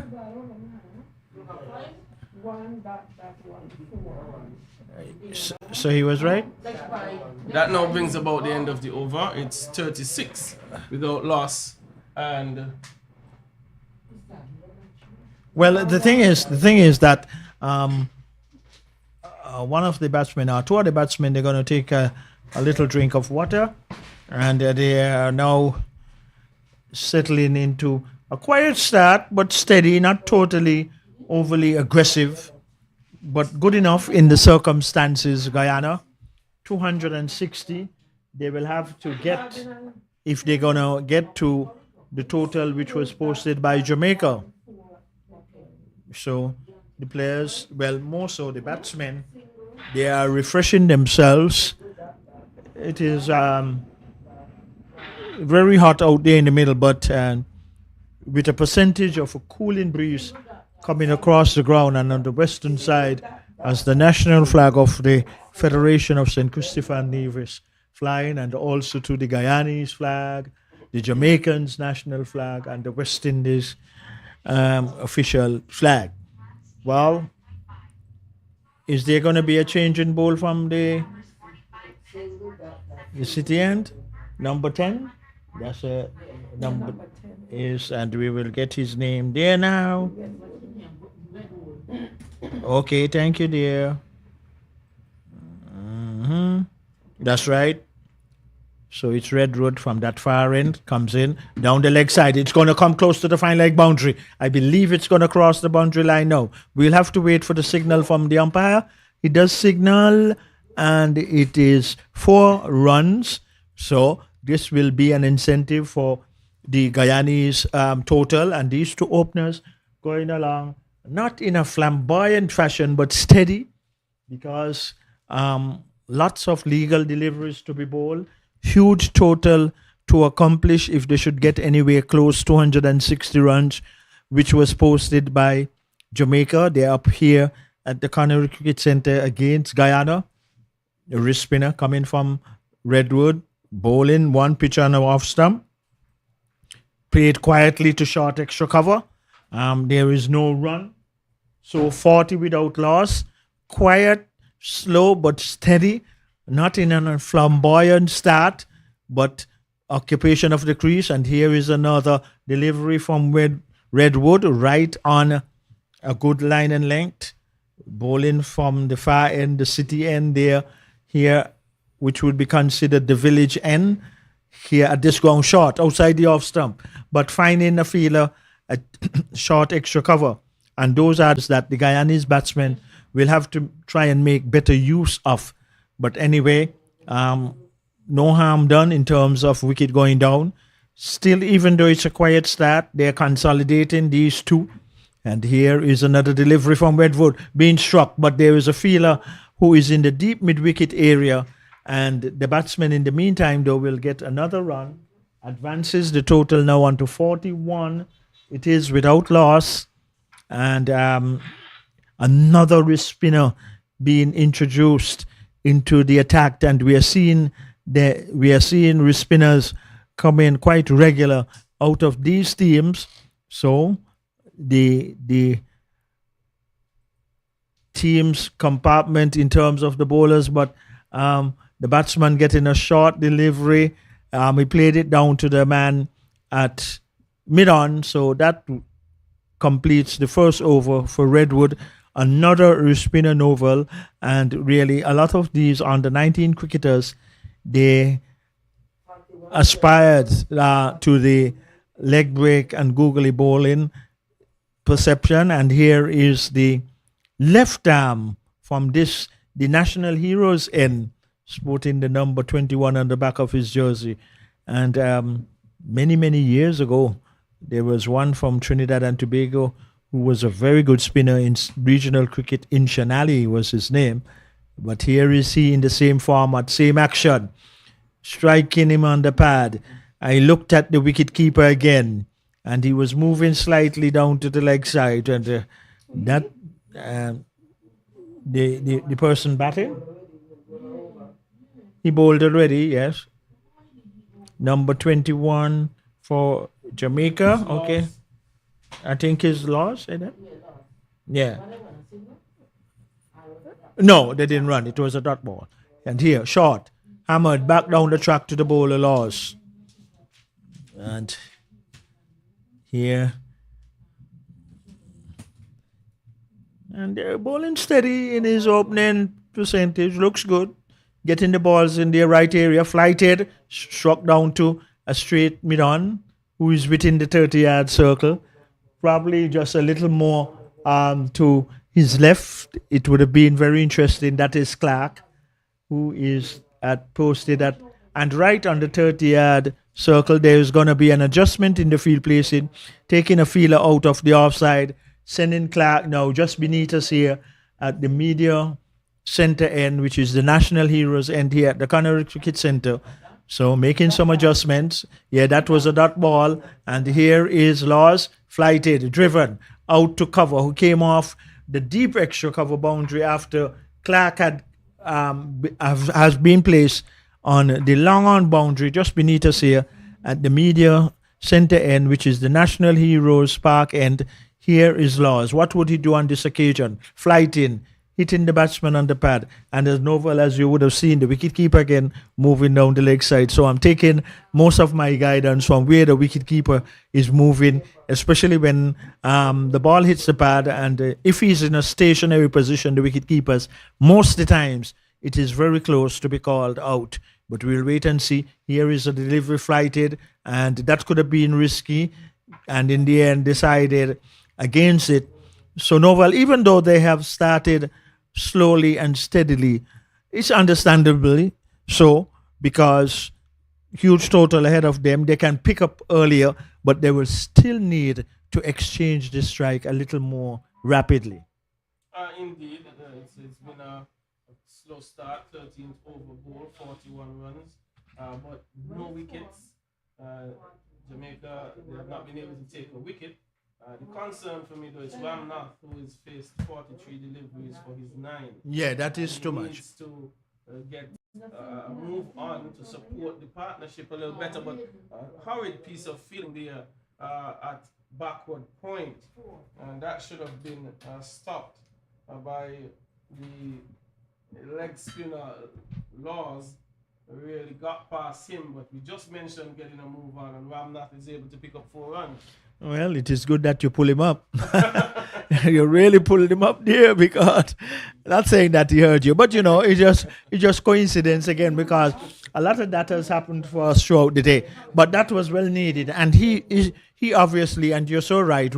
Redwood is the bowler, bowling from that far end of the ground, flighted down the leg side. We're gonna get more runs. It looks like possibly it's gonna be buys.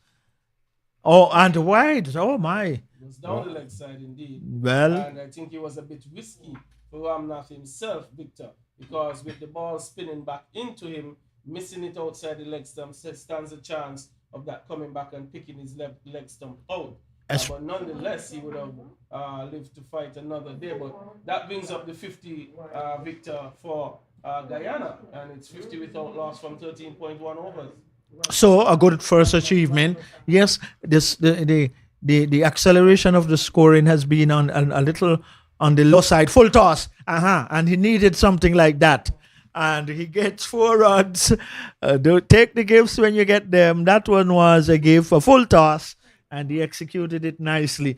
And that sort of thing to Noval, it will give him a little more relief, right? Because he will be conscious that he has been slow, and that will just raise his acceleration in the scoring rate, which they really need. But if they can keep this steady flow, but more so, as we've been saying, get those 1s and 2s between those deliveries that would come, they're serving themselves well. Indeed. Another one to Ramnath, and this one is better, Victor. It goes for 6. The little man has struck something big. Well, it is. You see, that is the next thing to Noval about being patient. You can start slow, but here is it now, getting loose deliveries. And one thing thus far, and if he can keep that composure, because he looked like he's prepared to play each delivery on its merit. He has been doing so. Yeah. So and that what we always allude to, that we need to see batsmen being more patient, and he was not perturbed by the slow start. What would he do now? Just right, just trying to flick it, but the fielder moving sharply to his right at a short square leg.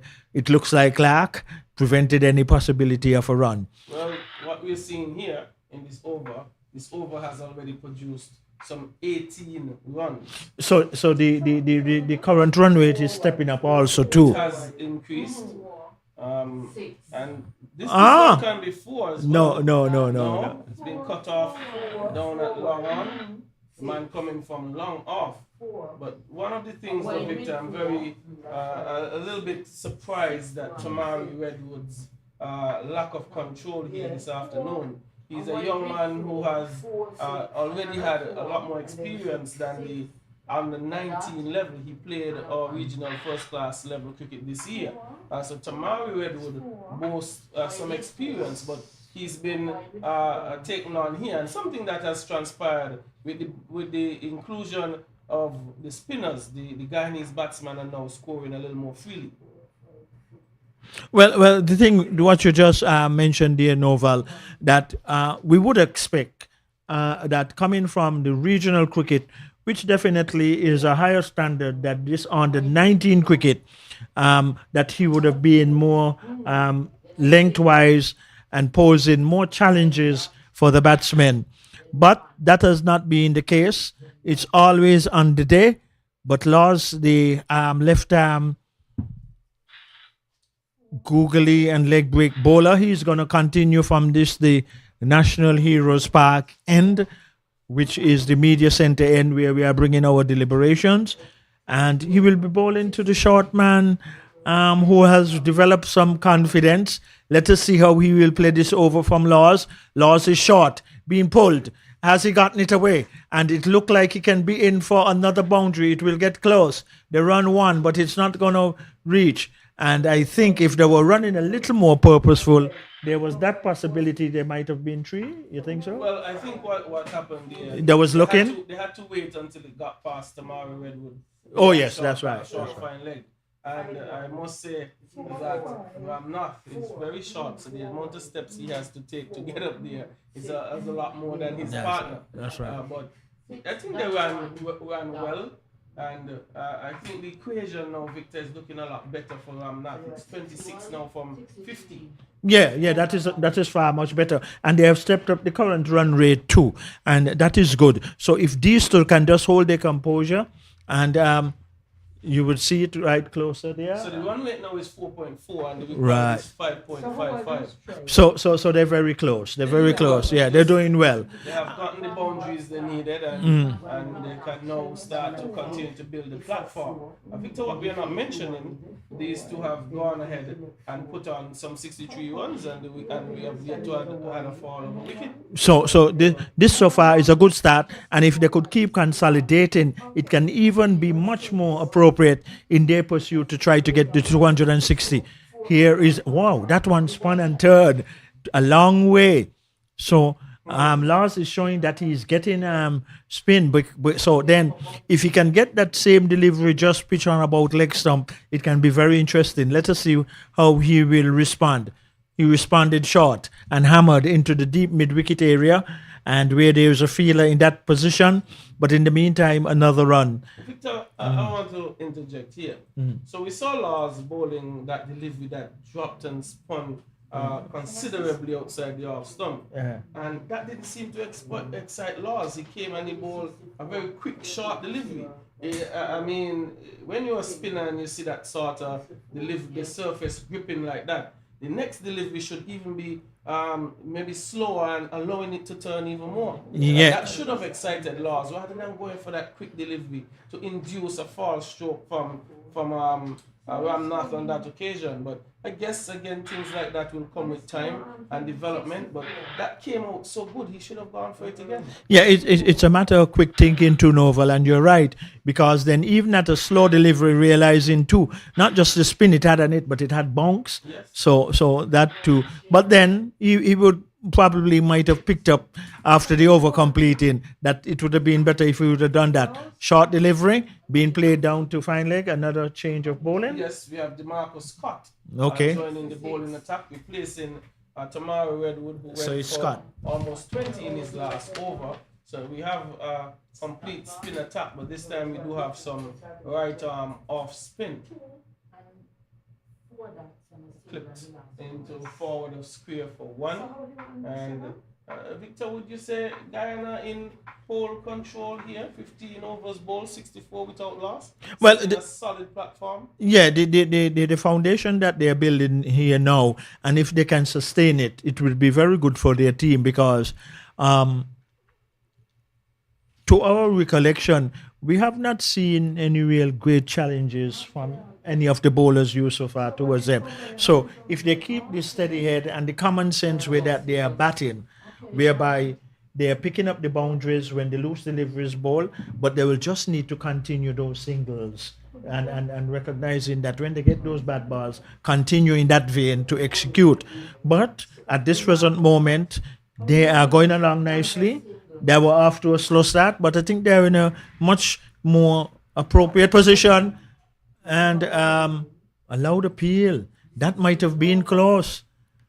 Before even the wicketkeeper got to where he got, Novel, he was more standing in an upright position. But there again, we are from a side-on angle, and is it indication that some dark clouds hovering over? Let's hope that they keep away. And here is an interesting part of play. Nice shot selection. There is a man down on the long on boundary. Yeah, that's easy. Play it on its merit. Another run to the total. But I think they're off to a good start. Guyana Novel. Well, what was really slow is now becoming a solid start. And we mentioned Current run rate? it's 4.21 is the current run rate. We mentioned that Guyana would have struggled in previous encounters. And this is a quick single taken, going to the non-striker's end, trying to get the man Ramnath out, figuring he might be the slower of the two. But nonetheless, as I was suggesting, we did say that Guyana's highest total thus far is 150 all out. And they would have to bat well to get to this 260. We know it's going to be a challenging total. But with the start that they have had, they just need to continue building on this. And then also to what is going to be required as that completed the over? Yes, it did. And what that will require to that they do it in partnerships. Well, the opening partnership has started that foundation, and if they can have that continuation throughout their innings, we can have a very enterprising encounter in terms of Guyana chasing 260, which is still, even though Guyana are off to a good start, a huge task ahead of them.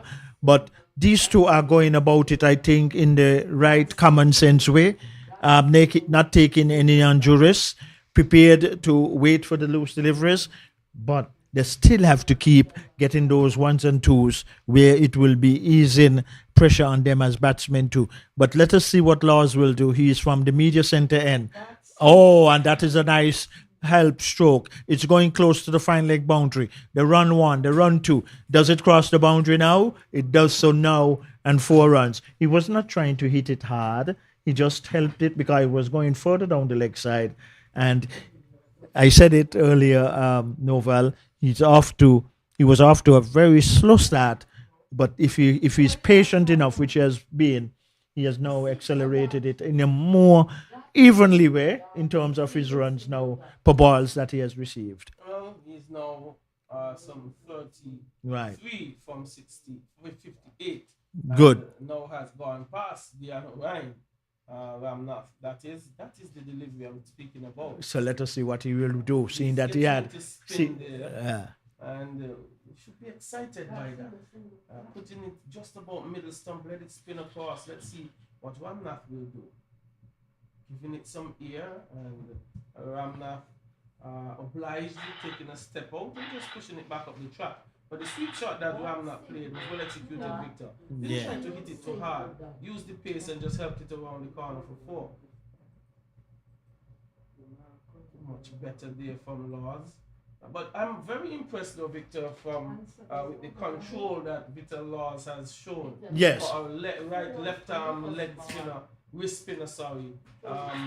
He's been doing very well, and this one is hit over mid-off. Will it run away for 4? Yes, it will. So, whereas we were saying that Ramnath was very defensive, but he has shown that he has a wide array of strokes. He has hit one for 6. He has got a couple of boundaries, and now he's showing the power. Just lifting one up over mid-off for 4. Yes, and Jamaica might be also misreading his ability to hit the ball by leaving the mid-off up and not carrying him back to save a boundary.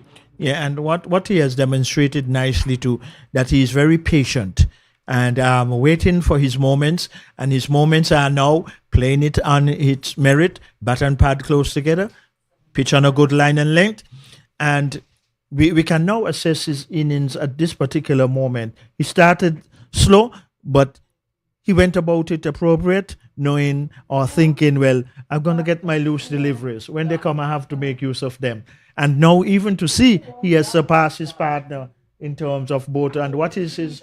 37. And his partner is... 29. That's right. So, but having said that, in more recent times too in the partnership, he might have just received more deliveries than his partner. He has. He's had his 63 deliveries Right. from his 37. But Victor, I would say a lot of these runs would have come from the spinners. So Jamaica would be thinking perhaps they need to bring back one of the pace bowlers to slow this down. And this one is going to go for 4 as well. A well executed shot up over extra cover for 4. Dion Ryan continues to mount the challenge here for Jamaica. A partnership now, Victor, moving on to 79. This should start to worry the Jamaicans somewhat. Well, it's a good platform. They're setting a good foundation. And the thing about that stroke too, it was in the gap. So there was no need, even though it was aerial, it was not presenting a chance to any fielder in that offside position. So as these two are going about their shot selection well, if they can just keep that common sense way of playing and playing that one out to short cover. And what is also good in the partnership to Novel, that there's a left-hander and there's a right-hander at the crease. It sometimes can upset your line, and that 4 brought about an immediate field change. And that one just played very sensibly, as you're asking, into the gap for 1. And I think Guyana at this stage, Victor, they're very much in control of this chase. Well, you see, the thing is too that these two batsmen who have opened the innings for Guyana should say to themselves, look, we have gotten a good start. Let us see if we can capitalize on this good start, and remembering that there is still a lot of overs to be bowled, and just keep going with, as they have demonstrated, no indiscretions, shot selection being spot on, but just keep exchanging the strike. And here is the delivery, and the young man looking better and better as his innings progresses. And ever so often we would see batsmen get starts, Novel, but do not capitalize and make the most valuable use of it. This can be a difference here now, but he'll have to be careful playing that often on the back foot. And in the meantime, though, good start, and 80, Novel, 80 it is without loss. 80 without loss from 18. And I mentioned in good starts during our luncheon discussion, we were speaking about the fact that we've yet to see 100 from any one of the Caribbean batters. We got one from one of the players from the USA, but a number of players getting half centuries and getting out, and teams that they are batting for are being bowled out with balls to space. So it tells us that the batters are not occupying the crease long enough to be able to score hundreds, and they would need to look at that approach. But here we have Ramnath and Dion Ryan both in their 30s and would want to pile the pressure on Jamaica. We've had a further change in bowling. The number 17, the captain, Brian Barnes, he's going to come into the bowling attack to do some medium pace bowling. Recognizing that a lot of the runs for Guyana came from the introduction of spinners. Yeah, and I think you assess it right there, Noval, in that there was time for that to change, and the captain really making the right decision in our view, and he is going to operate from this, the national heroes end, just off a short run, a few paces, tall man, short. And for moments, the batsmen were thinking about a run. That would have been suicidal.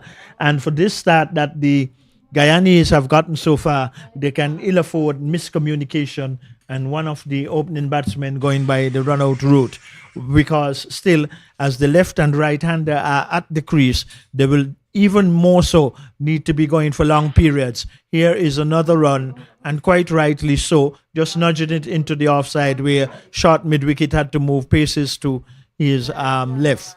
And now the field has to change over to accommodate the right-handed batsman. So if these two can also, when they're not getting the boundaries, just keep exchanging the strike with the singles with the left and right hand at the crease, then it also gives the Jamaican bowlers more challenges in trying to dislodge either.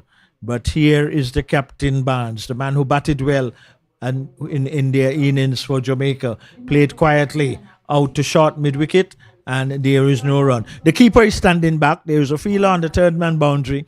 There is a point extra cover, a mid-off,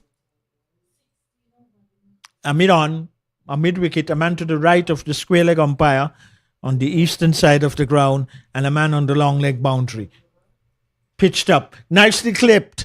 They're going to get at least 2, I would like to believe. Yes, and they are running for the second one quite easily. So, more runs for the Guyanese. And they cannot come too complacent to Guyana. Yes, they are off to a good start in chase of 260 runs, which was scored by Jamaica. But these two, if they can go very deep, even if there's a possibility where they can surpass the first 25 overs without losing a wicket, they will even be in a more strong position in terms of trying to overhaul 260. Barnes may have other ideas, and that one popped off a good length. I thought it was a little loose there by the batsman because it made height. It was going further across him to his right. But at times, as you know, Noval, you need a little of that type of luck, especially when you have to chase 260 runs. Indeed. But if I'm to assess what has transpired here this afternoon, from a pace bowling standpoint, Jamaica sent down 10 overs. 28 runs would have been scored from those 10 overs. And that's before this. And where was he going, Victor? That is what I'm saying all the time. Where was Ramnath going? There was no opportunity for a run there, and he just darted down the pitch. And oh my God, that is some careless cricket on behalf of Ramnath. There was no run on offer, and has just given Jamaica probably the opening that they need. Well, and that was so disheartening to see, because remember earlier I said, Noval, that there is no need for any indiscretions by a run out, and it seems just like not that I see it coming, but based upon the foundation that they had, to look to see that irresponsible way of getting run out.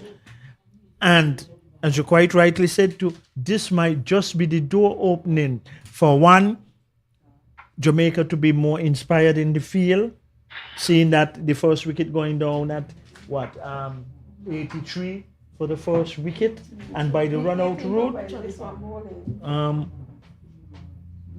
that might just lift the motivation of the Jamaicans, who are now having a refreshment card break of motivating them now to be more aggressive, bowlers more inspired to get it more on good lines and length.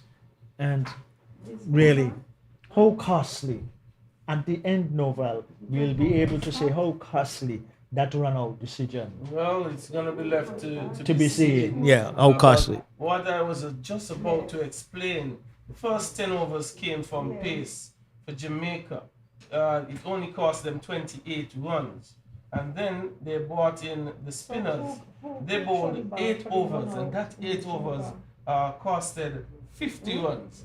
And so the percentage. The spinners were where the Guyanese got the runs from. But Ramnath lost his head and charged down the wicket and got himself run out. And as Victor just said, the question will be, how costly would that decision be? There was nothing happening for the Jamaicans. Ramnath got a very slow start. He picked up his scoring. He was going along well and just charged down the wicket and got himself run out. Now, that is the wicket that Jamaica needed. And let's see if Guyana can rebuild after building such a good partnership, 83 from 18.5 overs, and if this will affect the run chase in a massive way. Because Ramnath, right, he started off slowly. He got some loose deliveries. He executed well.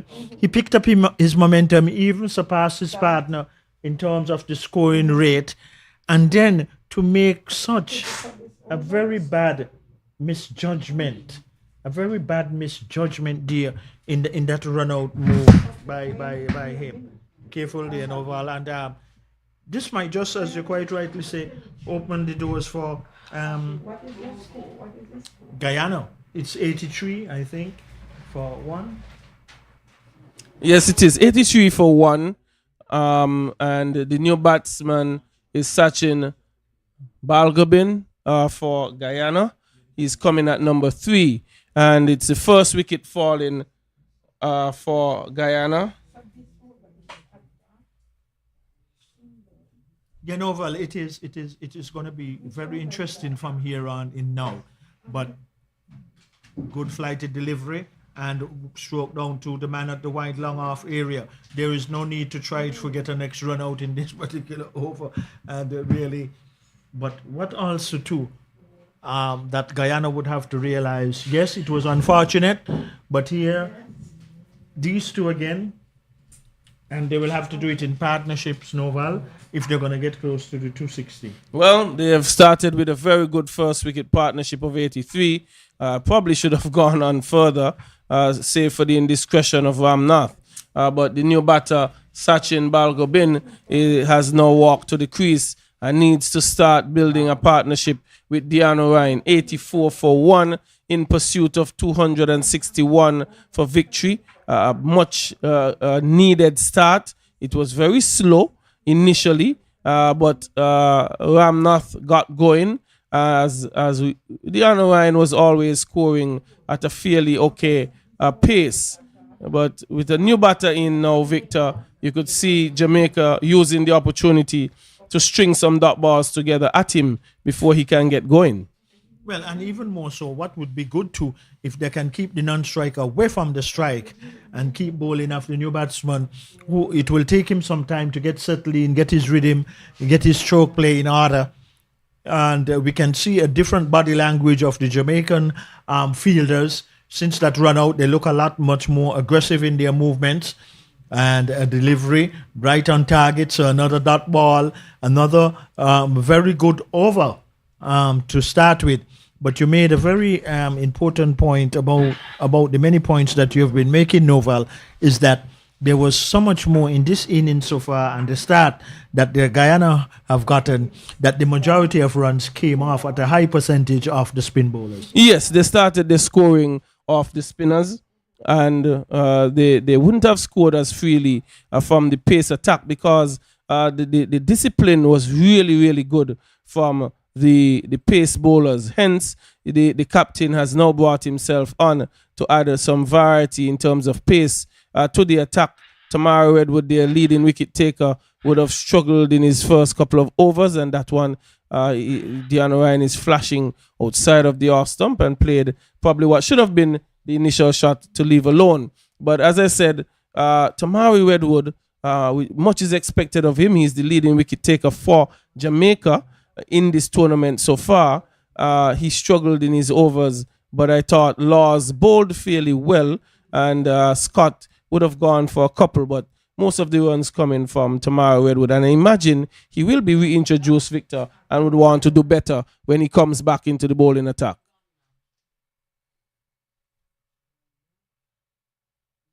Where is the non-striker attempting to go? The ball going straight again to the fielder at point, which was played quietly to him.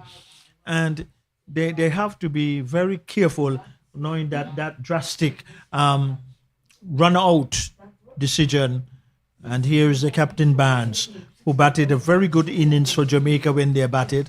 Here we see with ball in hand now, balls being played down to mid-on, and that's an easy run in terms that the striker saw it was coming to the end where he would be considered as the danger end and getting another run.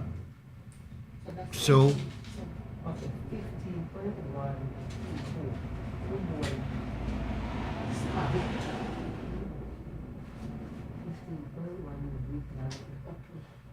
well, Barnes, the captain, Brian Barnes, just working through his spell. It's 1.3 thus far. 4 runs off him. 20.3 overs have been bowled for Jamaica as Sachin Balgobin, yet to get off the mark. He's used some 5 deliveries at the crease. Deano Ryan, 37 from 49, 85 for 1. And the balls and runs are on parity now. They need 176 from 176 deliveries. So Guyana now can manage their run chase, Victor, in a meaningful way. Well, once they are aware what is required and what should be more appropriate, in, as you quite rightly said there, Novel, is to go about it with good common sense. You have to nudge it around to keep always within that strike margin. And here is one driven nicely through the covers for 4. a cover drive that you would see at any level of cricket that can equal anyone who is very good of cover driving, and 4 more runs at an appropriate time as the total races on now to 89 for the loss of 1. So, and there is the umpire. You'll have to probably try to see if you could get his attention, but he's not paying attention to us. Anyway, the Captain Barnes. He is from the National Heroes end. Bowls in now, bowls, full toss, being driven down. If it gets past the bowler, it's going to be difficult to pull it back. And it goes into the wide, long off boundary for another 4. So some good boundaries coming here for Guyana. And they're into the 90s now. And they're really going a long way. And need 172 runs from 175 legal balls. So game on here at the Connery Cricket Centre between Guyana and Jamaica. And that has completed the over.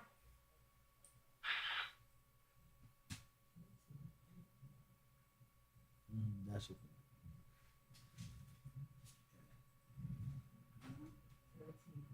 What's up? Thanks, man. Send me the audio. Yeah, we're going to have the left-hander on strike. And we say many thanks so far to our technicians who have been doing an excellent job, and we truly appreciate their services as it continues here, not just at the Connery Cricket Centre, but also at St. Mary's Park, Keon, and also at the Recreation Ground in St. Paul's and at the El Comida Willett Park. Here is one flighted, being stroked down to a man who has to come off the wide, long off boundary. And in the meantime, the batsmen, they are able to get another run. Thanks. It has gone on, right? Okay, thanks. Yeah. Okay, 94 it is for 1. Am I correct there by 94? Okay, thank you. And we're going along nicely. Weather seems to be all right. Nice cooling breeze coming across the ground. And the flags on the, that is the national flags of the national flag of the Federation of St. Christopher and Nevis on the western flagpole on the western side of the ground here at the Connery Cricket Centre, followed by the Guyana national flag, and then the Jamaican national flag, and then the illustrious West Indies flag also to the west on their poles there. And this is an indication that this stiff breeze coming across the ground, there is something there for the off spinner operating from the far end of the ground here at Connery, which we can more say is the village area end, because we are giving our deliberations from the National Heroes Park end. And here is one played down to the fielder who has to come off the long on boundary. And in the meantime, Guyana and the batsmen, they will get 1 more run. 95 it is for the loss of 1. So 166 runs to get off 171 legal deliveries. And here is another one being bowled, being played quietly on the onside of the wicket. No run. So 5 runs away from the 100 is Guyana, just losing the 1 wicket. They are chasing 260, which was scored by Jamaica. Solitary slip and the wicketkeeper standing up. Right arm off spinner from that far end. Short outside the off stump, being played back down to the track. And there is a fielder at point. There is a man on the deep cover boundary, an extra cover, a wide long off, a long on, a mid-wicket deep on the boundary. Short delivery being played down to the fielder who have to come off the long on boundary and cannot prevent, the batsman from getting another run. Inches closer to the 100 mark after the completion of that over. It is now 96 for the loss of 1 wicket. And the overs ticking away. So Guyana staying within the run chase, going at a current run rate 4.40. Runs required 165 runs, and the current run rate is 4.35. 169 balls to get 163. 169 legal balls to get 169. 4.36 current run rate. 168 legal balls to be bowled to get 165. Game on here at the Connery Cricket Centre.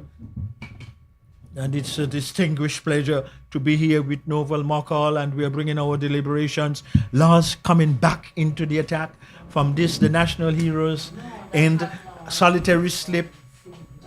Oh, that's not him. Sorry, pardon me. That's a different bowler, almost built similarly. 54. And who is that bowler, please? Mackenzie. Thank you very kindly. And for a moment, pardon me, but okay, we have it right now, sporting the number 54 on the back of his jersey. Right arm slope bowler and around the wicket. Solitary slip with the keeper standing up. A point, cover, extra cover. A man on the long off boundary, a man on the long on boundary. A mid wicket deep on the boundary. Here is a delivery flighted, driven. They're going to get runs. And I think there is a possibility, and quite rightly so, not deciding to go for the second, because the fielder coming around off the long off boundary was quite quickly around, and Guyana can ill afford an unfortunate run out as the first wicket went down in that fashion. But as Novel has been by my side, and we are both bringing our deliberations, and once the Guyana batsmen now and the coaches in the hut can equate as what we are seeing, what is required now, 166 legal balls to get. Well, it's 165 now. Okay, so everything is on par. What you need now, a runner ball over? Yeah, just about a runner ball. But you're gonna get the loose ones. 9 wickets in hand, and a well set Deano Ryan. He's on 40 from 56, and Balgobin getting himself set, and Nikolai McKenzie has just started operating from this end, bowling some off spin. Doesn't look bad either. And this is where a lot of times, Novel, I think that batting becomes so much easy in this situation in particular, whereby it's not like you have to get 5 runs per every over. Right. So even as a incoming batsman who is in the hut, right?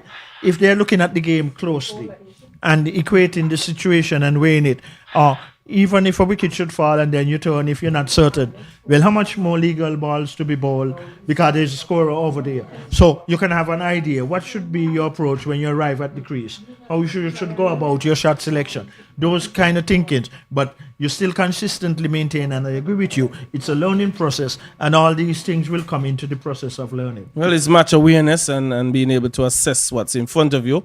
A well-flighted delivery, just punch down to long on. These are scenarios when I played, we used to work out in practice. A coach will give you a batting stint. You have 20 balls to get 35. And, on the back end of your knock, he will give those sort of scenarios for you to get accustomed to it, how you will think through a situation like that. So they will have to assess and be able to make that assessment very quickly and use the required approach to get the runs. Yeah, and the 2 batsmen at the crease are who, Nova? 2 batsmen are Sachin Balgobin and Romario Deano Ryan. Balgobin, the man facing at the moment. He's the right-hander. Okay, so... Yeah. All right, yes, so we got it right then. Because as you're very close to the monitor, thank you very kindly, dear Novel. But the battle continues. And this is a good stroke. It's going to get close to the boundary in my view. It crosses now. So the shot selection, Novel, it is very pleasing to see how they are going about it. So you can give the equation quite rightly there. Well, that boundary brings up the 100 for Guyana. It moves them to 102. Another landmark in their quest for 261 for victory. And as required now? Well, it's 159 from 159 that's required. So it continues to be equal after they would have had a very slow start at one point going at 2.32. But this is another good shot, even a better one all along the ground. 2 extra cover. Does it have the legs to get 4? Yes, it does. So Sachin Balgobin starting to get a move on here at the Connery Cricket Centre. And this is where now both batsmen should be in the situation that they have gone above what is the required rate to get in terms of per over. Well, not above yet, but Not very above close. yet, but very close, pardon me. But there again too, just within close enough, whereby they should realize no indiscretions, no miscommunications, no more runouts. Well, it seems the only way Jamaica would have gotten a wicket, and that one he's cutting. Going to go out to cover the man coming from the extra cover boundary. Perhaps an opportunity for 2. Powerful return comes in and denies the second run. It's 106 for 1. Guyana in pursuit of 261. An equation that continues to float nicely for them. A current run rate 4.49, 5.89 required. So what we will describe as well in striking distance with 9 wickets in hand. So well said there, Novel. And this is what we all like to admire about cricket, whichsoever way it goes. Be competitive, both teams, and especially even more so the team Guyana who is chasing, because from ball 1 it was always a huge challenge. It is still a huge challenge, but what I think is good in Guyana favor that they have only just lost the 1 wicket thus far. 1 wicket going down via the run out route. Jamaica unable to make massive inroads. First wicket partnership of 83. This one already building nicely on 24. Guyana using the partnership platform that we spoke about when Jamaica batted, and that will work nicely in their favor. But there's still a lot of work to be done. They would have that little psychological monkey on their back, not being able to get past 150, but will have to continue batting well. They can challenge this total. Yeah, and in challenging the total, as we've been saying, right now especially, there is no need for any injuries. The loose deliveries come in occasionally, and if they can just keep getting those 1s and 2s, which is appropriate, and do not suck up a high percentage of dot balls at this particular period of play, that also will enhance the growth in terms of their total. But more so, Novel, if these 2 at the crease can go deep into the overs. Here is the captain Barnes bowling, one being played quietly on the onside of the wicket, and the captain moving to his right. Barnes well built solidly, especially in the upper part of his body. He's over 6 feet tall and really taking the ball in hand, looking and knowing how important it is for his team to take wickets. And here is one played down to point, straight to the fielder. Heavy pack offside field, a man on the 3rd man boundary, a man at point, a cover, a mid-off, extra cover. And a man at mid-on, a man at short mid-wicket, and a fielder on the long leg boundary. Barnes, short, outside the off stump, looking to hammer that one through the offside, not getting a touch. I think if he was just moving that right foot more closer to the off stump, where he would have gotten more closer to the line, as the monitor shows us here inside of the boat. And really, he was a little guilty of both feet being stationary and not that movement. You have to get those feet flexible. Here is one between bat and pad, and luckily for him, it did not hit that leg stump, but a good delivery from Captain Barnes, coming more steady and steadier into his own. As we can see, there's the monitor. It went between bat and pad, and luckily for the batsman, it did not struck the leg stump. 107 it is for 1. 4.31 is the current rate. 154 runs needed of 151 legal balls. They're going to get an next run being played quietly out into the mid-wicket region. That was the final delivery from the Captain Barnes over 108. It is for 1. So Guyana, at this particular moment, yes, the run out has gone. It was unfortunate, but these 2 now are consolidated. And if they can go deep into the overs, even more so, the batsmen who have gotten the start, but it can even be more appropriate if both of them can go deep and build a solid partnership, as it looks like we're going to have a bowling change from that far end. Number 54 is the bowler who is going to come from... Nikolai McKenzie. Nikolai McKenzie is the bowler. Okay, we got it right, Mackenzie. And, Well, there's a lot to do, Victor. there's plenty to do. Plenty. What I'm impressed by is that Balgobin has come in and continued to score quickly. He's faced just some 24 deliveries for his 19. So he has continued to propel the scoring rate, the run rate, and not gotten bogged down. Just pushing one day. Good work by Barnes in first slip. Had that gone past him, it would have been a sure single. So Jamaica, they haven't dropped catches either, Victor, as any. None has presented themselves. But having said that, they haven't created too many wicket-taking deliveries either. So we know that this track is good to bat on. And it seems to have even gotten better as the day has progressed. Well, yes, and actually, it looked like the team batting second. Well, I can't say that they gotten the better part of the pitch, but it's playing more even in terms of the consistent bounce. We have seen one or two deliveries keeping a little on the low side, but not in a consistent pattern. So these two now will have to continue batting and batting well. Quite rightly so, playing that one on its merit. Out to short extra cover, the keeper is standing up. Solitary slipping the captain a point, a man on the deep cover boundary. A wideish mid-off, a straight long off. He now bowls, and here is a single. The fielder having to move to his left was not able, and that looked like loss, and he was not able to cut off the run. So it is now 109, 152 runs to get off 144 legal deliveries. So, Guyana should feel good at this particular moment, but they should even feel better if these two can go deep into the overs without losing another wicket. They're now having a mid-pitch exchange of words. What can be the conversation you can presume that they would be discussing over? It must be to continue batting and to continue rotating the strike, as we have been suggesting. Take what's on offer and not take any undue risk to create any problems for the team. But Barnes would definitely have other ideas.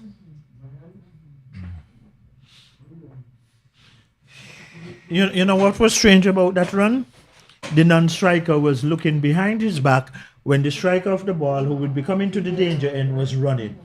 And that always, as you know, Noval, they always say, trust your partner. Once it's behind your back and you see him coming, if you're going to the further end, it is easier for the man gathering the ball at the closer end. But you should be sure, because you have to try to further distance. So, all those equations will be worked out. The calling just has to be precise. And not very early. And I was always told in cricket there are 3 calls that you make. Yes, no, wait.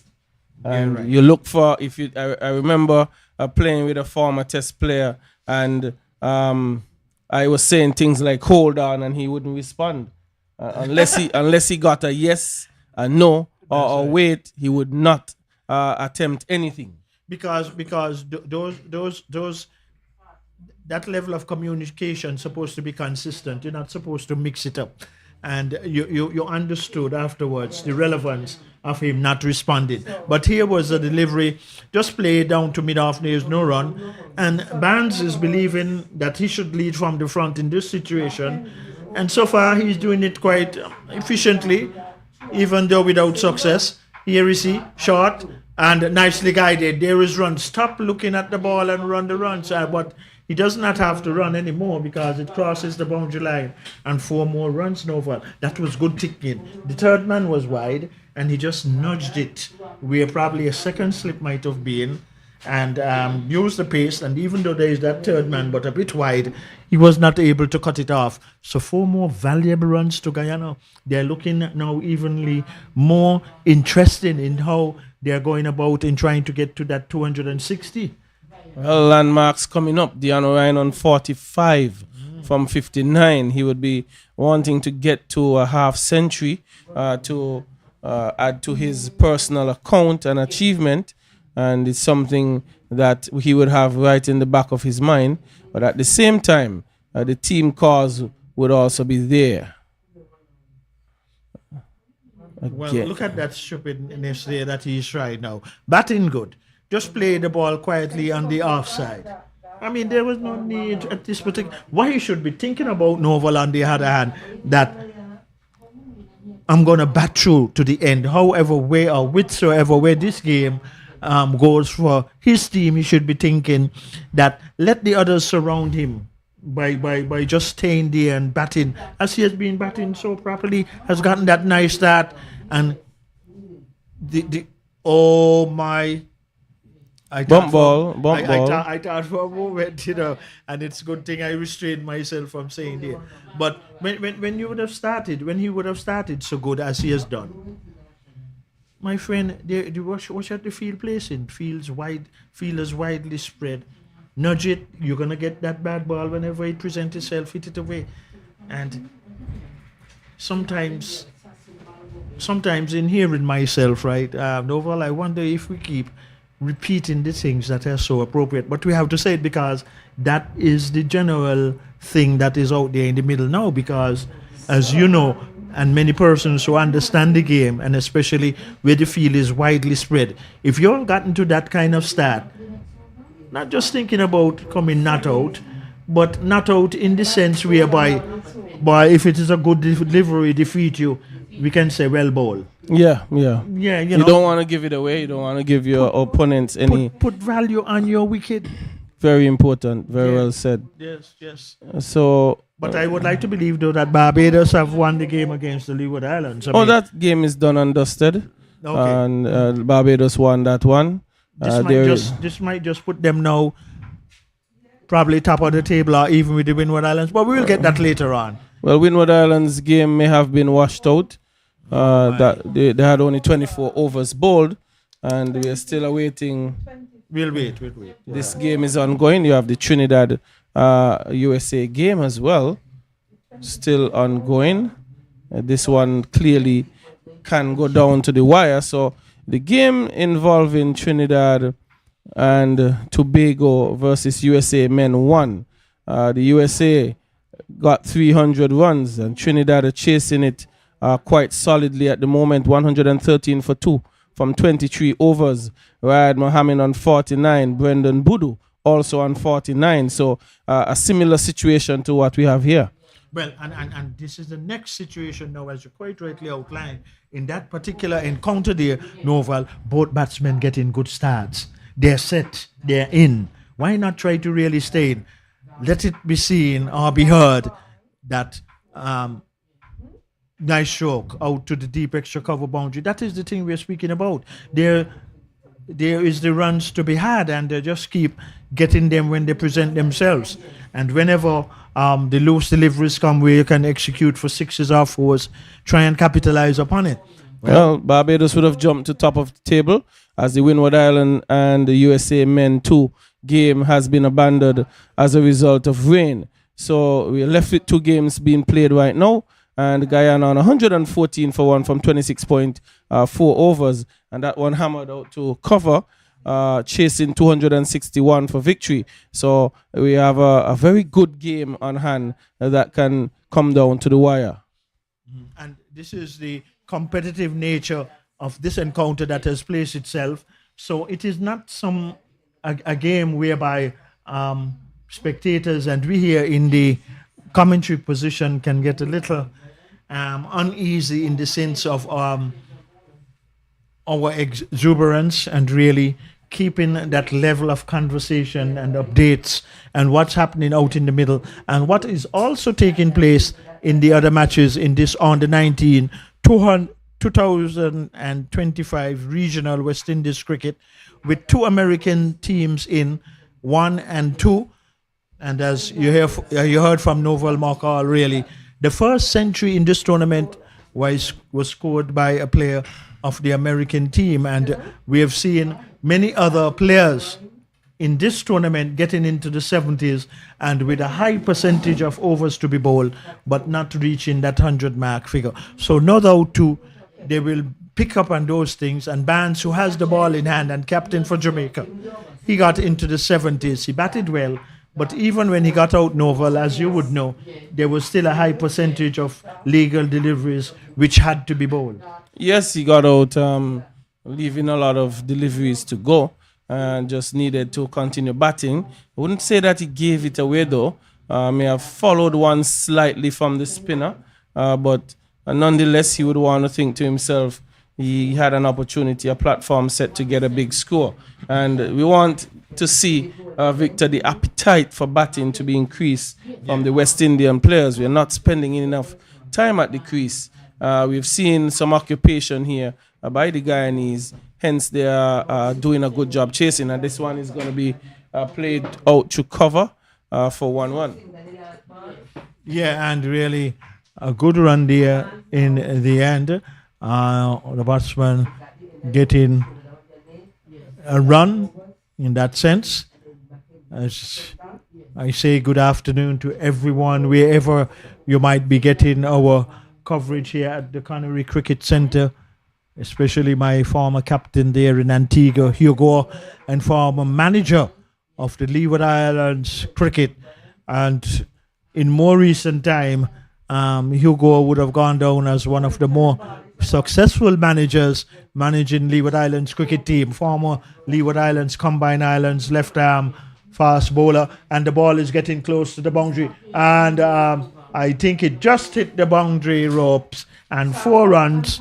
So that was a boundary that was well needed by the Guyanese, because it's been quite a while that they did not get a boundary, and I think right now it brings down the equation. So, well, Romario Diano Ryan has just gone to 50 as well. Well, and a very well played 50. So, Novel, what would you suggest to him, or if you was in a position like the coach, to send out a message? Well, there is nothing that he should change. Just continue batting. You mentioned earlier that his thought process should be to bat through the inning. He's already set, and all he should do is seek to bat through to the 50 overs, or if the total comes before. So he should want to carry his bat after the inning. Well, and really hearing it there from my fellow commentator, Novel Mockall, and those of you who would have known Novel in his playing days, that he was a good thinker of the game, and in both his departments as an off spinner and a good lower order batsman. He might have an issue with me by saying lower order batsman, but he was a batsman who I think at times he opened the innings too, probably in the early part of his career, and then went down. But Novel, and that is one of the attributes to persons like yourself and myself who had practical experiences of playing the game, and now in this capacity we will be able, as many of our listeners would appreciate our assessments and our various conversations, as saying what really makes sense, especially with the field widely spread and with the start that these two have gotten. There is no need for no indiscretions, because the required balls to be had for the total legally and the runs to get, you can just indicate to our well, it's listeners. 138 from 127. 138 required from 127 deliveries. So we're in the 28th.5 over. And there in that equation, Novel, it's not a wide margin. And what is always in favor of the batsmen in this particular situation? And I would like you, yes, and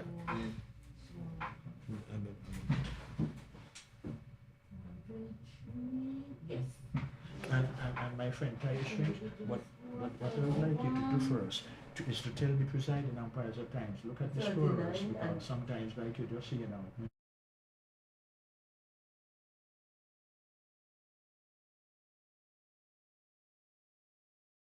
It's the end of the over. 29 overs bowled, 138 required from 127. Sachin Balgobin is on 24 from 40, and Romeo Diano Ryan is on 51 So 123, a good platform set. But Guyana would not want to allow the gap between balls and runs to get too wide. So they must continue scoring here. Jamaica, on the other hand, they'll be looking to hunt wickets, because I do not think, based on how the platform that Guyana has set, they would be able to defend this without taking wickets. And you're right. They will have to take wickets and take them rapidly, in my view, because what is good in Guyana behalf, that they're only 1 wicket down. So if these two can keep it not to a wide margin in terms of what is required, legal balls, 2 runs, and they are on the move, they should be looking for 2. Could it be risky? Run hard. Oh my. Well, let's hope it did not hit him where it would hurt too much. Seems so. He's down on the ground, and it could be, but there again, having protection, but still, as we know, the impact. And let us hope it is a good one that he has in place, because... Well, I think he's a tough cookie. We saw him limping while he was batting, and he still managed to come out and wicket keep quite competently. So I don't think that a particular ball hitting him in the midwiff area would phase him. He will shake that off, as he just did if the camera shows you, and he's getting ready to go again. Well, I should have known better, indeed. Really, and that is the good thing about some players too, where they keep that determination. And here is another run, determinedly so, getting it down to the man on the long off boundary. Another easy run. But a very important point you made there, Novel, that these 2 batsmen, even though it's the 1 wicket they have lost, they should not let the equation go to a wide margin in terms of runs required to legal deliveries. And I think they have it in control right now at this particular moment. Well, it's slightly widening. Okay. But nonetheless, they continue to get runs. But I think that at this stage, Jamaica needs to figure out, how do we pick a wicket up? We have used... Barnes as pace bowler, and you're using Nikolai McKenzie now bowling his off spin, and you would want to think it's a good time to probably bring back Tamari Redwood to see if he can prize a wicket out. He's been the major wicket taker in this tournament thus far. Because actually, if Jamaica gonna really play themselves back in a commanding position, I'm agreeing with you, Noval. They have to take wickets and take them often and regularly now, because the more this partnership continues, and if they can just close that equation to a minimal status, anyone knows it's the game of glorious uncertainties. But how much uncertainties would be existing if these 2 stay out there for at least another 10 overs between these 2, game on. And I think at this present moment now too, what has presented itself, I think we're going to be, whichever way it goes, Novel, I think it's going to conclude in a very extremely exciting finish. Well, yes, it would. And one of the things, the partnership is now just about 45 runs. Well, and with 45 runs, and someone is hustling out from the dressing room, and we would like to believe that also will be a quick message with a drink of a little water, which the batsmen would need. The sun is with us here now at the Connery Cricket Centre. So as play continues, we have had 1 or 2 interruptions, but not for lengthy periods of time. And at this present moment, lovely weather for cricket here at the Connery Cricket Centre. It's Guyana up against Jamaica. Jamaica won the toss, scored 260. And really, Guyana making a valiant chase in trying to erase the total. And the captain for Jamaica, Brian Barnes, from this, the national heroes end. Ball outside the off stump, beating the left-hander, the wicket taking it low, going down the leg side. And no run, 3rd man on the boundary, the wicket keeper standing back. And there is a point. There's a short point, cover, extra cover, mid-off. A mid-on, a mid-wicket, a man on the long leg boundary. Here is Barnes around the wicket, being struck. It's going to come beneath us here. It's coming down to the wide long on boundary. A fielder is in pursuit. He knocks it back nicely. The run 1. They run 2. And in the end, it was a good effort, a good saving of 2 runs by the fieldsman. We will get his name for you. And number 29, and that is Clark. Clark was the one who saved 2 runs when the ball was struck down to the long on area. Current run rate is 4.29, 131 runs required off of 118 legal deliveries. Game on here at the Connery Cricket Centre. Here is Brian Barnes, the captain. 1 struck high and hard. A fielder Clark is under it, and he takes it. That was the wicket that Jamaica needs. Clark showing his exuberance in the field. One that was lofted, and Clark in this long on position just beneath us here at the National Heroes Park and at the Connery Cricket Centre. And that was the wicket partnership that the Jamaicans so urgently needed. And we can see also too some players who coming out of the hut for Jamaica onto the field of play, and with some refreshments for the players, and no doubt with some messages from their coach. But a good way to break the partnership. The second wicket goes down now for Guyana with the total 130. It is for 2. And Novel Makal, I think, game on here. And Jamaica will be well appreciated in really breaking the partnership and getting another wicket. Well, we're going to see it in a while when he turns. The one who is going in now to bat, he will get it shortly. It looked like Ram 104 is the number on the back of his jersey. Yeah, yeah, it is Ram. Yeah, yeah. So Ram, yeah. Victor, the question is: was there a need by Dion Ryan to be going over the top at that stage? I think it was almost of the length, but he didn't hit it cleanly. But my question is: was there a need at this stage to try and go over the top? I think Jamaica again was struggling to break the partnership, and it might have been a wicket that was gifted to them. Yeah, and then Clark being on the long on boundary, and the alternative to that could have been just get the single because you're going along nicely. But he tried to clear, but as you quite rightly said too, it was up there in the area. Probably he just did not time it as well as he should have. Yeah. But all in all, a good wicket for Jamaica, another run for the Guyanese. But here now is the common sense cricket now. The in-batsman, new batsman come in, we had a good partnership. The in-batsman take the initiative, try to face. It is not a matter that you do not trust the other batsman, but because you have a rhythm and what is required, as also too, the non-striker will have to lend that support because you have to do it in partnerships. No one batsman could do it, especially in this situation. But what has been consistent with Barnes, he is the captain and he has decided that he's going to lead from the front. And this man Clark has been feeling well. Before he took the catch, he saved 2 runs with the ball raced down to the boundary. And what was good about him, he settled under the catch, he kept his eyes upon it, and he took it chest height because if it had bubbled, he would have had a second chance of taking it.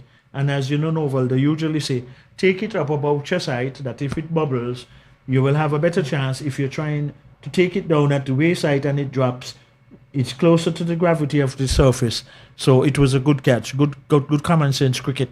But that will be an inspiration for Jamaica, but they will need to remove now the in-batsman for Guyana. But let us see what will happen from here on in. Here is Barnes.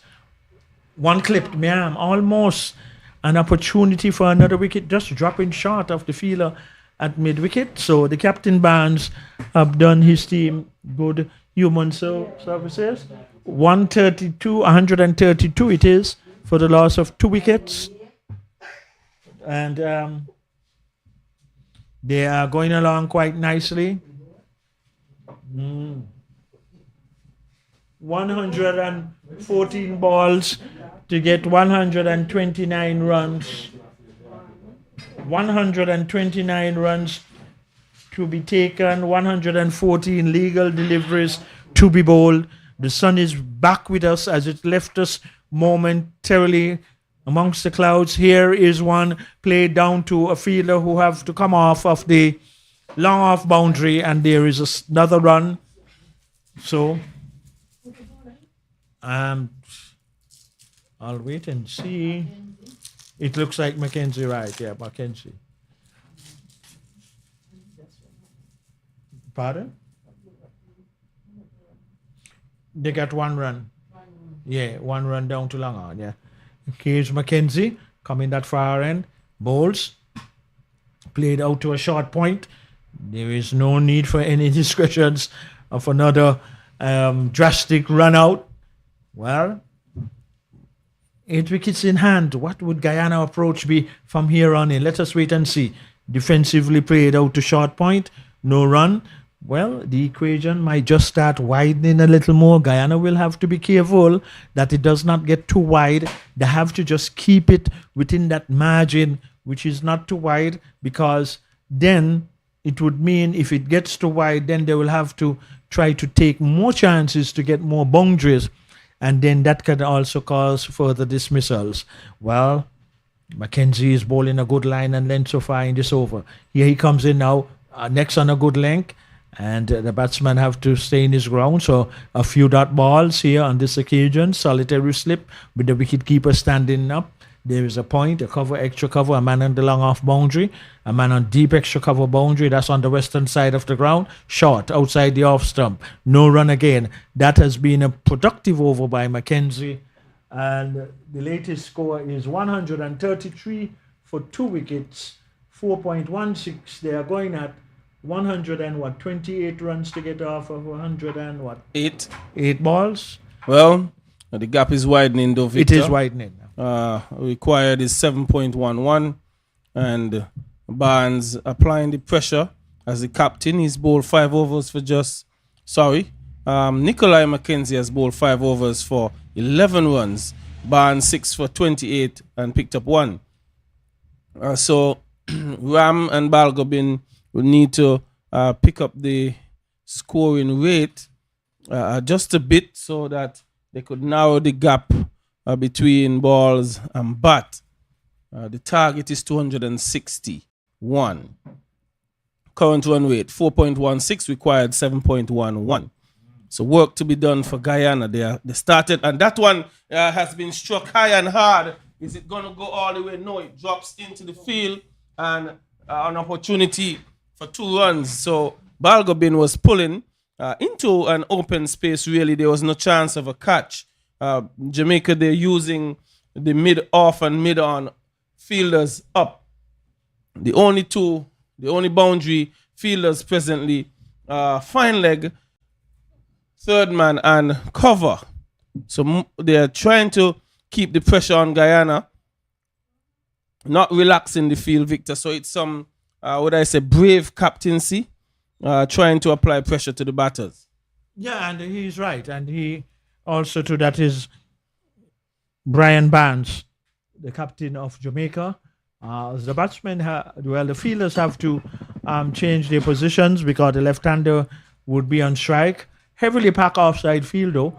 Barnes is maintaining that for the left-hander. He moves away from us. Ooh, and I thought that he would have just missed out because there is not a feeler out on the deep mid-wicket boundary.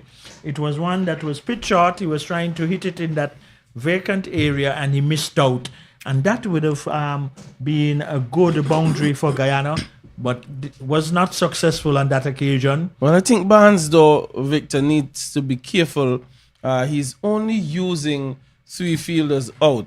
I don't remember the power play being signaled because at this stage there are open gaps, especially on the onside. If the batter were to get under any one of these deliveries, he could hit them over mid-off or mid-on. And just as you say, he massively missed out on that short ball because there were acres of space open on the onside. He has filled that nicely now.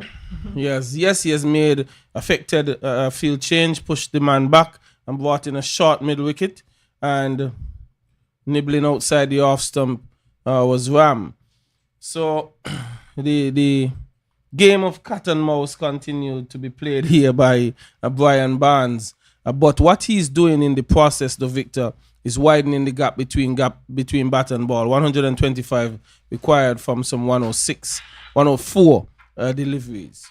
Well, the Guyanese now would need some boundaries to slim up that margin. And here, could this be one? No, there's a fielder down there. And picking him out, and fortunately for Jamaica, that it went just a few yards to the fielder on the square leg boundary to his right. If it was even 10 more yards to his right, then that could have been a different proposition. But the field changes over to accommodate the right hander. And you see what is happening in Noval after each single. But if they can just get those boundaries in between those singles, which they are getting nicely, that will be good.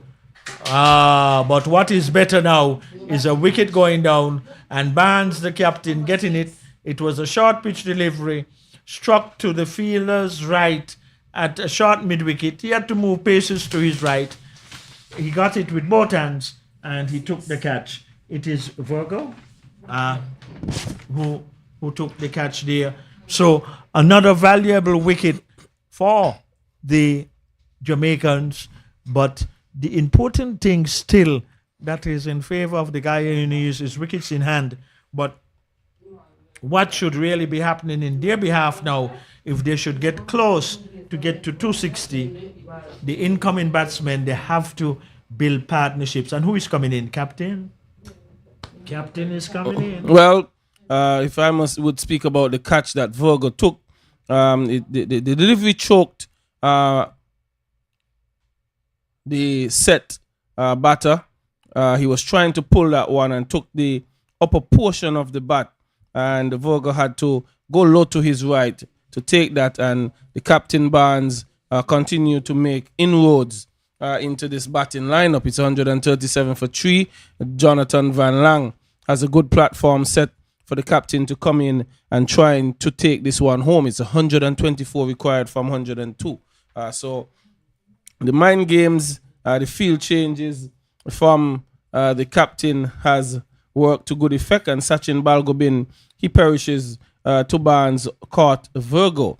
So this one is well poised for a good finish, and can Guyana produce the batting required to take this one close to home? Well, this is cricket, lovely cricket, right here at the Connery Cricket Center. Mackenzie is going to continue from that far end. Here he is, right arm around the wicket, short outside the off stump. He's picked off the off stump, top of off stump. Oh, he's bowling. Yes, he's picked the off stump of Ram. So the two players who have been there, they are now removed in successive deliveries. Nikolai Mackenzie working his way, some magic there. Looking to guide that one was Ram, and his off stump was picked. And the fourth wicket falls for 137. Now, this one is now slowly tilting back to Jamaica. And why it is tilting back so much in favor of Jamaica, you're going to have two new batsmen at the crease. And on so many occasions, we see where it takes a few overs for batsmen to get settling in. And that could be also the essential factor for Jamaica taking the initiative away from Guyana, with having two new batsmen at the crease. And like I have said, it will take time for them to play themselves, get the pace of the pitch, negotiate what the bowlers are doing, and time those overs might be taken up in terms of negotiating what the bowlers are doing. It would now, Novel, make the challenge a lot much more difficult for Guyana to get to that 260. Not that it is out of their reach, but the challenge becomes much more huge. Well, Afraz Ali Budu is the batter who has just joined Jonathan Van Lang, who has yet to face a delivery against Barbados. Budu got 23, and he would want to make a better impression here this afternoon as the game is on the line. There is a lot of batting to do against the USA in that outing. Budu's offering was even better. He got 43 from 69 against the USA, so 23 and 43. He will be thinking, I need to get a 50 here. And I'm telling you, if he's able to get a half century, he would get his team very close to winning this game. So it's Nikolai McKenzie, 1 for 11. He has been very mean. He hasn't given much away. 5.3 overs, 1 for 11.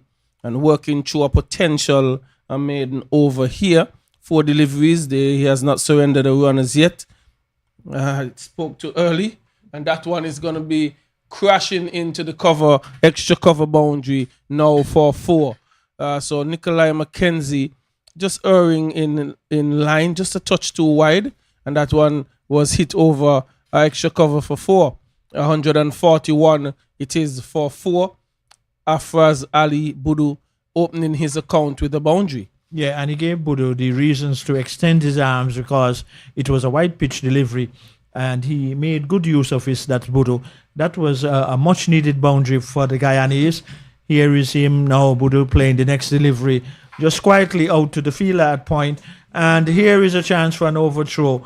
And really, Guyana would need all their runs that they can get in any form or fashion. And that was a little on the careless side by the Jamaicans. So they got two runs. Well, it was... 1 run, pardon me. It was Paje Nelson, the keeper. Pardon me. Took his eyes off it just a bit. And there was no one backing up. So he should have gotten everything behind that one and given one away. Just a little carelessness in that instance. Nonetheless, Guyana continues their fight to get to 260. Jamaica has fought back well. It's 119 runs required from 96. The gap is widening. The required is increasing. It's 7.44 now required. Captain Barnes, a workman-like approach here. 7 overs, 2 for 32. Continues to battle for his team. Just some medium pacers, just there or thereabout. And he has managed to get very crucial wickets.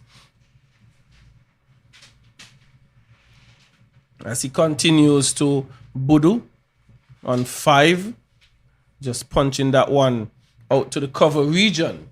So the field placing, again, Jamaica continue to be tight. They're leaving a number of players inside the circle. 3 players out. Third man deep, backward square, and a deep mid wicket.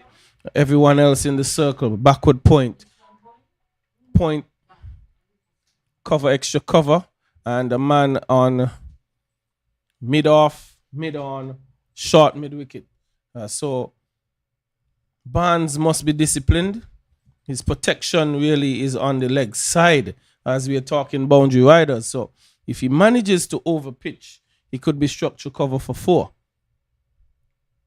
But holding a series of slow deliveries, that one turned into the onside for 1.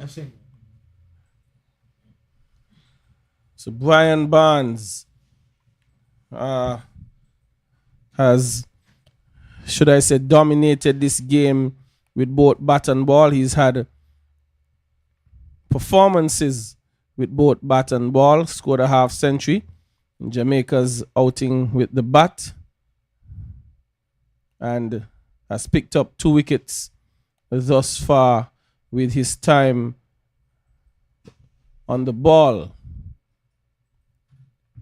So he scored 68 from 48, striking 7 sixes and 2 fours. So he's been working hard for his team, we would want to say. Missing his run-up. But 2 batters at the crease. Jonathan Van Lang has been out there a little while, yet to face a delivery. And Brian Barnes missing his run, making his wait even a little longer. And this one pitched up. He's going to get 1 run from his first delivery to open his batting account. Yeah, and really an important run. And all the runs would matter now. But as Novel quite rightly said, that the margin is widening. And I think Barnes has really led his team well so far. And he's leading by example again with the ball in hand. And he's operating from the National Heroes end here at the Connery Cricket Centre. What does he look for? The area to keep it there just on about off stump with that heavily packed offside field. And there is no run. So 117 runs needed, 91 illegal deliveries to be bowled, and 6 wickets standing for Guyana. So, good encounter so far between these two teams. Pitch is up, wide outside the off stump, and another wide goes to the total. And when Jamaica batted, Guyana bowled 14 wides or thereabout, and we continue to see that high percentage of wides in this tournament so far, or at least for the matches that have been played here, and this one is no exception right here at the Connery Cricket Centre. Lovely day for cricket now, and here is Barnes moving in. Short, being played to short extra cover. That now completes the over. So 145, 4 wickets are down. Required run rate is needed 116 from 90 balls, and the required rate now is over 7. So that is mounting. Number 54. Mackenzie still has the ball in hand, being successful. One of the Guyana batsmen pointing to his bat, waving to his dugout. We have not seen any player approaching as yet. A substitute come on, and would you have an idea picking up who might have left? But anyway, the captain has left the field. Okay, good. Thank you. That's how it is. Well, Jonathan Van Lang, the captain for Guyana, has not produced an inning of significance just yet. He's had a 0 and 7 in his 2 outings. So would want to make good. This is an opportunity to produce something special for his team and country. At 145 for 4, 116 required in 90 balls. Run rate creeping up to 7.73. So a couple of boundaries will be well needed here from Guyana to sort of bring that scoring rate down. But they're not going to be easy to get from Nikolai McKenzie, was bowled 6 for 16 and picked up 1 wicket. Very mean in his bowling thus far. Oh yes, good play indeed by the young man coming from that far end. 1 stroke out to short extra cover. And the more dot balls that Guyana would face, it brings even more depth to the challenge of getting to 260. Mackenzie has been bowling well, continues outside the off stump, cut down to third man. Good save there by the fielder. That looks like Laws, yes, it is. And restricting the batsman to just a single. If it had gotten past him, it would have gotten close to the boundary, but good effort. And this is the efforts that the Jamaicans would need to be consistently doing now in terms of cutting out as many boundaries. And some adjustments is being made by the captain for Guyana at the non-striker's end. He's just tying his bootlaces and making sure that he does not trip over them. That can be one of the more hardest falls that a person can receive. But getting his gloves on now, because to step on your own string and then running off, it could be. But he has it in our order now. Here is Mackenzie. And the discipline about Mackenzie to Novel, he has kept it a lot of times, wicket to wicket, and really not giving the batsmen many opportunities of extending their arms. Sort of flatter delivery, cut, but finding a fielder at point, moving smartly to his right. Would that be Clark? Yes, and he has been feeling well. But overall, or collectively, the Jamaicans' out cricket has been good and so forth. Their batting was good. No, I think this man, Mackenzie, though, is the big contributor in curtailing the scoring rate of Guyana. You see, he has a high percentage of dot balls. And in his column, dear Novel, you can give us an insight as to his bowling figures so far. 6.51 for 17. You see, and that's a very, big difference. very tight bowling. Yeah, and not giving a lot away. That one will get into the outfield for 1, and you basically would have to take that when you get it from him. He's not producing boundary balls very frequently at all. So Nikolai McKenzie 7 overs 1 for 18. So putting the pressure more on Guyana now, requiring a run rate now of 8.14. That is the required. They're going now at 4.08. So again, the gap is widening. 114 runs required from 84 balls. I mentioned when it was 152, 154 that they would not want to let the gap between bat and balls widen, and that has just happened. We are now having a drinks break. And we will also take a drinks break, well deserving. So we will also take a drinks break and when play returns.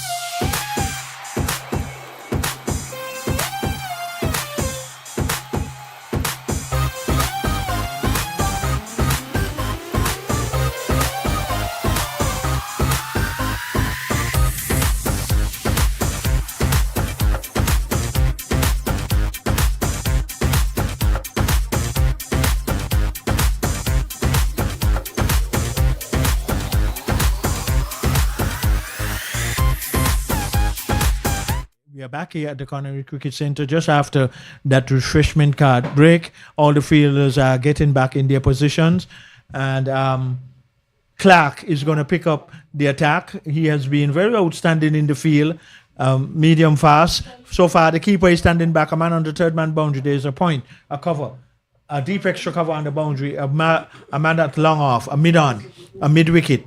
A man on the square leg boundary and a short fine leg. Clark moves away from us.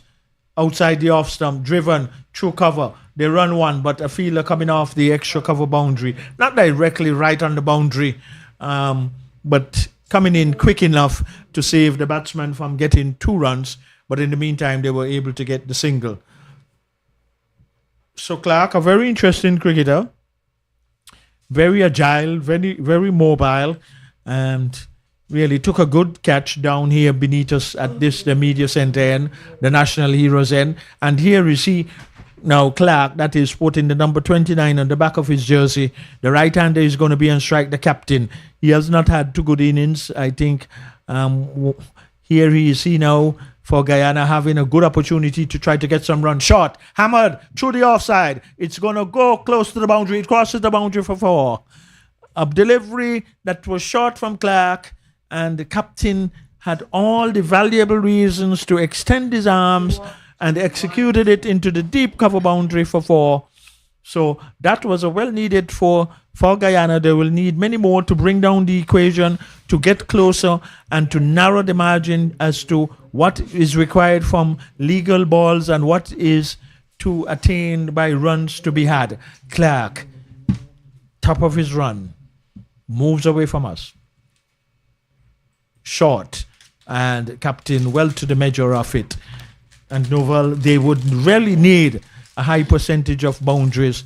And here is the captain for Guyana having a good opportunity to now really put his team in a much better position, or very close to the total, or even taking them over the line.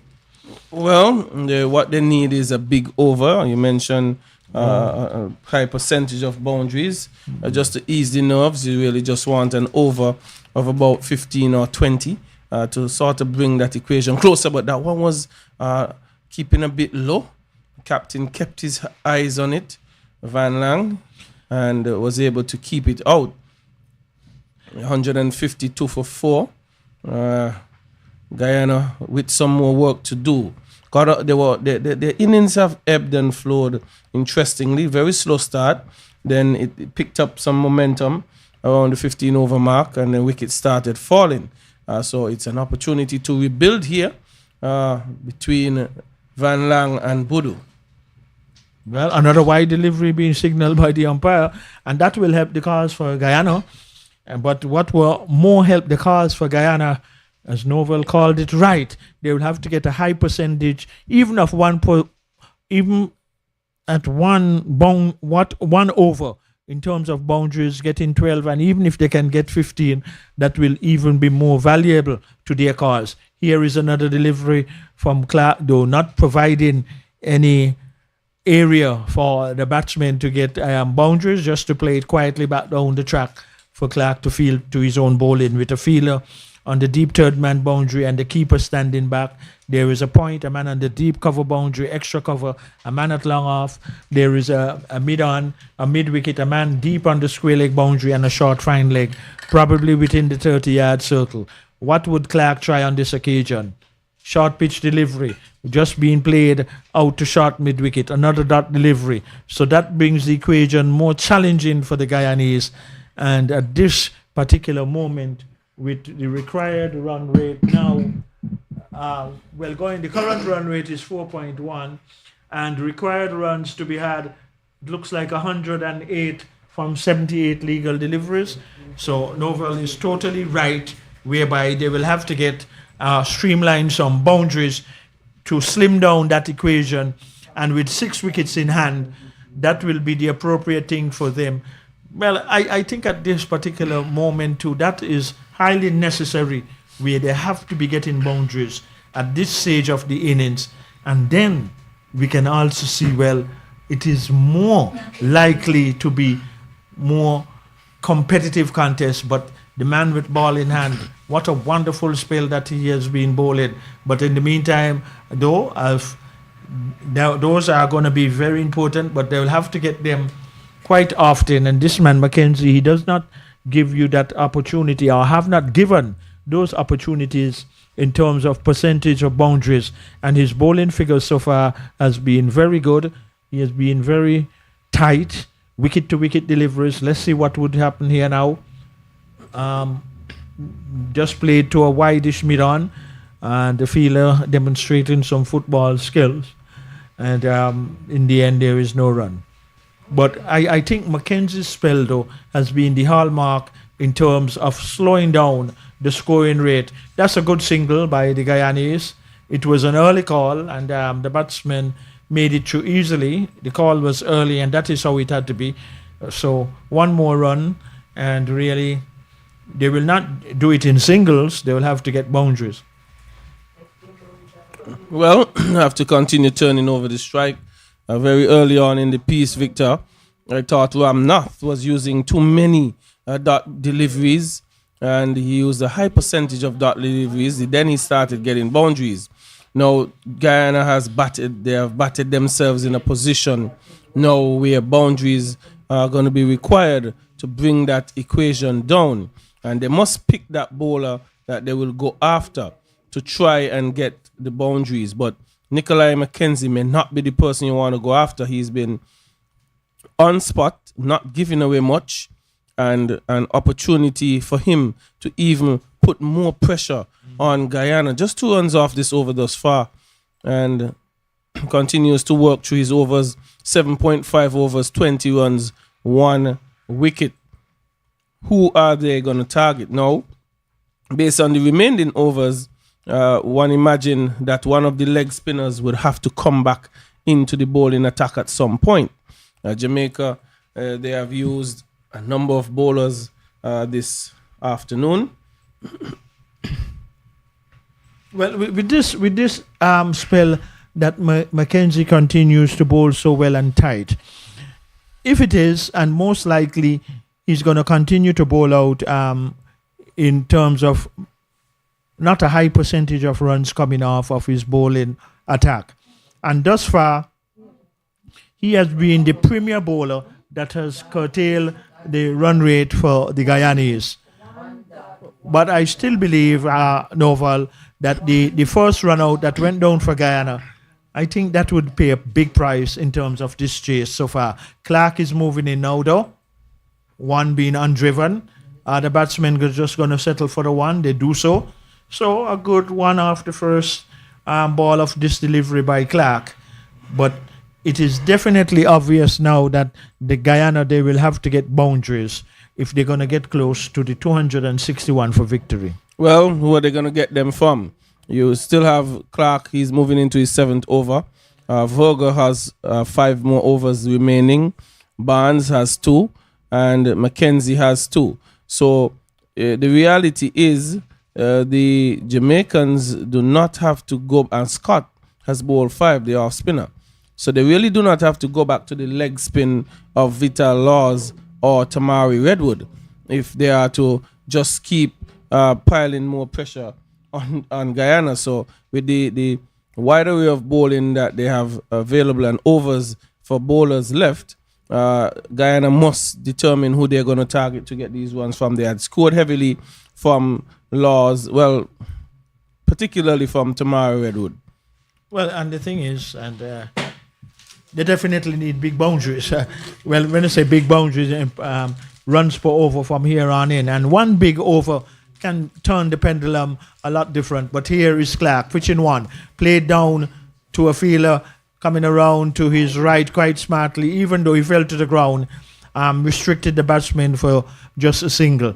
But what will serve Guyana well if they can get some 4s or 1 or 2 6s in between?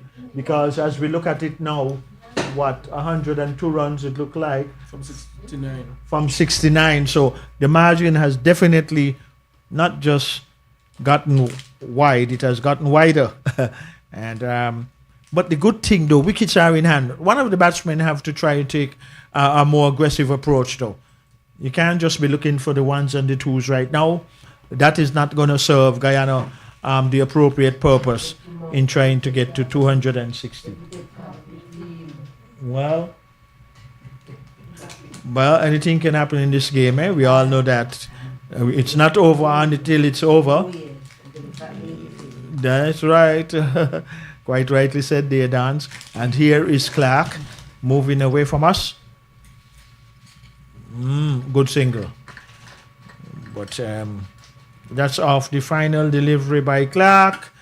And Jamaica now widening what is required. Well, the run rate has crept up required to 9. 102 from 68 required. So Guyana must get a move on. One of these players need to start playing in a more aggressive manner. As we say good afternoon to our ladies in the commentary booth here with us, the scorers. We're having none other than one of the better looking traffic police throughout the Caribbean by the name of Donnelly Liebert. For those of you who have been to St. Kitts and driven across Keon Street, you would have seen her at some point. But we do have lights there, so we don't want to advertise her anymore. But she's doing some scoring here for us.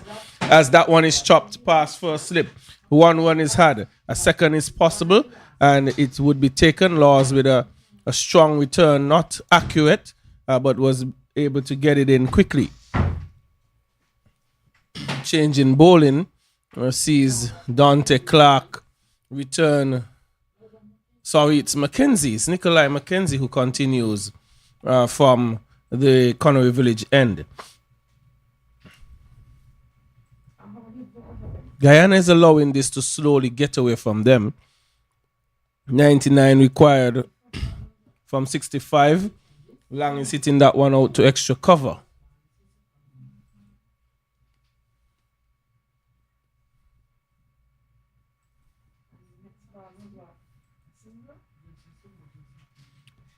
Well, it's 9.19 required.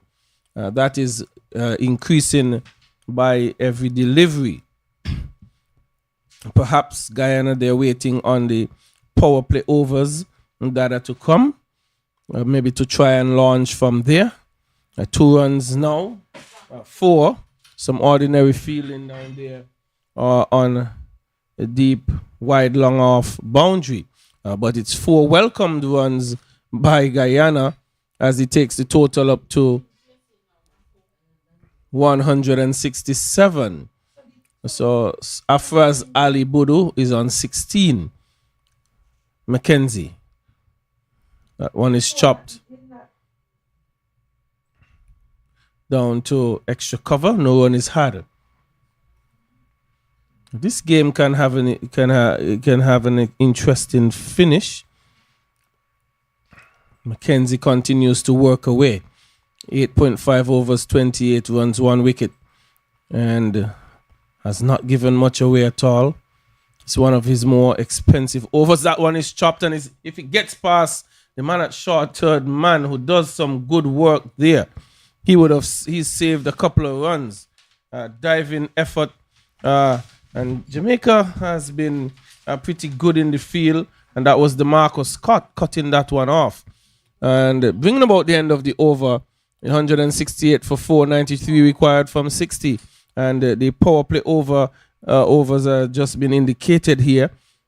And I just said perhaps that is what Guyana would be waiting on, where there would be an opportunity to free their arms, as you would have a number of players in the circle. But Jamaica really has been carrying along in that fashion. So I don't know how much will change. They are pushing back players now.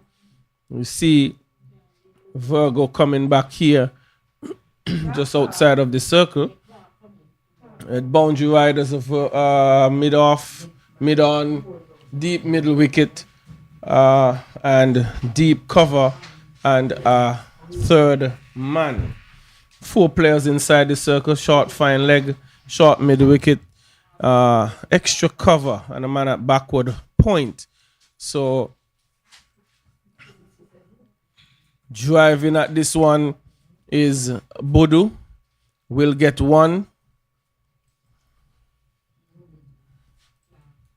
As Dante Clark continues his bowling, 59 balls on offer, 93 runs required. The required run rate continues to mount. It's gone up to 9.46. Getting 9 runs over could be a challenge.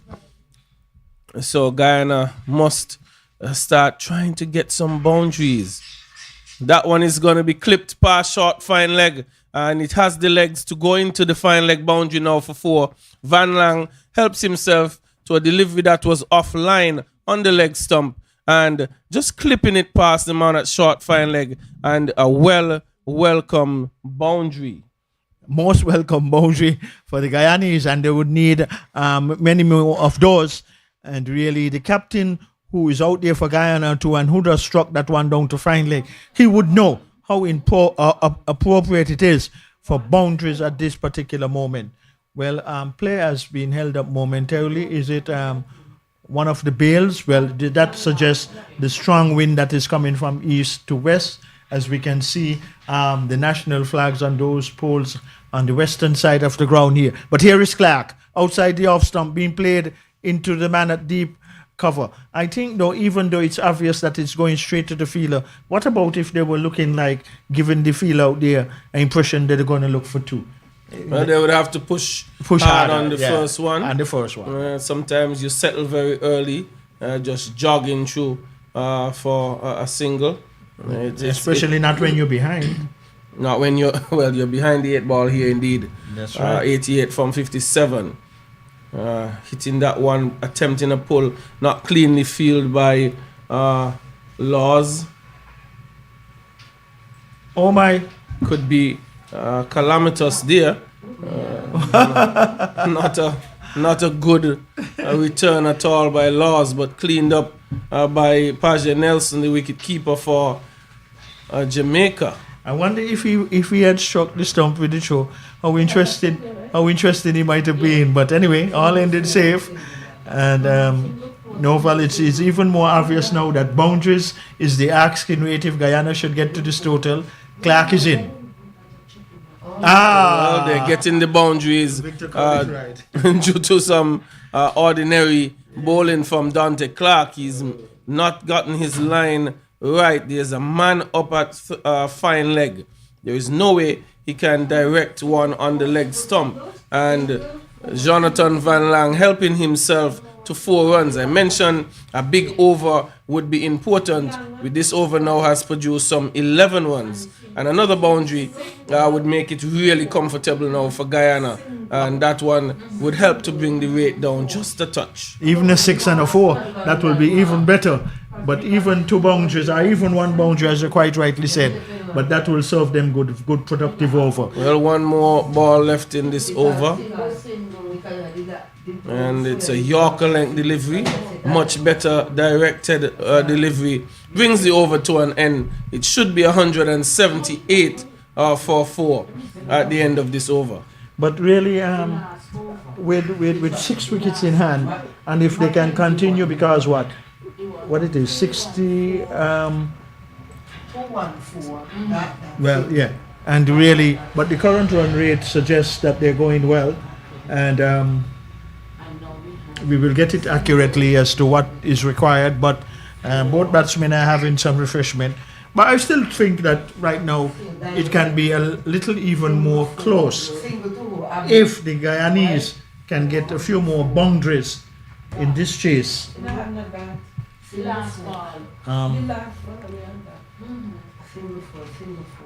Work to do for Guyana. Plenty work to do for Guyana. We're waiting on the official and updated score. Yes. But Mackenzie will continue. That one is driven down to a short per third man position. The single is had. It's 179 for 4.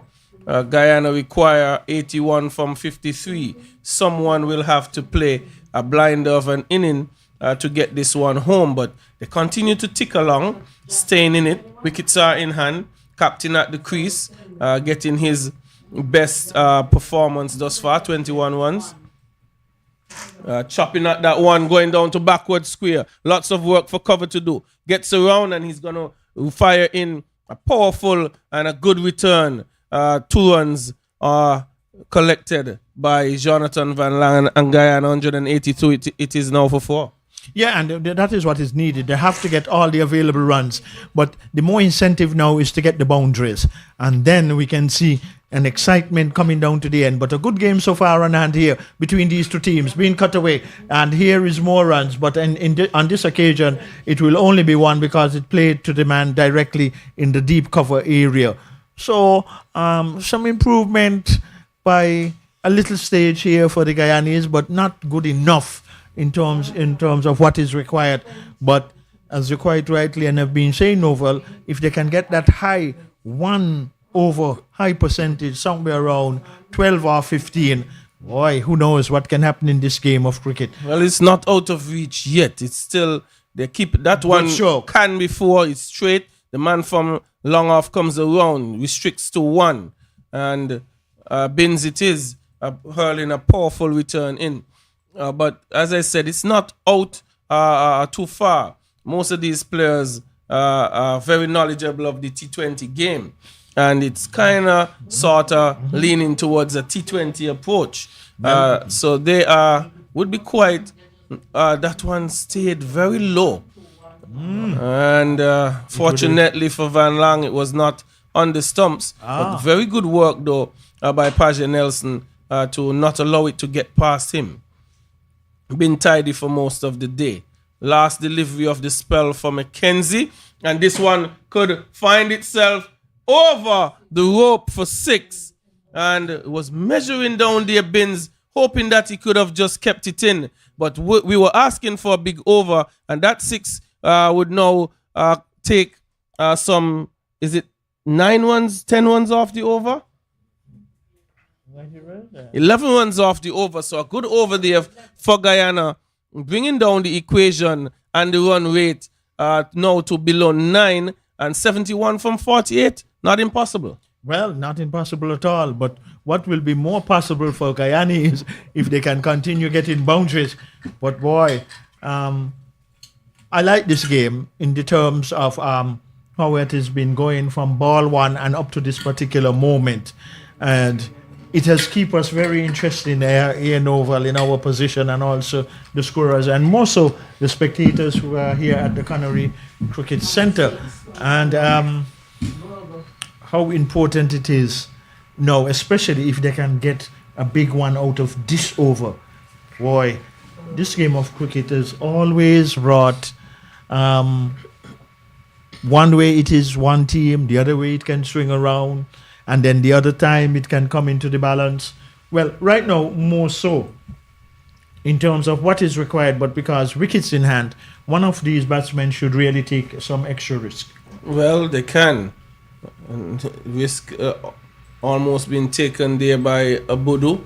A change in bowling. Has he hurt himself? His Laws done some damage to his hand. Yeah. He has stayed down and Yeah. looks to be in some serious pain. He's holding on to his elbow. Might have just struck the ground hard With his elbow. Because around those areas can be very painful, Very painful if you indeed. drop on the elbow itself.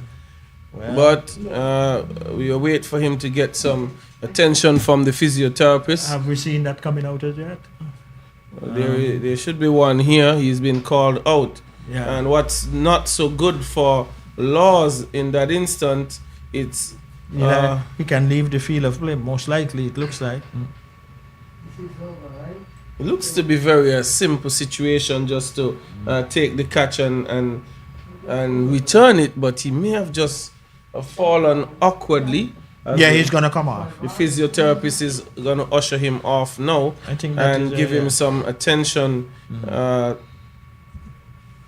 let us hope it is not too serious an injury, but he struck his elbow. Who gone off is Laws. Yeah, Laws fell. Laws is the player who has gone off, He and we gone have off. Covandre Virgo. He has bowled 5 overs for 12 runs. Has been mean as well, not giving a lot away.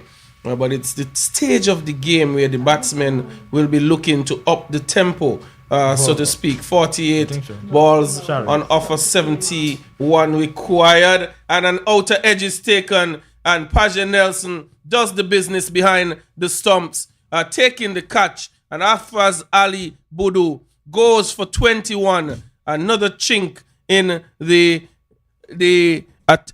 chase being put up here by Guyana. 190 for 5. Jamaica responding. Yeah, and good response by Jamaica. They needed that wicket also too. And all the wickets now for Jamaica will be most valuable. 5 wickets going down for Guyana. Half of their wickets back in the hut. So the remaining runs which is required, and with the other 5 wickets are in hand. I just believe that Guyana should make a valiant effort to see if they can get the total still, win or lose in this aspect. But they have to still be shot selective about how going about it. But one big over, Novel, can change the complex of this encounter between 71 needed of 46 balls, 5 wickets in hand. I still think it's a possible equation that the Guyana can possibly get, if that is right. It's, well, it is 86. The batsman just come into the crease. Number 86 on the back of his jersey. You get that. So the outgoing batter was Afraz Ali Budu, scoring 21 from 31, striking 2 boundaries. Paja Nelson took the catch off Virgo, and it looked like Romario at the crease now. Romario Rampasad. Sorry, not Rampasad, but my apologies. It's Romario Ramdi Hall is the new batter.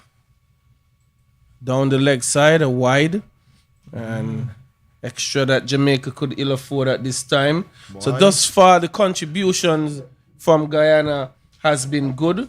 Ramnath, the opening batsman, got 39 from 70. Deano Ryan got 55 from 71.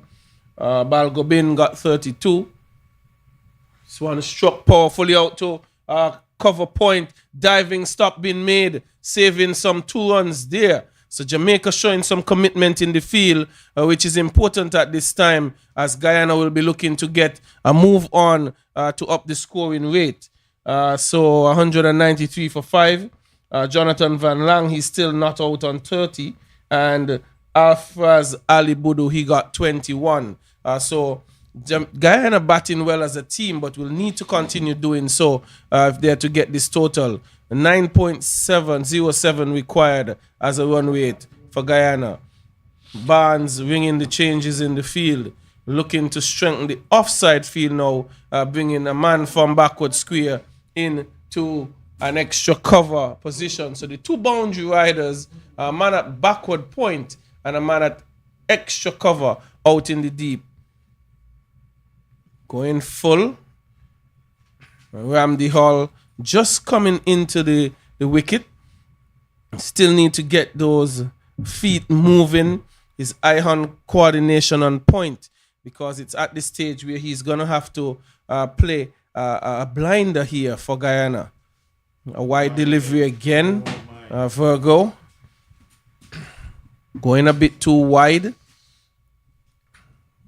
Not because it's that obvious that your offside field is heavily packed. You still have to try to get it in line wicket to wicket, especially at this particular moment, because those deliveries that he have to re-bowl, say if the batsman capitalize, and it could be very detrimental. Oh, well, at least much better. Not too far away from the off stump, going through to the keeper. Did not be considered a wide on that occasion. Well, so I think, Novel, that Guyana have done well up to this particular point. They have done well, but I do still think that they are touched behind, as they have used too many dot deliveries. And again, Ramdi Hall just coming in, not up with the pace of the pitch just yet, and playing over those deliveries and harmlessly through to the wicket keeper, 194 for 5. Well, that is the difference too when you have a new batsman at the crease and you want to accelerate the scoring rate. So the captain, who is the appropriate person out there in the middle now, should know. Nobody had to send out the message to him. He is the captain. So he should know that he needs to be more on strike and try to see if he can take his team close to the total or even overhaul it. But what is good, at least in Guyana behalf, even though the required rate is that high and more challenging, they have 5 wickets in hand. They have 5 wickets in hand, and still waiting for the final ball to be tallied on our scorers' score sheet to get the appropriate balls to runs. It should be 42 to get 67. So balls to be bowled, runs to be had. A change in the bowling here. It's going to see, is it going to be Tamari Redwood?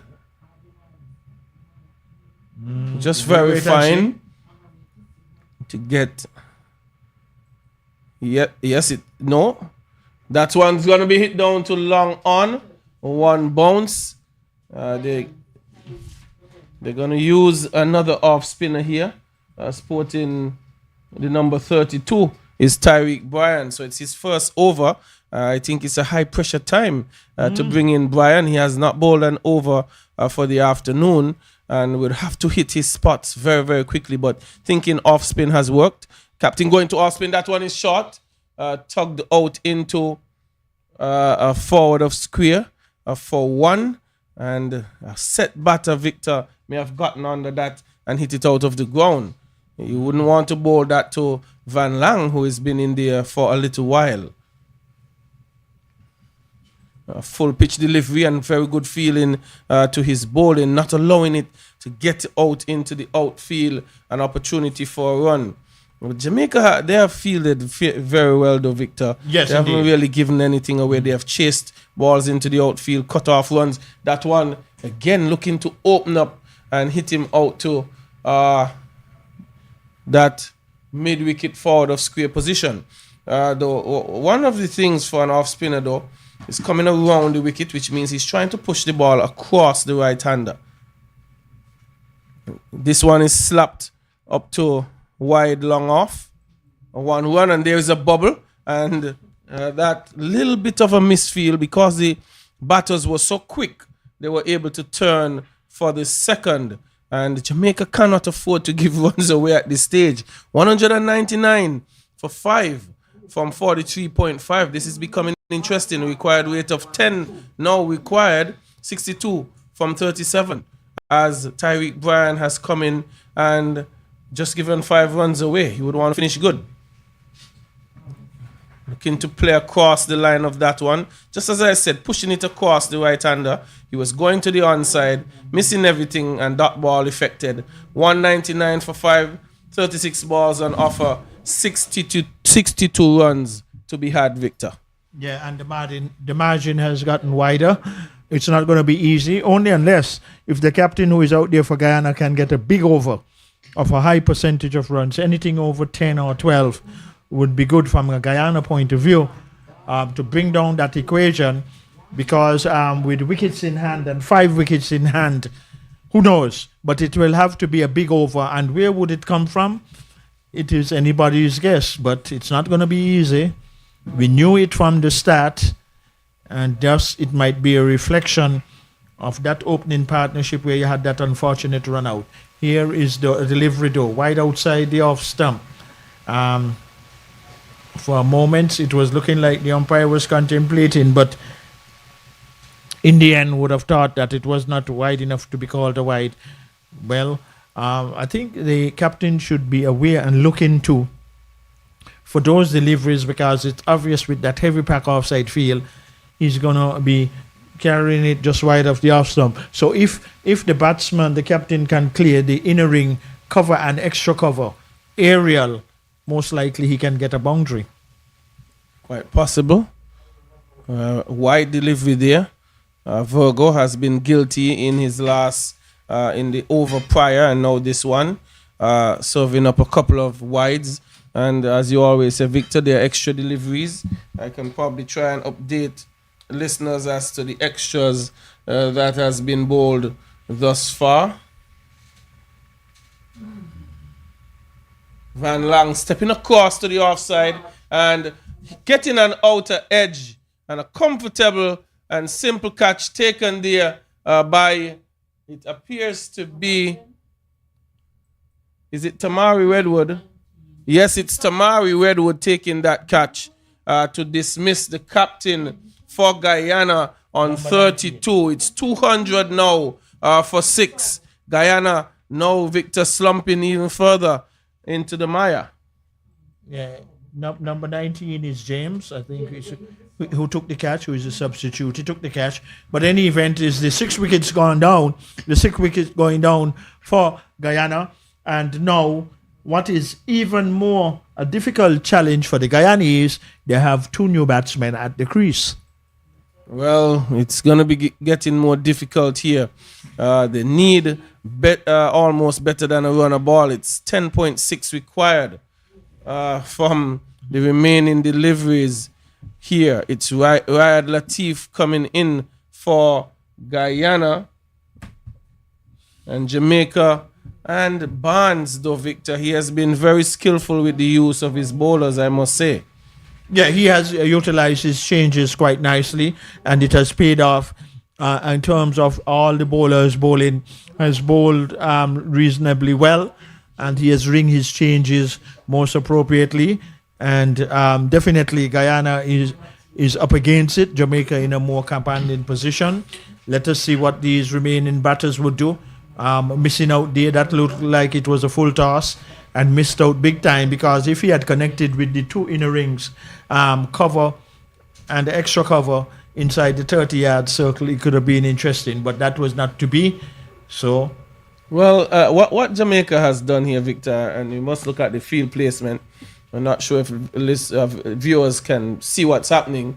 The captain has used a very heavy offside field, just 3 fielders on the onside, and he's asking Virgo to go wide of the off stump. Hence, he might bowl a wide occasionally. So what the field placing is a long off, a short extra cover, straight, and a wider extra cover. You have a man on the cover boundary and a man on the point boundary, and there is a fielder up in the circle and at third man, and that's the risk you take when you have that fielder inside the circle, getting a thick edge onto it, beating the keeper and running away for 4. But it's irrespective of that boundary, it's making it difficult for Guyana to score. What's happening? Jonathan Van Lang, he perished because he was looking to go onside.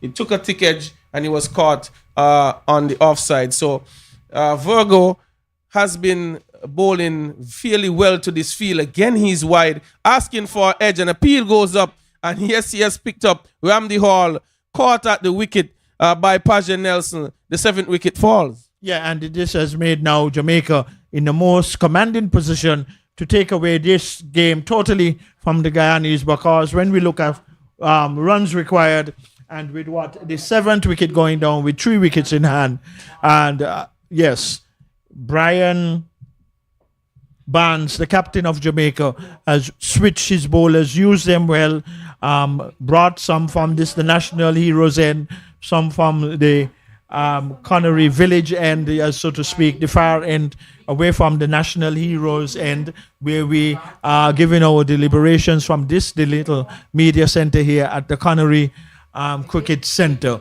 So Jamaica, and now 30 balls and really legal deliveries, that is, and it is a huge challenge with only 3 wickets in hand for the Guyanese. But as you quite rightly said, Novel, Captain Brian Barnes has ringed the changes quite appropriately, and he has gotten the results which he definitely was looking for. Well, also some interesting field placement to support his bowling, because again, that over by Virgo, where he has such a heavily set offside field, asking Virgo to go full and wide.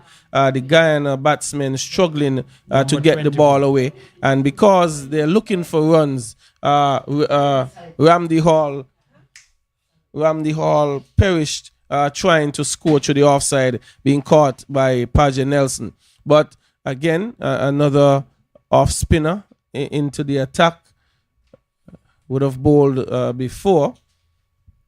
He continues, Styrick Bryan, and again bowling from around the wicket, Victor, and the approach will be to push it across the right-handed batsman, asking him to hit into the offside field. But of course, you know, he's still targeting that onside. And this one is in the gap and will get 4. Being able to get to the measure of that one, lifting it over a short mid-wicket and taking 2 bounces into the mid-wicket boundary for 4. So a very good shot by Riyad Latif to move the Guyana total on to 209 for 7. 52 runs required, required at 11 per the over from 28 balls, 52 from 28. And a strengthening of the onside field, more appropriately so, because with the bowler bowling around the wicket and pushing it across the right-hander, plugging that gap now in the deep. So there are 3 fielders in that deep area on the leg side. Well, that takes a thick edge, and the effort to cut that off didn't work out, and it now rolls into the third man boundary for 4.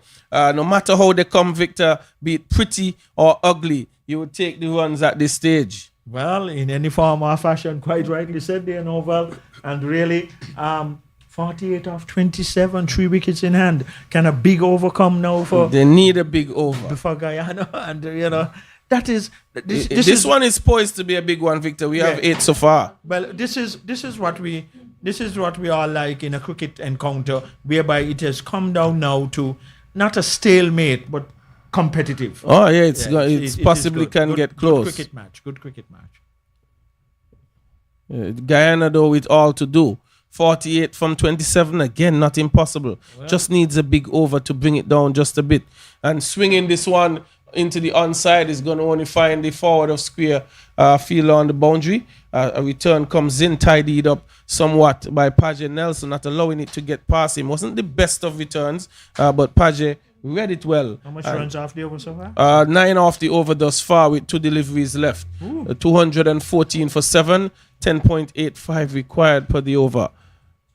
As Brian continues pushing that one much too wide of the off stump, but he knows what he's attempting to do.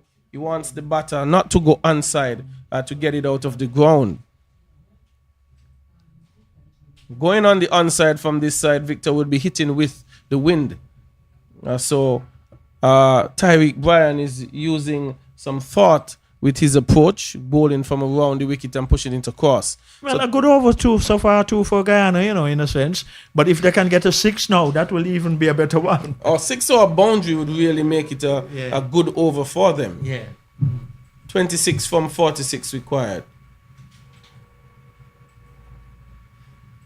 Not getting much on that one. Brings the over, I said 26. It should have been 20. Missed out there because there was not a fielder on the square leg boundary, and it looked like it was going down the leg side from our monitor. So it seemed like there was an opportunity for runs for Guyana, but they missed out there. 216 it is for 7, and 45 from 24. It definitely would have to be a big over somewhere before they get down to the last 2 or 3 overs, and that could be very appropriate for Guyana. But on the other hand, if Jamaica that can just suck up some dot balls, that's it. They would really wrap it up in grand style. Well, the field placing again for me is interesting. A long off, short extra cover, straight, another extra cover, so 2 extra cover fielders, a man at deep cover, deep backward point, short third man, deep fine leg Victor, and short mid wicket and a long on. So there is no one on the square leg boundary. So Virgo has to be very disciplined. He has to keep that line outside the off stump and forcing the players to hit through the offside where he has protection and most of his fielders. So anything into the pitch can go to square leg. Full, he's looking straight down. Clark coming, just dropping about the 30-yard circle. So Virgo getting the job done, Victor. It's going to take some batsmanship to get it to the onside. If I were a batter right now, Victor, I'll be picking up my stance just about on off stump or even just outside just to see what Virgo will do. That is the stroke what we're saying about. Hit over extra cover and he's going to get 4. Yeah. Now, it's a good shot though, Victor. Inside out. It's inside out. Not the easiest of cricket shots to play, but it was profitable in this instance. Yes, and there is where they can accumulate more boundaries out of this over. If there is not going to be a fielder placed on the deep cover boundary with the 2 men in shot, so if the batsman, like he did, back away to the leg stump to give himself room to execute that stroke, let us see if he'll try that. He's trying to go inside out again. Takes a thick outer edge down to deep backward point and just sort of teasing the fielder out there. But Victor, there, as I said, you want to put off Virgo here. They're maintaining their guard, perhaps middle and leg, but I would take up a position just about on off stump, forcing him to get a bit straighter. tugging this one just as he would want. Down to the forward square position. Man chasing it. Pulls it up just inside of the boundary. And a powerful return been hurled in here to keep it to 2 runs. So that's the open and vacant area that's not protected. Hence the reason I was suggesting probably standing on off stump and trying to access the leg side field, making him come to you. But Virgo still getting the job done. Some 8 runs off the over thus far, 224 for 7 it is.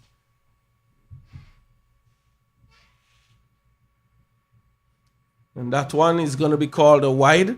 The risk he's running because he has that pack offside field. 19 legal deliveries to get 37. Very much gettable. 36, my humble apology. Being corrected by our very competent scorers here. Wide again. Not been called a wide, probably just inside of the lines. So end of the over, Victor, 225 for 7, 12 per the over required. A run a ball. 2 runs per ball, sorry. Well, 18 balls required to get 36. 3 wickets in hand? 3 wickets in hand, not impossible. The lower order batters for Guyana would have to go hard. Rad Latif, a 15 from 9 thus far. Salim Khan, 4 from 5. This one is almost getting to sit on a knife edge. So it will be continuing from the village end. Trying to swing that one into the offside. Tyreek Bryan pushing it across. Riyad Latif is looking onside. Has gotten a hold of this. Will it sail over the boundary? No, it's inside. He's dropped it. And How much there? How much there? they seem to have only gotten 1. But he may have done some injury to himself. I think when he dropped, he may have hit his head on the ground. But he had it in his hands and it popped out. So the catch was taken, but as he fell, the ball popped out of his hand, and the umpire has signaled 4 as it would have touched the rope. So 4 good runs picked up there for Guyana. So it's all happening here at the Connery Cricket Center. Guyana versus Jamaica. These teams would not have picked up a victory as yet. Tyreek Bryan again being swung into the onside, and this one will not be an opportunity to guess what will be happening. It's 6 runs. Is this the big over that we are looking for, Victor? Well, that is what I was saying all the time, that they will have to get that big over, and it is, how many more legal deliveries to be bowled? 15. 3. So, no, I mean, in this over part of 3. 3. Wow. Game on. And this is what we like to see in cricket. Where is the batsman going? He's going to change some gloves. What it is he going to get? Anyway, this is what we all enjoy in coming to a cricket game. Here it comes down now. Game on, Novel Makal. Game on. Game is on. Tyreek Bryan has changed from around the wicket. He's been forced to come over now. The men at forward, square, deep, middle wicket and deep long on. That's where he's targeting. He has the wind with him as well. He stayed around the wicket. A short one into the pitch, and it's wide, and more pressure now is on Tyreek Bryan. 15 to get 26. This is now gettable. Latif clipping that one. A very good delivery by Bryan, getting it onto the toes. So not able to get under it, Victor. So the over has produced some 12 runs with 2 deliveries remaining. Pressure now on Jamaica. Riyad Latif has been playing a blinder, 13 from 26, but Salim Khan is the man facing into the pitch. And is it going to be called a wide? No, he's been asking for it. The umpire figured it didn't go wide. It probably was short, but not wide enough. Okay. Probably should have chopped that over point for 4. And swinging at this one is going to go into the hands of DeMarco Scott. And Salim Khan goes caught off the bowling of Tyreek Bryan. So the pendulum, Victor, is swinging both ways this afternoon. Yeah, and you can't call this one. Yeah, and it is good to see at this present moment what this has come down to. Thus far, it has been intriguing, very exciting, not a one-sided affair, and whichsoever way it goes, it will be well deserving. And really, Guyana has put up a good fight. It was always going to be, and still is, a challenge. But what? 12 legal deliveries to get 24 runs. 2 wickets are in hand. Cricket is the game of glorious uncertainties. How much uncertainties exist now in this game, we can never tell. Well, we have lost a lot of the sunlight. There's some dark clouds hovering on the western side of the ground, Victor, which would not have much an impact. But the man to watch right now in the wicket is Riyad Latif. He has 26 from 13. Guyana, they require 24 from 12. And DeMarco Scott, the captain, has gone to his off spinners, Victor. Well, the thing is, here on in, as you quite rightly said, if this particular over is a big one, and where they bring down the equation, say if they get anywhere close 14, 15, and then the last over, what is left? Interesting. But still 24 runs, 12 legal deliveries, they have to avoid wides and free hits. Free hits. Yeah. Well, that could play a big part. DeMarco Scott. Yeah, they have to he's the man charged with the responsibility to bowl the penultimate over. Full one. Not going to go very far, and he's going to feel to his own ball. The 2 runs being attempted here, and they're going to get it. So good running here. Very good running between Riyad Latif and Michael Amsterdam. They committed to the runs there, Victor. Not jogging at all at any point. But DeMarco Scott did some good work to get that one and returned it. Well, they need a few boundaries in this over in particular. Would it come? A scoop. The lap scoop there. Not going to go very far. And the run out will be happening here. Michael Amsterdam turning too quickly, not looking for where the fielder was, Victor. Probably trying also to get Riyad Latif back on strike. And that could be a crucial wicket. Well, I don't think there was a possibility for a second run. As you quite rightly said, it was not struck hard with the scoop stroke. When the fielder received the ball in his hand and the batsman was turning, he actually had it easily just to lob it into the keeper. So right now, the initiative, I think, has been taken away from Guyana because it is very, very critical right at the moment to get 22 runs. Not that it's impossible, of 11 legal deliveries to be bowled, but no, well, for it to happen, a big over still have to come in these 5 legal deliveries, which are less to be bowled. Some 22 runs. Well, what can happen here now? But the thing is that, well, we have the last batter at the crease. This one is going to be clipped down to mid-wicket. And 1 run. And he's doing the right thing by getting Latif on strike. The number 15. It's Chulai, the last batter. He's picked up a single. No, it's 9 down. 9 down. 9 down. We're waiting for the update. And Chulai just got a single.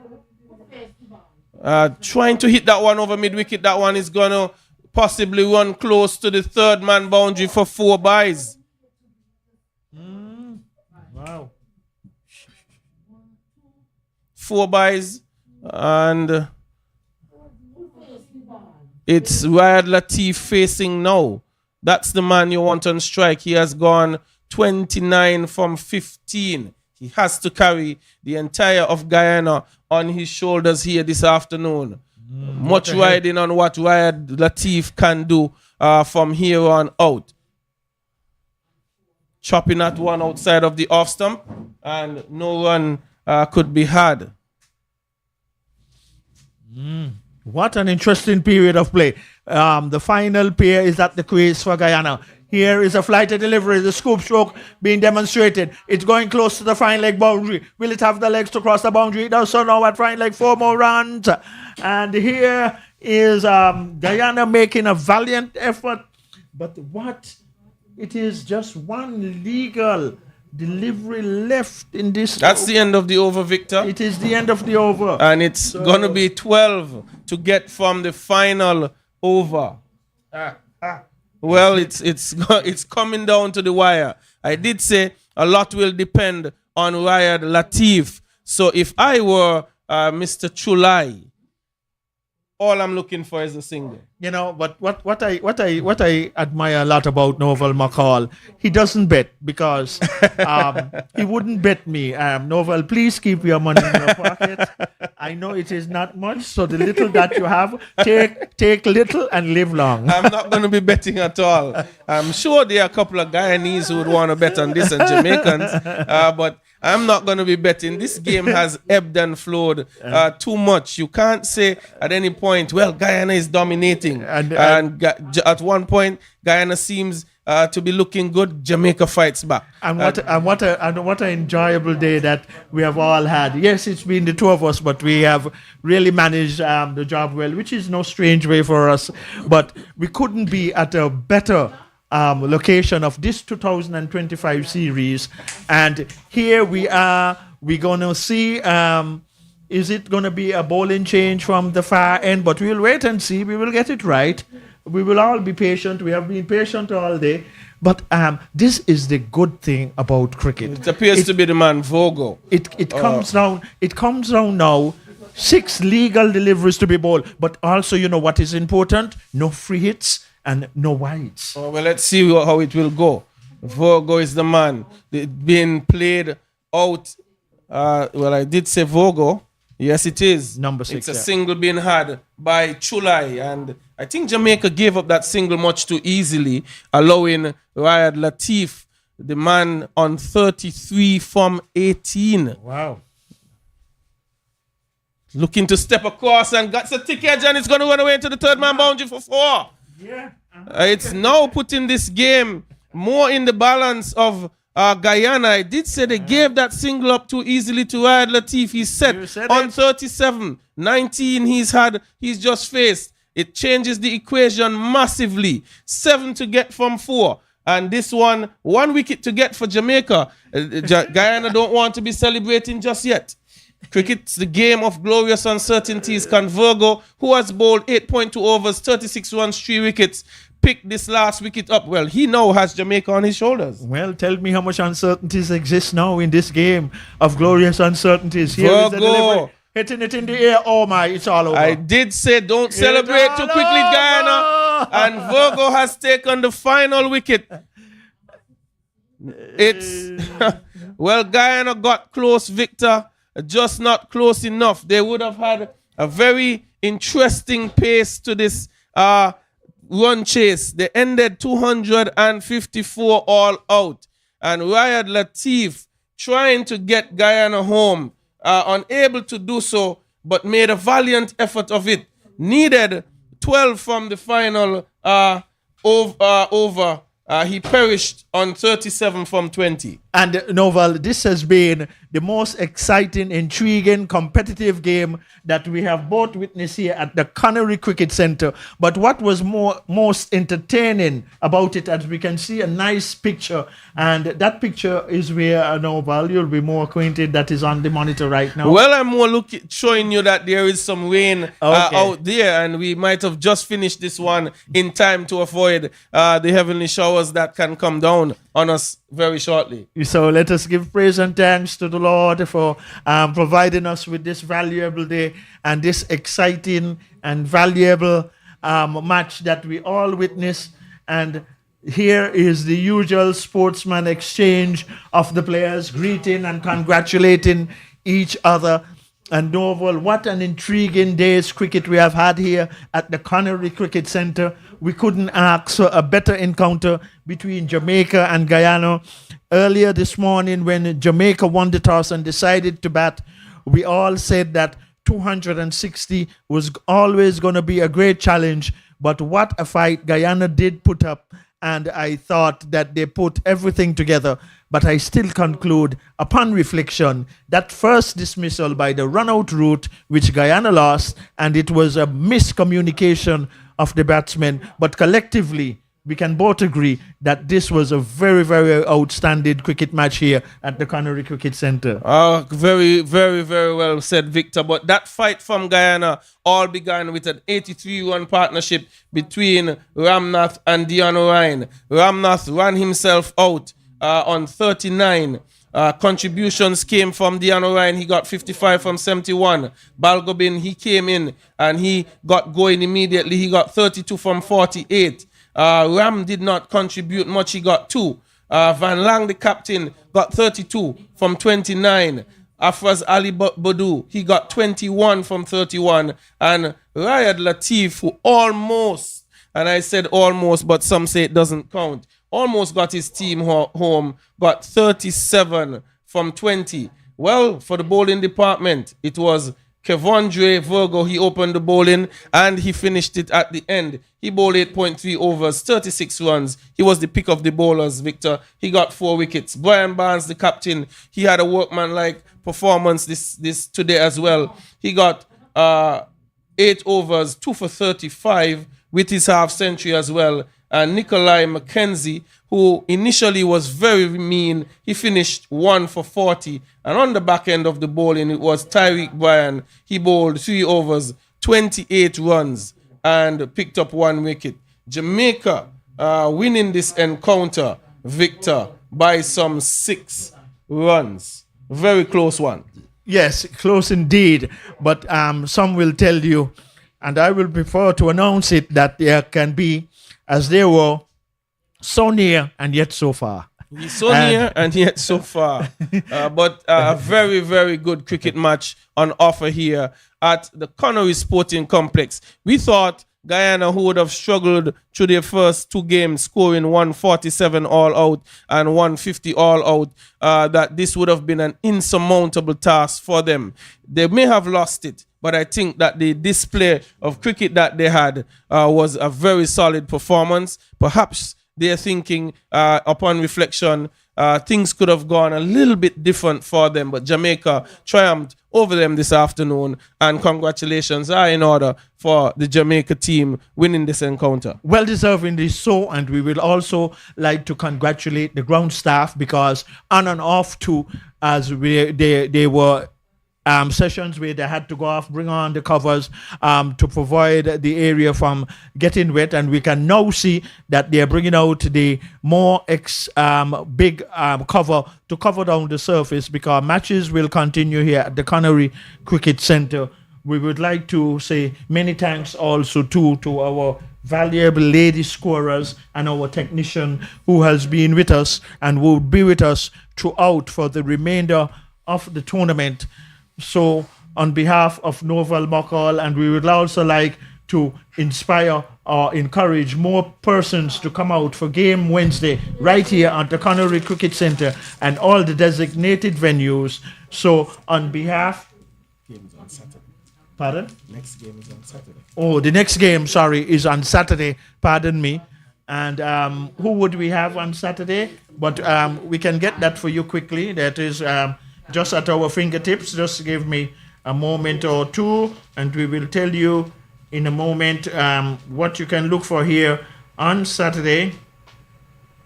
And so Barbados will play against Jamaica here in Connery. Well, sorry, in St. Paul's. There are a number of games I might add. Guyana Windward in Keyon. And then Leeward Trinidad over at the El Comida Wheeler Stadium. And at Connery.